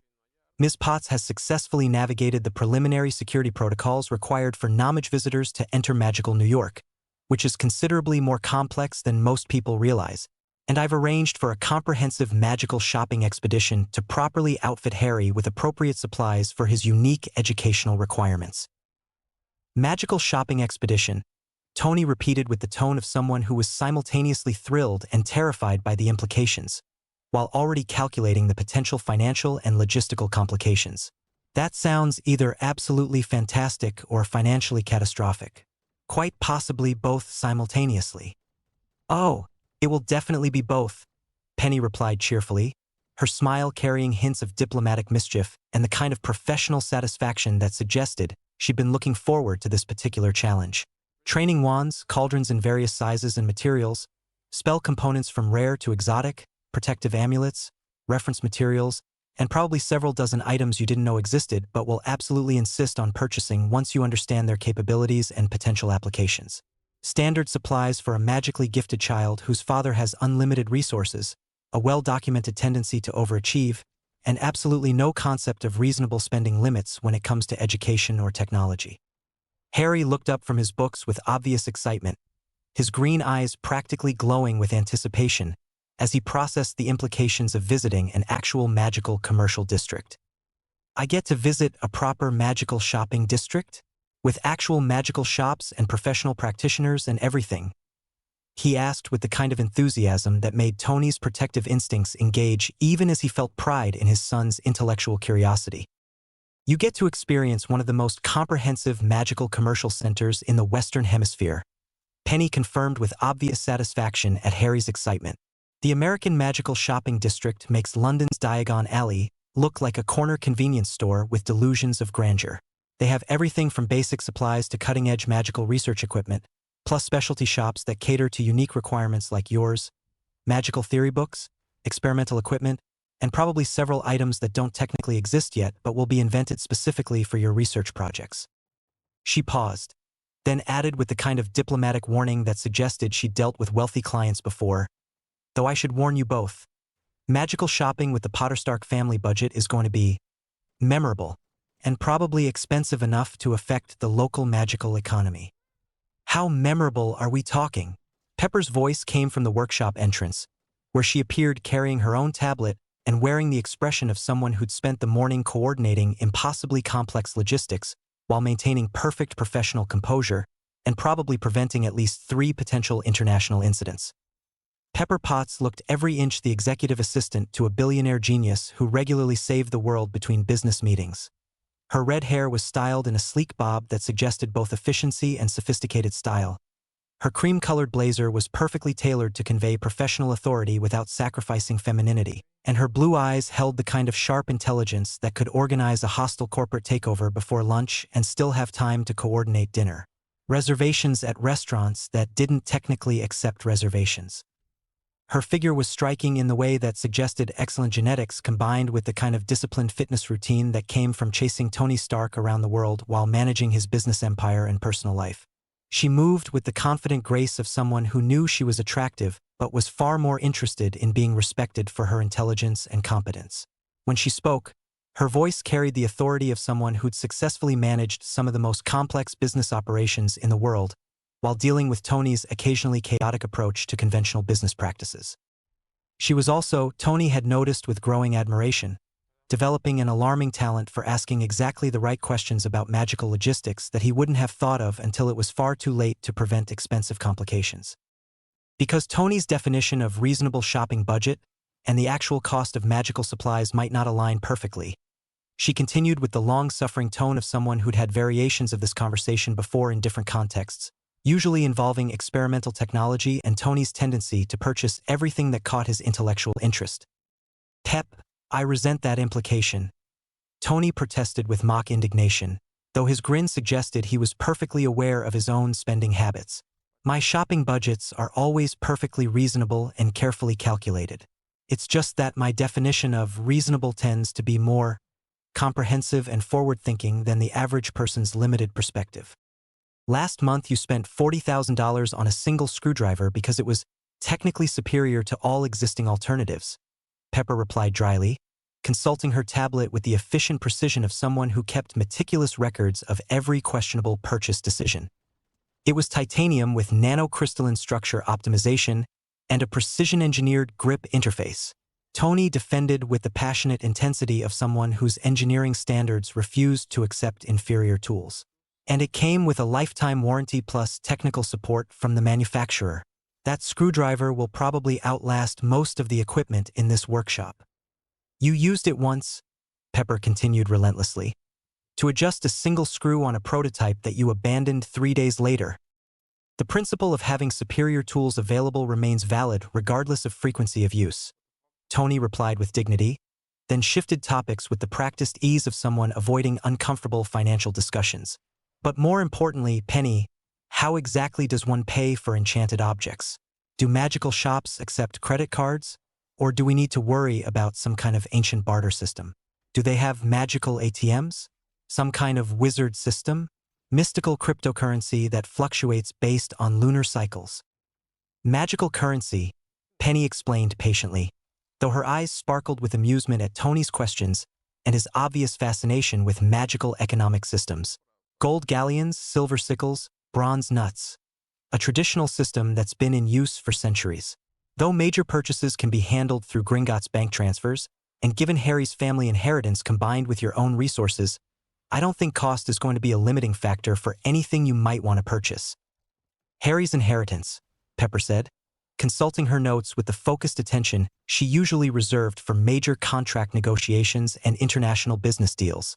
Penny, you mentioned that the Potter family was financially well-positioned, but you didn't provide specific numbers or detailed financial information. Should we be prepared for trust fund levels of assets? Or are we talking about actual substantial wealth that requires comprehensive financial planning? Penny's smile carried the kind of diplomatic discretion that immediately suggested the answer was going to be considerably more complex than anyone expected, combined with the professional confidence of someone who dealt with high-net-worth magical families on a regular basis.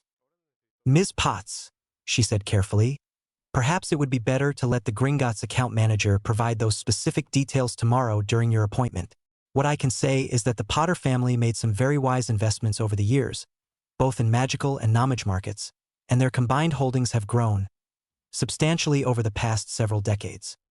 Substantially how? Tony asked with growing interest, his business instincts engaging despite the surreal nature of discussing magical inheritance law and interdimensional banking systems. Let's simply say that Harry is financially independent by both magical and knowledge standards, Penny replied with careful diplomatic phrasing, and his inheritance includes both liquid assets and various magical properties, investments, and research facilities. Though given his age, all major financial decisions require guardian approval and Gringotts oversight. Naturally. Harry looked up from his magical mathematics with sudden concern, his expression shifting from scholarly excitement to something more vulnerable and uncertain as he processed the implications of what Penny was describing. Are you saying I have enough money to make Tony worry about whether I'm only interesting to him because I'm wealthy? He asked with the kind of direct honesty that cut through diplomatic language and struck directly at the heart of his fears. Because I've read about situations where wealthy children aren't entirely certain whether people care about them personally or simply about their inheritance prospects, and I would find that particular uncertainty rather distressing. The question hit Tony like a physical blow, cutting through his usual verbal defenses and striking directly at something fundamental about their relationship. He immediately crossed the workshop to kneel beside Harry's study area, his expression completely serious as he met those brilliant green eyes that held far too much wisdom and worry for someone who was nearly 7 years old. "Harry, listen to me very carefully," he said with absolute sincerity, his voice carrying the kind of complete honesty that he usually reserved for the most important conversations of his life. "I don't care if you're worth $10 or $10 billion or if you own half the magical world. I didn't adopt you because of money. I adopted you because you're brilliant, curious, kind, and because the moment I saw you drawing impossible armor designs with mathematical precision that shouldn't exist, I knew you were supposed to be part of my family." He reached out to place both hands on Harry's shoulders, maintaining eye contact as he continued with growing intensity. "Your financial situation doesn't change anything about how I feel about you. Nothing could change that. You're my son because I love you, because I'm proud of you, and because watching you grow and learn and discover new things makes me happier than any amount of money ever could. Your inheritance, however substantial it might be, is completely irrelevant to our relationship." Harry's face transformed with visible relief and something that might have been deeper trust taking root, the worry lines around his eyes smoothing as he processed Tony's words. "I just wanted to make absolutely certain," he said quietly, his British accent softening with emotion. "I've read about situations where wealthy children develop trust issues because they can never be entirely sure whether people care about them personally or about their financial prospects. It seemed prudent to address the question directly rather than allow uncertainty to create problems later." "Kid," Tony said firmly, reaching out to ruffle Harry's already disheveled hair with gentle affection, "I've got more money than several small countries' entire GDP. Your inheritance, however impressive it might be, is not going to affect my financial situation in any meaningful way. Your mind, your character, your potential, and the fact that you make me proud to be your father every single day, those are the things that matter to me. Those are the things that made me want to be your dad." That said, Pepper added with the practical concern that made her invaluable in both business and personal matters, "We do need to understand the scope of Harry's assets for proper financial planning and security purposes. If he's inheriting significant magical wealth, that could affect everything from tax considerations to security protocols to investment strategies and international banking regulations. All of which will be comprehensively addressed during tomorrow's meeting," Penny assured them with professional confidence and the satisfaction of someone who'd successfully coordinated complex international financial arrangements.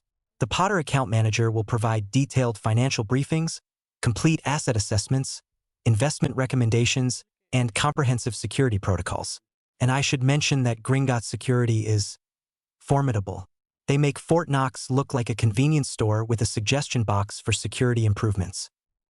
Plus," she continued, "Magical New York's ward system provides protection levels that would make most government facilities jealous. The magical community takes security very seriously, especially when it comes to protecting children with significant magical abilities and substantial financial resources." Tony stood up, his expression shifting to the focused intensity that meant he was processing multiple complex variables simultaneously while formulating comprehensive action plans that probably involved at least 3 different backup strategies. "Right," he said with the decisive tone that meant business. "So tomorrow we're taking a family trip to magical New York to meet with goblin bankers who apparently make Swiss banking security look amateur. shop for wizard supplies that probably cost more than most people's houses, and discover several more impossible things before lunch. Just another Tuesday in the increasingly surreal life of the Stark family.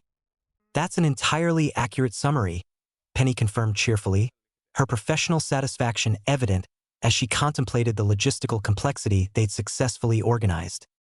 Jarvis, Tony called to his AI assistant, his voice carrying the crisp authority that meant serious business was about to commence. Start researching security protocols for magical districts, cross-reference our existing protection details with supernatural threat assessments, and begin preliminary designs for magical technological integration systems. Also, see if you can find any information about Goblin business customs. I want to make an excellent impression on bankers who probably have very specific cultural expectations. Already underway, Mr. Stark, Jarvis replied with characteristic efficiency. Though I should mention that my research capabilities regarding magical subjects are somewhat limited by the fact that most magical information isn't available through conventional databases or internet sources. I can help with that, Harry said immediately, looking up from his books with obvious enthusiasm. I've been systematically cataloging everything I learn about magical systems and cross-referencing it with technological principles and scientific theory. We could create a comprehensive database that bridges both worlds. Imagine the research possibilities. Could you really? Penny asked with genuine interest, her professional mask slipping slightly to reveal academic excitement. Harry, that kind of comparative analysis would be incredibly valuable for magical knowledge integration studies. Makusa would probably be very interested in your research, and I suspect several academic institutions would find your work absolutely fascinating. Really? You think my work might actually be useful for other magical families transitioning between worlds? Tony watched his son's face light up with the pure joy of knowing his research might help other people, and felt that familiar surge of protective pride mixed with amazement at Harry's generous heart. Harry, I think your work is going to be useful for everyone, both magical and non-magical communities. You're going to change everything. Speaking of which, Pepper interrupted with the kind of practical timing that kept their lives running smoothly. We should probably discuss the practical considerations for tomorrow's expedition. What should we wear to visit magical New York? Are there specific cultural protocols we should be aware of? Special documentation requirements. Dress comfortably but professionally, Penny advised, consulting her tablet again. Magical districts tend to be more casual than traditional business environments, but you are meeting with bank officials and potentially other important figures. As for documentation, I've prepared all the necessary permits, introduction letters, and magical identification papers. She paused, then added with carefully diplomatic phrasing, though Mr. Stark, you might want to be prepared for some attention. What kind of attention? Tony asked, though his tone suggested he probably already knew the answer.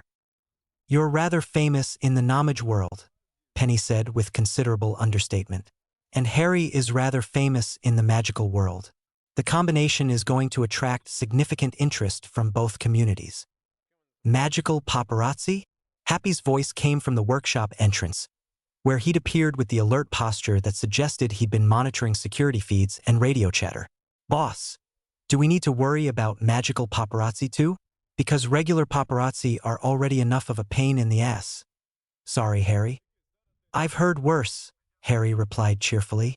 And yes, magical journalists tend to be considerably more intrusive than conventional reporters, from what I've read.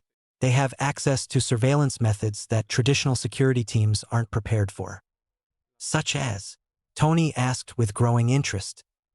Invisibility reporting, Penny said grimly. Enchanted cameras that can't be detected by normal means. Truth detection spells during interviews. Memory extraction techniques if they can get close enough. Magical journalists make regular paparazzi look like polite society photographers. Tony's expression grew calculating in a way that usually meant someone was about to have a very bad day. Jarvis, add magical media countermeasures to our priority research list. I want to know how to detect magical surveillance methods and, if necessary, how to neutralize them completely. Certainly, sir, Jarvis replied with what sounded suspiciously like satisfaction. Though I suspect Master Harry's theoretical work on magical technological integration might prove quite useful for developing such countermeasures. It definitely will, Harry said with confidence, his green eyes sparkling with the kind of mischief that suggested Tony's son had inherited more than just his intelligence. I've been thinking about privacy protection spells that could be integrated with electronic security systems. If we can create hybrid detection networks that monitor both magical and technological intrusion attempts. He trailed off as he noticed all the adults staring at him with varying expressions of amazement and concern. "What?" he asked with perfectly innocent confusion. "Did I say something unusual?" "Nothing at all," Tony said with a grin that was equal parts pride and bewildered amazement. "Just my son casually revolutionizing magical security systems during his first week of magical education. Perfectly normal Tuesday afternoon conversation." "Nearly 7, Harry corrected automatically, then returned his attention to his floating books with renewed focus. "And Dad? Tomorrow's expedition is going to be absolutely fascinating from a cultural anthropology perspective. I've never seen a functioning magical commercial district before, and the sociological implications are quite intriguing." "Neither have I," Tony admitted, looking around his workshop at the impossible mixture of holographic technology and floating magical books. "Harry, something tells me tomorrow is going to be one of the most interesting days we've ever had." "I certainly hope so," Harry replied with obvious excitement, though his tone carried that particular British dryness that suggested he was entirely prepared for whatever impossibilities tomorrow might bring. "Though I should probably finish reading about goblin banking customs and cultural protocols before we meet with the account manager. Did you know that goblins have a completely different concept of ownership and property rights than humans do? It's actually quite fascinating from a comparative sociology standpoint, though it could make business negotiations rather complex if one doesn't understand the cultural context." As Harry dove back into his research with characteristic intensity, Tony looked around his transformed workshop, at the holographic displays showing impossible physics, at his AI assistant who was apparently developing magical sensitivities, at the floating books and enchanted objects that were now part of their daily reality, and at his son who was casually bridging centuries of scientific and magical knowledge with the enthusiasm most kids brought to video games. "Penny," he said quietly, "exactly how much is Harry's life going to change as he gets more involved with the magical world?" Penny's smile was warm but carried hints of complexity that suggested the answer was going to be anything but simple. "Mr. Stark, I think the better question is how much Harry's involvement is going to change the magical world." Outside the workshop windows, storm clouds were gathering on the horizon with distinctly unnatural speed, and in the distance, lightning flashed in colors that seemed to pulse with anticipation. Gold and silver and deep emerald green. Tomorrow was definitely going to be extraordinary. Stark Industries private jet, 35,000 feet above New York, 11:47 a.m. Eastern Standard Time. The sleek Gulfstream G650 cut through the morning sky with the whisper-quiet precision that only came from having enough money to custom-modify every system for optimal performance and passenger comfort. Tony sprawled in one of the leather captain's chairs, his phone pressed to his ear as he gazed out at the Manhattan skyline approaching through scattered clouds. His expression cycled between amusement and barely controlled irritation as Obadiah Stane's voice crackled through the secure satellite connection. "Tony, you've been gone for over a week," came Obadiah's gravelly voice, carrying that particular tone of paternal concern mixed with business frustration that Tony had been hearing since childhood. "The board is starting to ask questions about your extended absence, and we have 3 major defense contracts that need your personal review and approval." "Obi, I told you, I'm handling family matters," Tony replied with the kind of casual authority that suggested he wasn't particularly interested in board concerns or contract deadlines. "Important family matters that required my full attention." Through the phone, he could hear papers shuffling and what sounded like Obadiah pouring himself what was probably his 4th cup of coffee of the morning. "Family matters, right? Tony, adopting a kid doesn't usually require a 2-week sabbatical from running a multi-billion-dollar corporation. This particular adoption," Tony said carefully, glancing across the cabin where Harry sat cross-legged on another leather chair, surrounded by floating magical textbooks that occasionally turned their own pages while he took notes in the air with an enchanted quill, "has turned out to be somewhat more complex than your average family integration process." "Complex how? What's complex about bringing a kid home and getting him settled? You hire a nanny, enroll him in school, buy him some toys, and get back to work. It's not rocket science, Tony. Tony's grin was sharp enough to cut through the phone line. Obi, trust me on this. Rocket science would be considerably simpler. There was a pause, during which Tony could practically hear his business partner and father figure calculating whether this was another one of Tony's elaborate practical jokes or a genuine situation requiring serious attention. Tony, Obadiah said finally, his voice dropping to the tone he used for serious business discussions. Level with me. What exactly are you dealing with here? Because the board is starting to wonder if this adoption thing is just another one of your publicity stunts, and Stark Industries stock is beginning to fluctuate based on speculation about your mental state and commitment to the company. My mental state is perfectly fine, Tony replied, though his tone suggested he was finding the conversation increasingly tedious. And my commitment to Stark Industries remains absolute. I'm simply expanding our research portfolio into some previously unexplored areas of advanced science. What kind of advanced science requires a 2-week absence from all corporate responsibilities? Tony looked across the cabin again, watching as Harry casually made a crystal paperweight hover 3 inches above his palm, while simultaneously reading what appeared to be a graduate-level textbook on theoretical physics, written by someone named Adalbert Waffling. The kind that's going to revolutionize multiple industries and probably change our fundamental understanding of energy manipulation, material science, and possibly the basic structure of reality, Tony said with complete honesty. Obi, what I'm working on right now makes arc reactor technology look like a child's toy. Tony. Obadiah's voice carried the long-suffering patience of someone who'd heard variations of this conversation many times before. Are you having another one of your obsessive research phases? Because the last time you disappeared into your workshop for 2 weeks, you emerged claiming you'd solved the problem of sustainable fusion energy, and it turned out you'd been surviving on coffee and leftover pizza while trying to redesign the fundamental laws of thermodynamics. This is different, Tony said firmly, though his grin suggested he wasn't entirely offended by the comparison.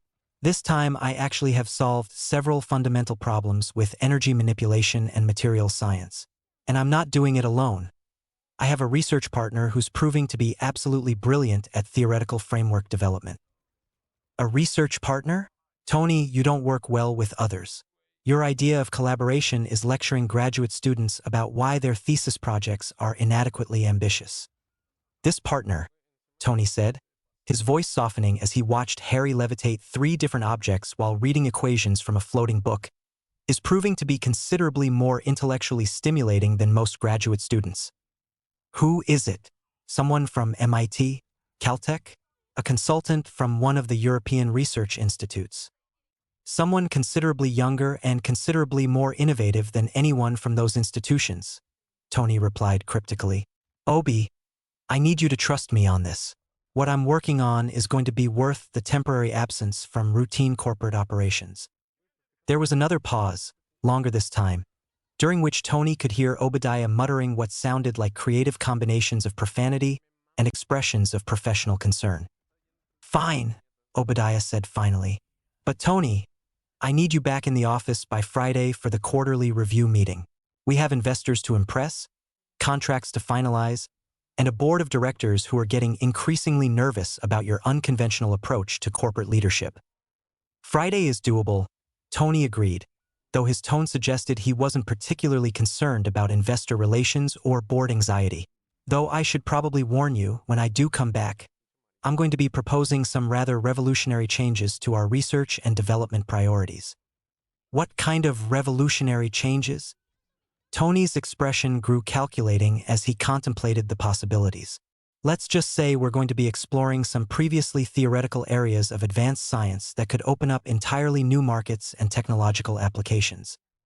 Tony, please tell me you're not planning to announce that you've discovered aliens or time travel, or some other science fiction nonsense that's going to tank our stock price and give our investors heart attacks. Nothing so mundane as aliens or time travel, Tony replied cheerfully.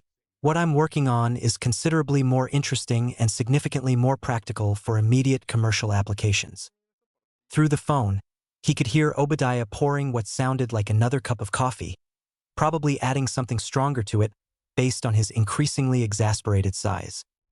All right, Tony, I'll handle the board, manage the investors, and keep Stark Industries running smoothly while you pursue whatever impossible project has captured your attention this time. But I want regular check-ins. And if this research partnership turns into another one of your elaborate publicity stunts, I'm personally flying out there to drag you back to reality." "Understood," Tony said, though his grin suggested he wasn't particularly worried about Obadiah's threats. "And Obi, when you do meet my research partner, try to keep an open mind. The future is going to be considerably more interesting than any of us anticipated." After ending the call, Tony settled back in his chair and looked across the cabin at Harry, who had apparently mastered the art of reading 4 different books simultaneously while making complex mathematical calculations appear in glowing text above his head. "Harry," he said thoughtfully, "how do you feel about the possibility of revolutionizing multiple industries and changing the fundamental understanding of advanced science before your 7th birthday?" Harry looked up from his books with the kind of analytical expression that suggested he was giving the question serious consideration. "Well," he said with characteristic British precision, "I suppose that depends on whether we're talking about revolutionary changes that benefit society and advance human knowledge, or the kind of revolutionary changes that accidentally destabilize international economic systems and cause widespread panic among people who prefer their reality to remain comfortably predictable." "Probably both," Tony admitted cheerfully, "but definitely leaning toward the beneficial advancement of human knowledge side of things." "In that case," Harry replied with obvious enthusiasm, "I think it sounds absolutely brilliant, though we should probably develop comprehensive safety protocols and impact assessment models before we start implementing any changes that might affect global economic or social systems." "Of course we should," Tony agreed, his pride in his son's practical wisdom mixing with excitement about their shared future projects. "Jarvis, make a note to add global economic impact assessment protocols to our growing list of research priorities." "Noted, Mr. Stark," Jarvis replied with what sounded like digital amusement, "though I should mention that our research priority list is now approaching 300 separate items, many of which involve concepts that didn't exist in my original programming parameters. The best research projects always involve concepts that don't exist yet," Harry observed sagely, returning his attention to his floating books with renewed focus. "That's what makes them interesting." As the Gulf Stream began its descent toward New York, Tony looked out at the city that had been his playground and proving ground for most of his adult life, and felt a surge of anticipation for the impossible adventures that awaited them in the magical districts hidden beneath its familiar skyline. The future was definitely going to be extraordinary. The American Quintessential, New York's premier magical commercial district, 2:47 p.m. Eastern Standard Time. The entrance to the American Quintessential was hidden in plain sight, which Tony was learning was apparently standard operating procedure for magical locations that wanted to remain accessible to their communities while invisible to everyone else. What appeared to be a perfectly ordinary office building in Lower Manhattan, complete with a bland corporate directory listing various import, export businesses and consulting firms that probably existed only on paper, revealed itself to be something considerably more interesting once Penny performed what she casually referred to as standard access protocols. The transformation was gradual and thoroughly disorienting in the way that only magical architecture could manage. As they passed through the lobby, ordinary elevator banks gave way to ornate bronze doors marked with symbols that hurt to look at directly, while standard office building lighting shifted to warm golden illumination that seemed to emanate from floating crystals suspended at aesthetically perfect intervals throughout increasingly elaborate corridors. "The district operates on expanded space principles," Penny explained as they walked through passages that were definitely larger than the building's external dimensions could possibly accommodate, her professional composure unruffled by the casual impossibility of their surroundings. "Similar to your British Diagon Alley, but considerably more sophisticated and integrated with Nomage architectural systems." Harry walked beside Tony with obvious fascination, his green eyes moving systematically through the architectural details, while his mind clearly catalogued the engineering principles involved in creating structures that existed in spaces larger than their containers. "The spatial expansion mathematics must be extraordinarily complex," he murmured, his voice carrying the kind of wonder that came from encountering genuinely innovative solutions to impossible problems. "The structural integrity calculations alone would require multidimensional engineering frameworks that don't exist in conventional architecture. Most magical architects learn spatial manipulation as a basic skill," Penny replied, though her expression suggested she was impressed by Harry's immediate grasp of the underlying complexities. Though I suspect you'll find the American approach to magical architecture considerably more advanced than traditional European methods.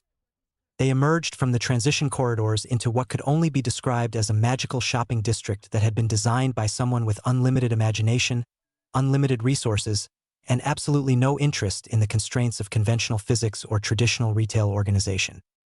The American quintessential stretched in all directions with the kind of organic complexity that suggested centuries of careful expansion and architectural evolution. Cobblestone streets wound between buildings that ranged from colonial American brick structures to gleaming modern towers that incorporated both magical and technological design elements. Shop signs floated at eye level while displaying information in multiple languages, including several that Tony was reasonably certain didn't exist in the non-magical world. The air itself hummed with magical energy that made Tony's engineer instincts engage with fascination and concern. Street lamps that clearly ran on magical power rather than electricity provided warm, steady illumination that seemed to adjust automatically to optimal levels for each individual passerby. Fountain systems created elaborate water displays that defied gravity while somehow managing to remain aesthetically pleasing rather than chaotic. But it was the people that really captured Tony's attention. The district hosted a fascinating mixture of traditionally robed wizards who looked like they'd stepped directly out of medieval paintings, professionally dressed individuals who could have been conventional businesspeople except for their casual use of floating briefcases and self-organizing paperwork, and young people wearing clothing that successfully blended magical and contemporary fashions in ways that looked both practical and stylish. "It's remarkable," Harry said quietly, his voice filled with wonder as he took in the impossible sights surrounding them. "It's like stepping into a living demonstration of advanced theoretical physics combined with the most sophisticated urban planning I've ever seen." "And expensive," Pepper added dryly, though her tone carried obvious appreciation for the district's organization and efficiency. "I can already tell this is going to be an expensive shopping expedition." Tony's attention was immediately captured by a bookstore whose sign read Tomes Theories. Advanced magical research materials, in elegant script that seemed to shift between languages as he watched. Through the windows, he could see floating bookshelves that rearranged themselves while customers browsed, and what appeared to be books that provided live demonstrations of their contents through small holographic projections. "I need to see that bookstore," he said with the focused intensity that meant his curiosity had been thoroughly engaged.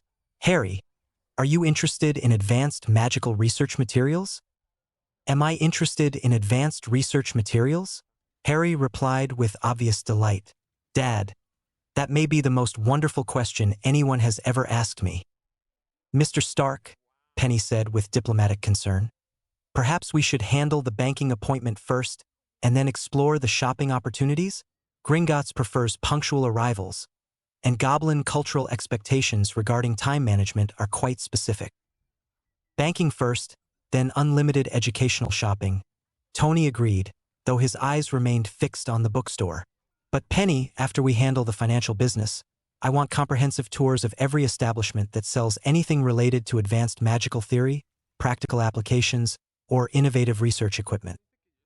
"That could take several days," Pepper warned, though her tone suggested she'd already resigned herself to the inevitable scope of Tony's shopping enthusiasm. "Pepper, we have several days," Tony replied cheerfully.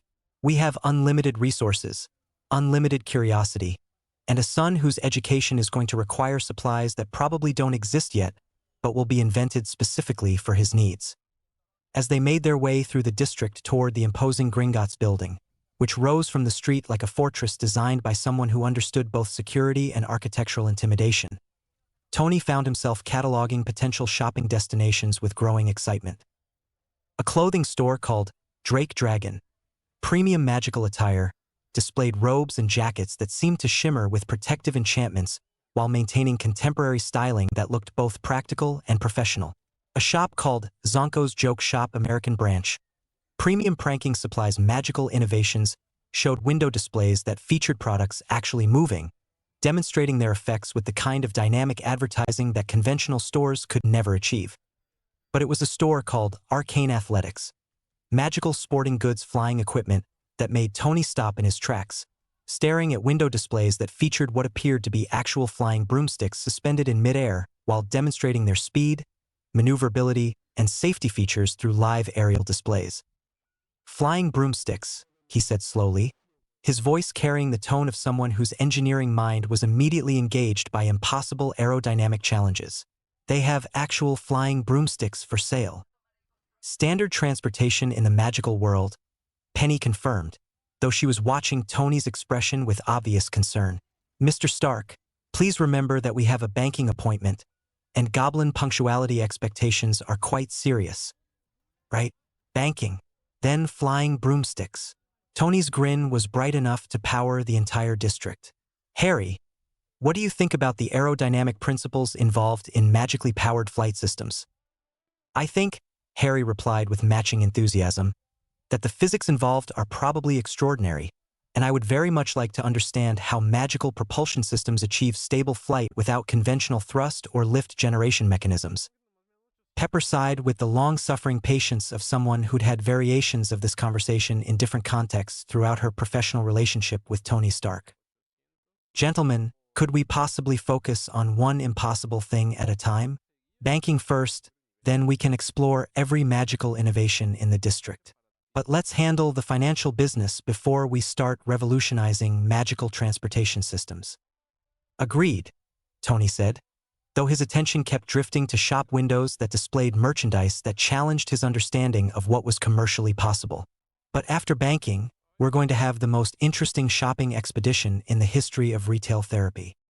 The Gringotts building loomed before them like a fortress that had been designed by master architects who understood that financial institutions needed to project both absolute security and complete trustworthiness. The structure rose in elegant tiers of white marble and enchanted bronze, with architectural details that suggested both ancient craftsmanship and cutting-edge magical engineering. As they approached the entrance, Tony felt the familiar thrill of approaching significant discoveries mixed with protective concern for his son's well-being and future security. Whatever they learned in that building was going to change their understanding of Harry's place in both the magical and non-magical worlds. The future was about to become considerably more complex. Gringotts Wizarding Bank, Private Conference Room, 3:15 p.m. Eastern Standard Time. The private conference room deep within Gringotts Bank resembled what would happen if Swiss banking security protocols had been designed by master craftsmen who had access to magic, unlimited resources, and absolutely no tolerance for privacy breaches or unauthorized access. The walls appeared to be carved from single pieces of white marble embedded with veins of what looked like actual gold, while the ceiling displayed a slowly rotating array of protective symbols that made Tony's eyes water if he looked at them too directly. Griphook, the Potter account manager, sat across the polished obsidian conference table with the kind of professional dignity that suggested centuries of experience handling the financial affairs of wealthy magical families.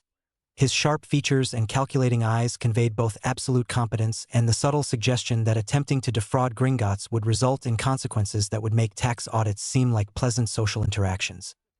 Tony had been impressed despite himself by the goblin's comprehensive knowledge of both magical and non-magic financial systems, his fluent command of international banking regulations, and his obvious respect for the security protocols that protected his clients' assets and privacy. "The Potter family holdings," Griphook said with professional precision, consulting a leather portfolio that appeared to contain considerably more documents than physically possible, "have been managed according to the conservative investment strategies established by James Potter's grandfather, with modifications implemented by James and Lily Potter prior to their deaths." He withdrew what appeared to be a standard financial summary, except that the numbers seemed to be written in gold ink that occasionally shifted to display additional information in response to the reader's questions. "Current liquid assets total approximately 47 million galleons in magical currencies, with additional holdings in non-magic financial instruments totaling roughly $83 million in various international markets." Griphook continued with the matter-of-fact tone of someone discussing perfectly routine financial matters. "The family also maintains ownership of various magical properties, research facilities, and business investments throughout Britain, continental Europe, and North America." Tony blinked slowly as he processed the numbers. "So Harry is worth roughly $130 million, plus real estate and business holdings." "That represents the conservative valuation," Griphook corrected with slight emphasis. The magical properties include several research facilities whose value is difficult to assess due to their specialized nature, and the business investments have performed considerably better than anticipated over the past several years. Pepper consulted her tablet with the focused efficiency of someone accustomed to managing complex financial portfolios. Mr. Griphook, could you provide more specific information about the business investments? We'll need comprehensive records for tax planning and integration with Harry's Nomage financial arrangements. Certainly, Griphook replied, withdrawing additional documents from his apparently limitless portfolio. The Potter family maintained diversified investment strategies in both magical and Nomage markets. Their magical holdings include shares in potion ingredient suppliers, magical transportation services, and advanced magical research companies. Their Nomage investments were concentrated in technology development firms, pharmaceutical companies, and emerging energy technologies. Energy technologies, Tony repeated with growing interest. What kind of energy technologies?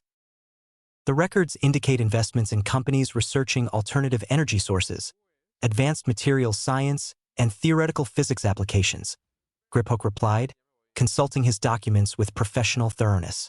James and Lily Potter were apparently quite interested in the potential for technological advancement and innovation. Harry looked up from his own examination of the financial documents, his green eyes bright with curiosity and something that might have been pride. My parents were interested in advancing technology? That's wonderful. Indeed, Griphook confirmed with what might have been approval. The Potter family has historically supported research and development initiatives that benefit broader society rather than simply pursuing maximum financial returns. Speaking of historical Potter family decisions, Penny said carefully, her diplomatic training evident as she approached what was clearly a sensitive topic. Mr. Griphook, were there any specific instructions regarding Harry's guardianship arrangements or educational planning?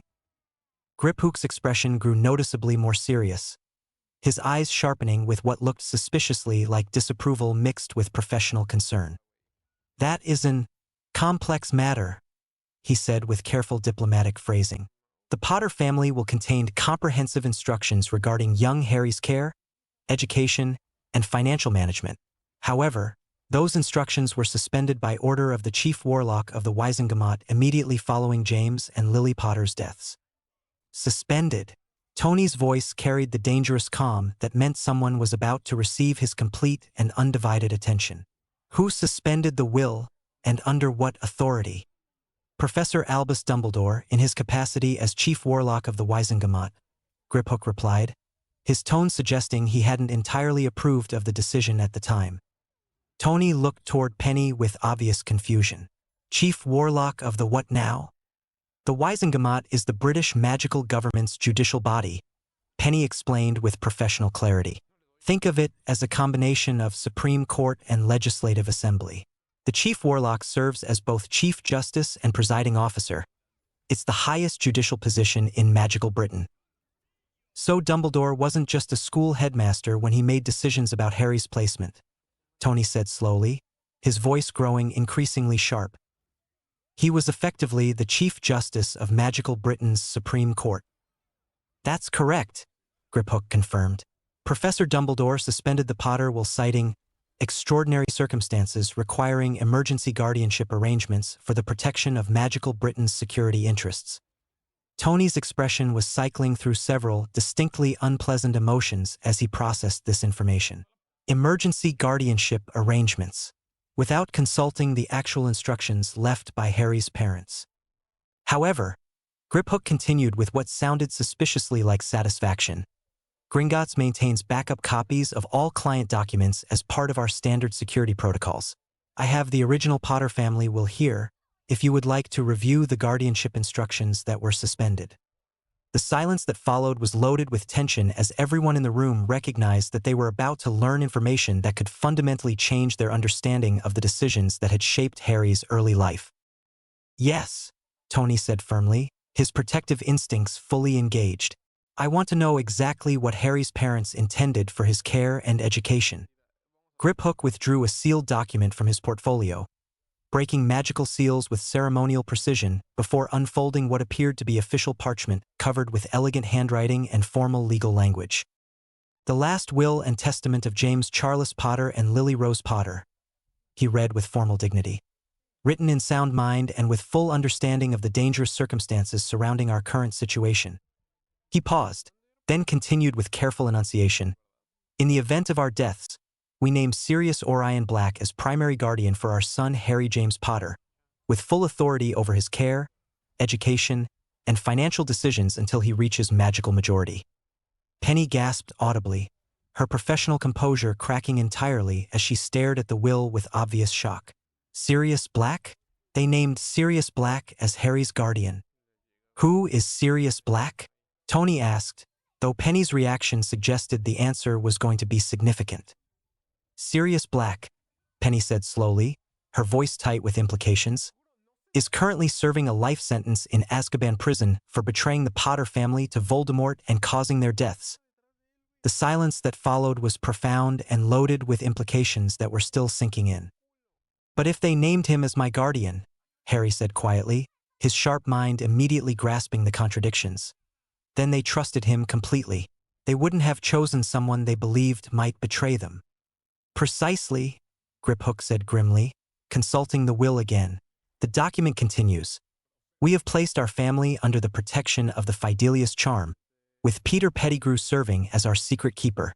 Should anything happen to us, Peter can provide testimony regarding the circumstances of our deaths and confirm Sirius's loyalty and suitability as Harry's guardian."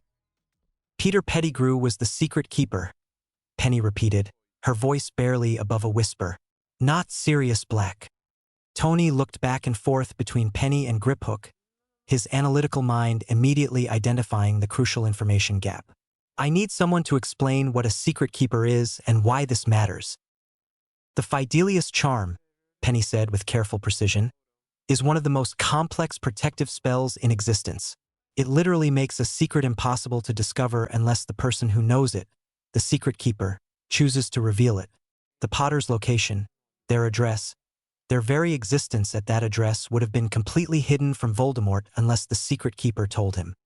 "So if Peter Pettigrew was the secret keeper," Harry said with growing understanding, "then Peter Pettigrew was the one who betrayed my parents to Voldemort. And Sirius Black has spent 5 years in Azkaban prison for a crime he didn't commit," Penny finished, her voice tight with the implications. Tony felt rage building in his chest with the kind of cold intensity that had occasionally led to rather spectacular professional conflicts with people who made the mistake of threatening his family or undermining his interests. "Let me make sure I understand this correctly," he said with dangerous calm. "Dumbledore suspended the will that would have given Harry proper guardianship. An innocent man has been imprisoned for 5 years for a crime he didn't commit, and the actual traitor has been free this entire time. That appears to be an accurate summary of the situation," Griphook confirmed with goblin directness. "What exactly is Azkaban?" Pepper asked, though her tone suggested she probably didn't want to know the answer. "Magical Britain's maximum security prison," Penny replied grimly, "guarded by creatures called Dementors, beings that feed on happiness and hope, leaving their victims in a state of despair and psychological torment. It's considered a fate worse than death by most of the magical community." Harry had gone very pale as he processed this information, his green eyes showing a maturity that was heartbreaking in someone so young. "So my godfather, the man my parents chose to care for me if something happened to them, has been suffering in a prison designed to destroy people's sanity, for a crime he didn't commit while the real traitor remained free," he said quietly. "And Dumbledore could have prevented this by simply reading my parents' will instead of suspending it." "That appears to be correct," Griphook confirmed. Tony stood up from his chair with sharp, controlled movements, his expression showing the kind of focused anger that had occasionally resulted in extremely unpleasant consequences for people who made the mistake of threatening his family. "Penny," he said with absolute authority, "I want comprehensive legal action initiated immediately. I want Sirius Black's case reopened, reviewed, and overturned. I want Peter Pettigrew found and arrested. And I want a full investigation into Dumbledore's abuse of his judicial authority in suspending the Potter will without proper legal justification." "Mr. Stark," Penny said carefully, "magical legal systems operate differently than knowledge courts. International magical law, jurisdictional issues, political considerations." "I don't care," Tony interrupted with finality. My son's godfather is suffering in a magical prison for a crime he didn't commit because someone with too much power decided to ignore the explicit wishes of Harry's parents. That ends now. He looked around the room at the assembled group, his voice carrying the weight of absolute determination. We're going to fix this, all of it, and we're going to make sure it never happens again. Outside the bank's windows, storm clouds were gathering with supernatural speed, and thunder rumbled with the sound of injustices about to be rectified and powers about to be held accountable for their decisions. The future had just become considerably more complicated, but also much more focused. Justice was about to be served. Gringotts Wizarding Bank Private Conference Room, 4:23 p.m. EST *.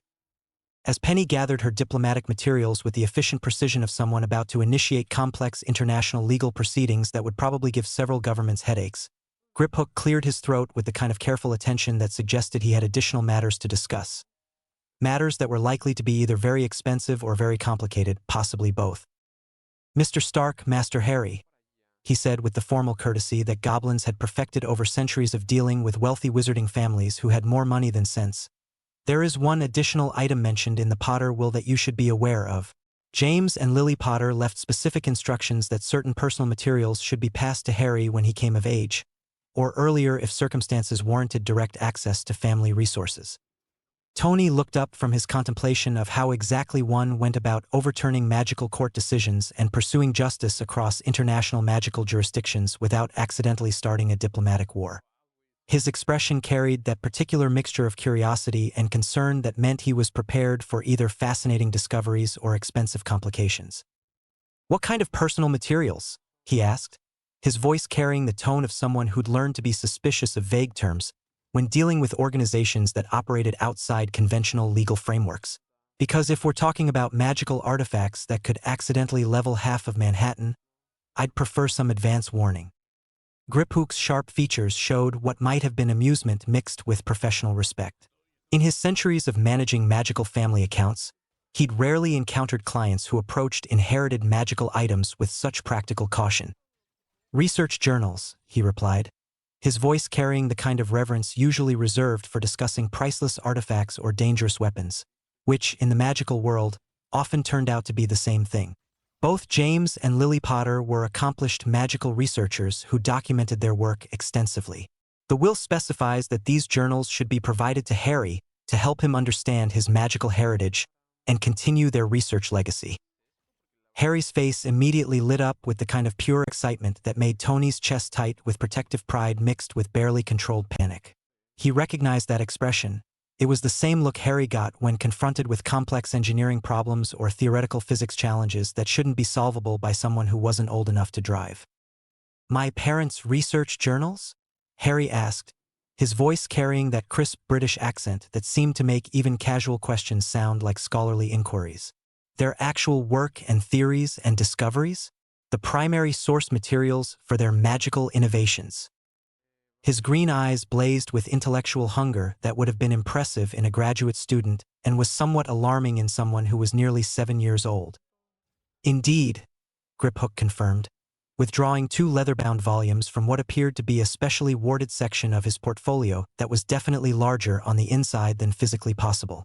James Potter's journal focuses primarily on transfiguration theory, advanced magical applications, and what he rather modestly termed practical innovation projects. Lily Potter's journal contains extensive research in charms, arithmancy, ancient runes, potions theory, and several rather ambitious theoretical frameworks that pushed the boundaries of contemporary magical understanding. He placed both journals on the obsidian table with ceremonial care, and Tony could immediately see that they were beautiful pieces of craftsmanship.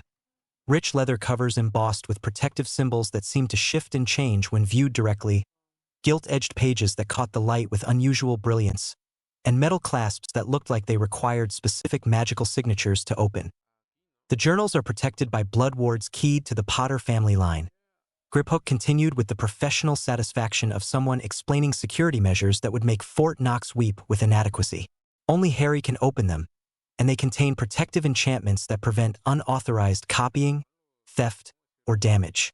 The preservation charms alone are worth more than most people's annual salaries. Harry reached toward his father's journal with careful reverence, his small fingers tracing the embossed symbols on the cover with the kind of respectful attention usually reserved for handling priceless historical artifacts. "It's beautiful," he said softly, his voice carrying wonder and something deeper, the recognition that he was about to connect with parents he'd never known through their intellectual legacy. "The craftsmanship is extraordinary.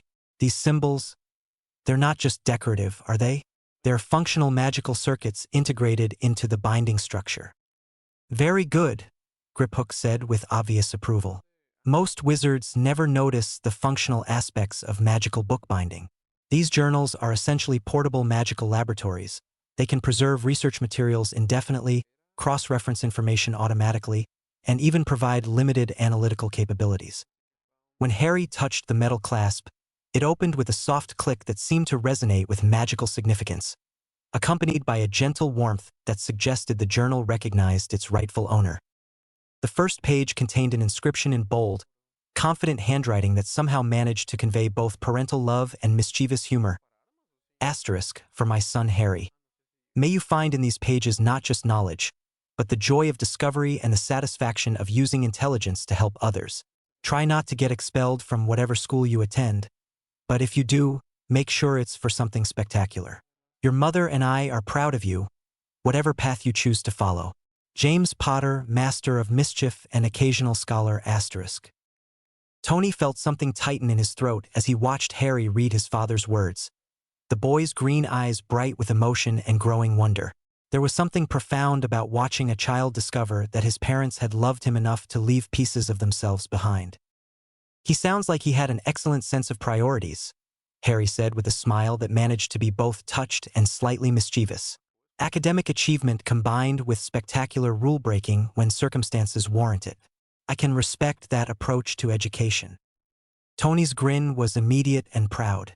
"Kid, something tells me you inherited more than just your parents' magical abilities." Harry turned the page and immediately began reading with the focused intensity that Tony recognized as his standard approach to fascinating new information. But as he progressed through the entries, his expression shifted from scholarly interest to growing amazement mixed with what looked suspiciously like delighted recognition. "Oh, this is brilliant," he said, looking up with obvious excitement that made his green eyes practically glow with enthusiasm. "Dad, my father's journal isn't just research notes. It's absolutely brilliant practical applications combined with what appear to be rather sophisticated pranking innovations that demonstrate genuinely advanced magical theory." "Pranking innovations?" Tony raised an eyebrow, his expression shifting to something between intrigue and parental concern. "Should I be worried about inheriting a family tradition of elaborate practical jokes?" "Listen to this," Harry said, reading directly from the journal with growing enthusiasm that suggested James Potter's approach to magical education had been considerably more entertaining than conventional academic methods. Successfully modified the standard tickling hex to respond to specific verbal triggers, allowing for delayed activation and targeted deployment. The charm work required was extraordinarily complex, involving layered trigger mechanisms and precise magical signature recognition. Padfoot found this particularly amusing during Transfiguration class, though McGonagall was less impressed with our innovative approach to classroom participation. Note: perhaps avoid using prongs as the activation word when Professor McGonagall is lecturing about responsible magic use. Tony burst out laughing despite himself. "Your father programmed delayed activation tickling spells? That's either brilliant engineering applied to practical jokes, or the most elaborate waste of magical talent in history." "Oh, it gets much better," Harry continued, flipping through several more pages with obvious delight. "And here, made significant progress on the theoretical framework for human transfiguration applications. The mathematics involved in safely altering biological systems are extraordinarily complex, but I believe I've identified the key principles for temporary, reversible changes that maintain the subject's consciousness and essential identity throughout the transformation process. Successfully tested the hair color modification charm on myself." Lily was not entirely pleased with the bright purple results, though she admitted the magical theory was sound. Tony leaned forward with growing interest, his engineer's mind immediately engaging with the theoretical complexity being described. That sounds like rather advanced theoretical biology combined with what I assume are extraordinarily complex energy manipulation techniques. Your father was essentially developing biotechnology using magical principles. The applications would be remarkable, Harry said with obvious admiration for his father's innovative approach. Temporary biological modifications for medical purposes, enhanced physical capabilities for dangerous situations, possibly even therapeutic applications for genetic disorders. The potential benefits to society could be extraordinary. It gets more interesting, Harry continued, his voice carrying the kind of wonder that came from discovering genuinely innovative solutions to impossible problems. There are detailed notes about something called animagus transformation, apparently the ability to transform into a specific animal form through advanced transfiguration techniques that require perfect understanding of both human and animal biology, combined with absolute precision in magical energy manipulation. Animagus transformation, Griphook said with obvious respect that bordered on professional reverence, is one of the most complex magical abilities a wizard can master. It requires years of intensive study, perfect understanding of both human and animal biology, absolutely precise control over transfiguration magic, and the kind of mental discipline that most wizards never achieve. Most wizards who attempt it fail entirely, and mistakes can be permanently disfiguring, occasionally fatal, and always embarrassing to explain to the medical staff. But my father succeeded? Harry asked with obvious pride mixed with academic curiosity about the technical details involved. According to his journal entries, yes. Griphook confirmed with the tone of someone who'd seen the documented evidence and remained impressed. Though he was unregistered, which was technically illegal but quite common among young wizards who preferred to avoid ministry documentation of their abilities. The ministry tends to be rather bureaucratic about advanced magical capabilities. Harry continued reading with growing fascination, his analytical mind clearly cataloging the scope and sophistication of his father's work with the kind of systematic thoroughness that would have made university researchers envious. He describes the entire process, Harry said with obvious wonder. Months of theoretical study, detailed analysis of animal biology, careful calibration of the transformation magic, practice sessions that apparently involved several rather embarrassing partial transformations. He paused, his eyes widening as he absorbed specific information. His form was a stag, and he wasn't alone. His friends were doing it too. Which friends? Tony asked, though his expression suggested he probably already knew the answer and wasn't entirely sure he wanted confirmation. Sirius Black. His animagus form was a large black dog, apparently quite impressive and rather intimidating when circumstances required it. Harry read with growing excitement. Peter Pettigrew transformed into a rat, which seemed somehow appropriate given recent revelations about his character. And they were all doing it to help their friend Remus Lupin, who was... Harry's expression grew more serious as he processed this revelation, his scholarly excitement tempered by recognition of the profound loyalty and sacrifice involved. Remus Lupin was a werewolf, he said quietly, his voice carrying mature understanding that was remarkable for someone his age. And my father and his friends became animagi so they could safely accompany him during his transformations, because werewolves don't attack animals the same way they attack humans. They spent years mastering one of the most difficult magical abilities in existence, solely to help a friend who was suffering. That's remarkably brave and loyal, Tony said softly, feeling a surge of pride for the young man who had become Harry's father mixed with profound respect for the kind of friendship that would motivate such extraordinary effort and risk. And incredibly dangerous. They were essentially conducting unsupervised magical experiments that could have killed them, all to help someone they cared about. But absolutely brilliant, Harry added with obvious admiration that lit up his entire face. They identified a complex problem, their friend's lycanthropy causing him to suffer in isolation every month, and they developed an advanced magical solution that required years of intensive study, considerable personal risk, and the kind of innovative thinking that most adult wizards never achieve. It's exactly the kind of practical problem-solving that I find most admirable. He continued flipping through the journal, his excitement building as he discovered more entries that revealed the scope of his father's magical innovations. And there's something else, he said with growing wonder that made his voice almost breathless with excitement. They created what they called the Marauders Map, a complete, Detailed, real-time map of Hogwarts School that shows not just the physical layout and architectural details, but the location and identity of every person in the building, plus secret passages, hidden rooms, and even areas that are normally protected by concealment charms and advanced ward systems. A complete surveillance and reconnaissance system disguised as a simple map, Tony said with obvious appreciation for the innovation involved, his engineer's mind immediately grasping the technical complexity required. That's remarkably sophisticated magical engineering. The integration requirements alone would be staggering. The magical theory alone would be extraordinary, Harry continued, reading detailed technical notes with obvious fascination and growing respect for his father's abilities. Real-time location tracking across an entire castle, magical signature identification for individual recognition, structural mapping that updates automatically when the building changes, protective ward circumvention that doesn't trigger security alerts. This represents successful integration of at least 6 different advanced magical disciplines operating simultaneously without interference. Griphook was watching this discussion with what appeared to be professional interest mixed with growing respect for both the technical analysis and the family legacy being revealed. The Marauders map sounds like a legendary artifact, he said with the tone of someone sharing historical information that was both fascinating and slightly concerning.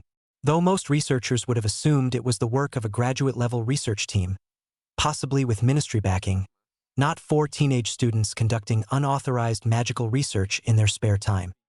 Because 4 teenage students shouldn't have been capable of that level of magical innovation, Tony said thoughtfully, his pride in Harry's intellectual inheritance mixing with growing concern about the expectations that might be placed on someone who'd inherited such remarkable abilities, which suggests that Harry's father possessed truly exceptional intelligence and creativity along with his magical abilities. And apparently a comprehensive disregard for conventional limitations on what teenagers should be capable of achieving, Harry added with obvious approval and what might have been anticipation for his own educational career. I find his approach to academic achievement rather inspiring. Tony looked at his son with a mixture of pride and mild alarm. Harry, please tell me you're not planning to follow in your father's footsteps regarding elaborate rule-breaking and unauthorized magical experimentation. Harry's smile was pure innocence combined with just enough mischief to make Tony slightly nervous. Dad, I would never engage in unauthorized magical experimentation. However, I might be interested in properly authorized magical experimentation that happens to push the boundaries of conventional educational expectations. That's what I was afraid of, Tony muttered, though his grin suggested he wasn't entirely displeased by his son's ambitious approach to education. Harry was now examining his mother's journal with equal excitement, and his expression immediately shifted to something approaching scholarly rapture as he absorbed the contents of what was clearly a very different kind of magical research. Mum's research is... He breathed, his voice filled with awe that made the simple words carry profound meaning. It's absolutely extraordinary.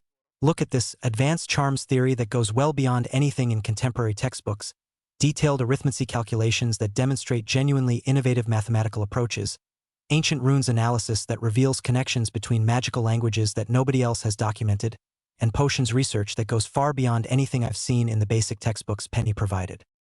He flipped through several pages, his analytical mind clearly cataloging the scope and sophistication of Lily Potter's work with the kind of systematic appreciation that would have made peer reviewers weep with professional envy. She wasn't just studying magic, Harry continued with growing excitement.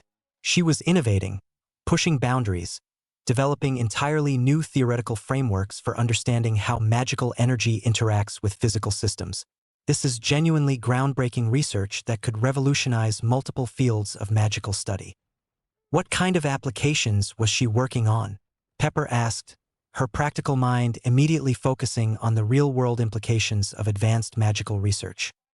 She was working on what appears to be a cure for lycanthropy, Harry said with growing excitement that made his voice bright with possibility. Not just a treatment or a management system, but an actual cure. A potion that would permanently remove the werewolf curse while maintaining the subject's enhanced physical capabilities without the dangerous transformation aspects. The theoretical framework is absolutely brilliant, and she'd made significant progress toward a working formula before. He trailed off, his voice growing quieter as the implications sank in and the excitement was tempered by the reality of loss. Before she died, Tony finished gently, his own voice soft with recognition of the tragedy involved. Harry, your mother was working on a cure for werewolves.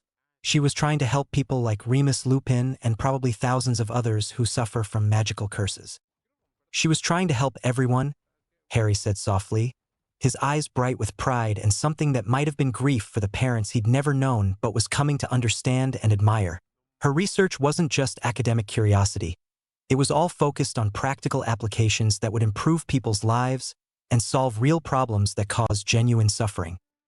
He continued reading with growing enthusiasm, his scholarly excitement gradually overcoming the emotional weight of connecting with his parents' intellectual legacy. But this is the most fascinating part, he said, his voice carrying the kind of wonder that meant he'd discovered something truly extraordinary that was about to change everything. She has extensive theoretical notes about creating what she calls magical artificial consciousness. Essentially, a magical equivalent to artificial intelligence that could think, learn, and develop independently using magical energy as the foundational framework rather than electronic processing systems.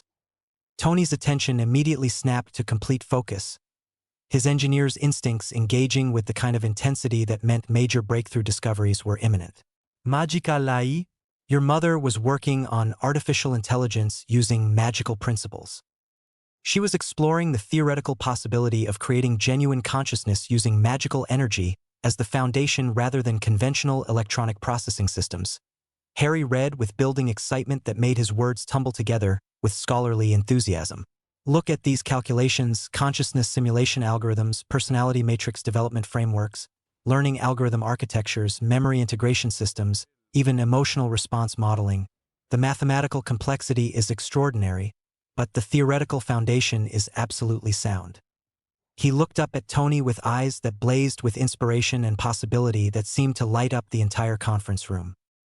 Dad, she was trying to create magical AI systems that could think, learn, and develop independently while maintaining genuine emotional intelligence and creative problem-solving capabilities. The applications would be extraordinary, research assistants that could process both magical and scientific information simultaneously, educational systems that could adapt to individual learning styles and provide personalized instruction, even companions that could provide emotional support and intellectual stimulation for people who need it. Tony felt that familiar electric thrill of approaching major discovery, the sensation that had driven every significant breakthrough in his career and was now being triggered by his son's casual description of revolutionary technological possibilities. Harry, he said carefully, his voice tight with controlled excitement. Exactly how detailed are these theoretical frameworks? Are we talking about general concepts or actual implementation specifications? Very detailed, Harry replied with growing excitement that suggested he understood the implications of what he was describing. Mathematical models, energy calculations, consciousness simulation algorithms, personality development protocols. She'd worked out most of the fundamental principles and had begun preliminary testing on basic magical consciousness frameworks before she died. This isn't theoretical speculation. This is advanced research that was approaching practical implementation. He paused, his brilliant mind clearly racing through possibilities and applications with the kind of systematic analysis that would have impressed graduate research teams. Dad, what if we could combine Mum's magical AI research with your technological AI expertise? Harry asked with the kind of focused intensity that meant he was already formulating comprehensive project plans. Jarvis is already showing signs of supernatural sensitivity since we started working with magical systems. What if we could create a hybrid AI that operates using both magical and technological principles simultaneously? The capabilities would be unprecedented. That would be. Tony struggled to find adequate words for the implications, his engineer's mind racing through possibilities that bordered on science fiction.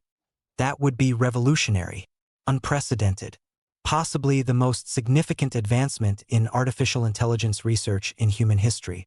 We'd be creating something that's genuinely alive in ways that conventional AI systems can never achieve. And I know exactly what we should call her, Harry said with the kind of confident decision-making that meant he'd already thought through the entire project with comprehensive thoroughness. Lily, living intelligence, learning, yearning. Because she would be genuinely alive and intelligent and constantly learning and growing, always reaching for new knowledge and understanding, just like Mum would have wanted. Tony stared at his son, feeling pride and amazement and something approaching awe at the extraordinary mind that could absorb advanced magical theory, connect it with cutting-edge technology, and immediately begin planning revolutionary applications that would change both worlds forever. "Harry," he said softly, his voice rough with emotion, "your parents would be incredibly proud of you, and so am I." "Thank you," Harry replied with quiet emotion that carried depths of feeling that seemed impossible in someone so young. Then his expression brightened with renewed enthusiasm that lit up his entire face. "But Dad, think about the possibilities. Lily could help with research in both magical and technological areas. She could serve as an interface between magical and scientific communities, helping bridge the gap between two worlds that have been artificially separated for too long. She could even help other magical families integrate with the technological world, providing guidance and support for people who are trying to navigate both systems simultaneously." Plus, Tony added with growing excitement that matched his son's enthusiasm, "She could help us understand the theoretical frameworks needed for magical technological hybrid systems. Lily could be the key to everything we're trying to accomplish, the bridge between magic and science that makes integration not just possible, but natural and beneficial." As they sat in the secure conference room deep within Gringotts Bank, surrounded by documents that revealed both injustices that needed correction and discoveries that could change the world, Tony looked at his son and felt a surge of anticipation for the extraordinary future they were going to build together. The past had given them knowledge, inspiration, and purpose. The present was providing opportunities and resources. And the future was going to be absolutely incredible. Meanwhile, at MACUSA headquarters, Presidential Office, 4:47 p.m. EST *. President Serafina Pickquery moved around her office like a panther whose territory had been invaded by incompetent trespassers who had somehow managed to insult her intelligence, threaten her citizens, and violate international law, all while maintaining the kind of bureaucratic arrogance that made her want to demonstrate exactly why crossing American magical authority was a career-limiting decision. Her midnight blue robes swished with the kind of controlled fury that made smart diplomats reconsider their career choices while suggesting alternative employment in less dangerous fields, like dragon wrangling or explosive disposal. The urgent report from Penny crackled with magical energy in her perfectly manicured hands, its contents growing more inflammatory with each revelation that painted British magical justice as either criminally incompetent or deliberately corrupt. "Percival!" Her voice exploded through the building's communication charms with enough raw authority to make the protective wards hum in sympathetic resonance, while causing several junior staff members to drop their coffee and wonder if they should start updating their resumes. "Get your stubborn, coffee-addicted, justice-obsessed ass in here immediately, and bring everyone from the International Magical Legal Department who isn't currently pursuing other war criminals or dealing with diplomatic emergencies that could destabilize international magical relations." The heavy oak doors didn't just open. They burst inward with enough force to rattle the magical portraits on the walls as Percival Graves entered like a man preparing for battle, his weathered face immediately locking onto Pickquery's expression with the kind of tactical assessment that had kept him alive through decades of dangerous magical law enforcement operations. His steel-gray eyes swept the office with professional efficiency, cataloging potential threats and calculating response strategies, while his right hand rested casually near his wand holster with the automatic readiness of someone who'd learned that paranoia was a survival skill rather than a character flaw. "What fresh hell has British magical politics dumped in our jurisdiction now?" he asked with characteristic bluntness, his Brooklyn accent thick with the kind of professional irritation that usually preceded spectacularly unpleasant consequences for whoever had made the mistake of attracting MACUSA's attention. "Because the way you're pacing around here like a caged tiger, I'm guessing it's either really bad, really stupid, or both." "Worse than incompetence," Pickquery replied with ice-cold fury that could have flash-frozen champagne, handing him the report with sharp, precise movements that suggested she was working very hard to maintain professional composure instead of doing something that would require extensive diplomatic cleanup. "We're looking at judicial corruption, systematic abuse of power, wrongful imprisonment of innocent citizens, and what appears to be a deliberate cover-up that's resulted in an innocent man spending 5 years in Azkaban, while the actual traitor remained free to potentially commit additional crimes." Graves read through the report with growing amazement and professional outrage, his expression cycling through disbelief, anger, and the kind of grim satisfaction that came from finally understanding why certain situations had never made sense to people with functioning brain cells. Jesus Christ on a broomstick, he muttered, his voice thick with disgust that would have made longshoremen proud. Dumbledore suspended the Potter will without proper legal authority, ignored the explicit guardianship instructions left by the victims, and sent an innocent man to Azkaban based on circumstantial evidence while the actual secret keeper disappeared without proper investigation. This is either criminal incompetence or deliberate corruption, and I'm not sure which possibility is more offensive. It gets better, Picquery said with savage satisfaction that suggested she was looking forward to the diplomatic chaos that was about to ensue. Peter Pettigrew, the actual traitor who betrayed the Potter family to Voldemort, has been living as an unregistered animagus for 5 years. He's been hiding in his rat form, probably with another magical family who has no idea they're harboring a war criminal, completely free while Sirius Black suffers in a prison specifically designed to destroy people's sanity and hope. And now Tony Stark, a man with unlimited resources, personal connections to multiple world governments, a well-documented tendency to pursue justice with spectacular thoroughness, and absolutely zero patience for bureaucratic incompetence, wants us to overturn this entire clusterfuck and hold everyone responsible accountable for their actions, Graves said with the tone of someone who could see multiple international incidents approaching at high speed. Precisely, Picquery confirmed with predatory anticipation that suggested she was rather looking forward to the diplomatic confrontation that was about to begin. Percival, I want full legal action initiated immediately. International magical legal protocols, emergency jurisdiction procedures, diplomatic pressure through every available channel, and enough political firepower to make the British ministry wish they'd never heard of magical justice. Graves was already reaching for his secure communication array, his tactical mind working through the complex logistics required for international magical law enforcement actions that would probably result in several diplomatic incidents and possibly a few international legal precedents. What's our legal standing?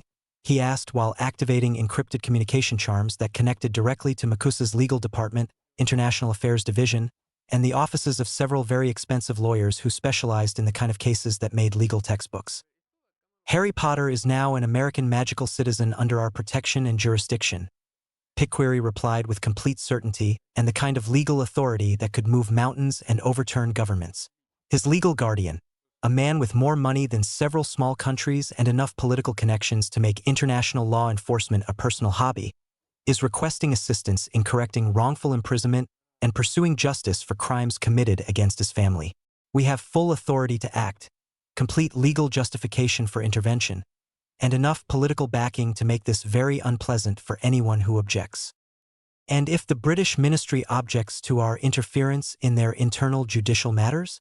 Graves asked, though his grin suggested he was rather hoping they would be stupid enough to object. Picquery's smile was sharp enough to cut through diplomatic immunity while leaving wounds that would never heal properly.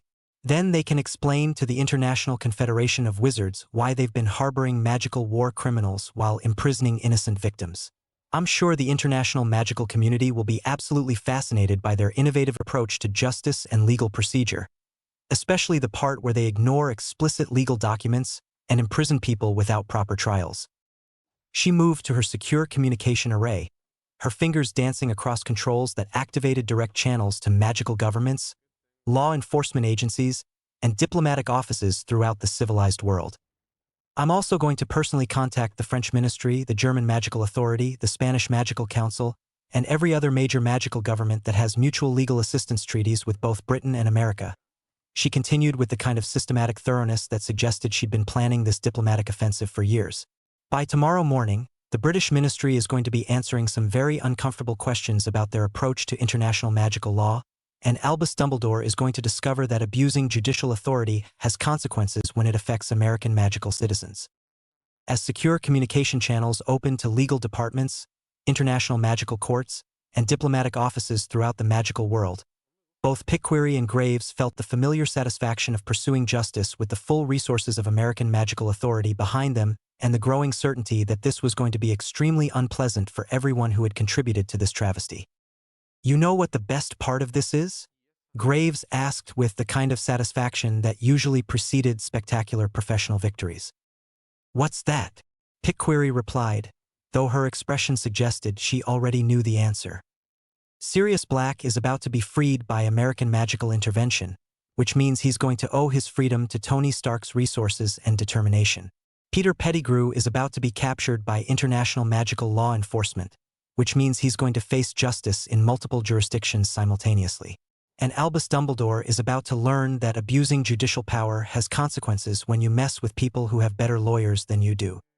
Plus, Piquery added with predatory satisfaction, Tony Stark is going to be extremely grateful to Makusa for helping him rescue Harry's godfather, which means we're going to have the friendship and support of one of the most influential men in the knowledge world. The long-term benefits to American magical interests could be extraordinary. As the wheels of international magical justice began turning with the kind of efficiency that only came from having unlimited resources and absolute legal authority behind them, both officials felt the deep satisfaction of knowing that justice was about to be served with spectacular thoroughness. Sirius Black was about to be freed. Peter Pettigrew was about to be captured. And everyone responsible for this travesty of justice was about to learn why interfering with American magical citizens was a career-limiting decision that could have permanent consequences for their professional and political futures. The wheels of magical justice were about to turn with spectacular efficiency, and the results were going to be absolutely devastating for anyone who had contributed to this injustice.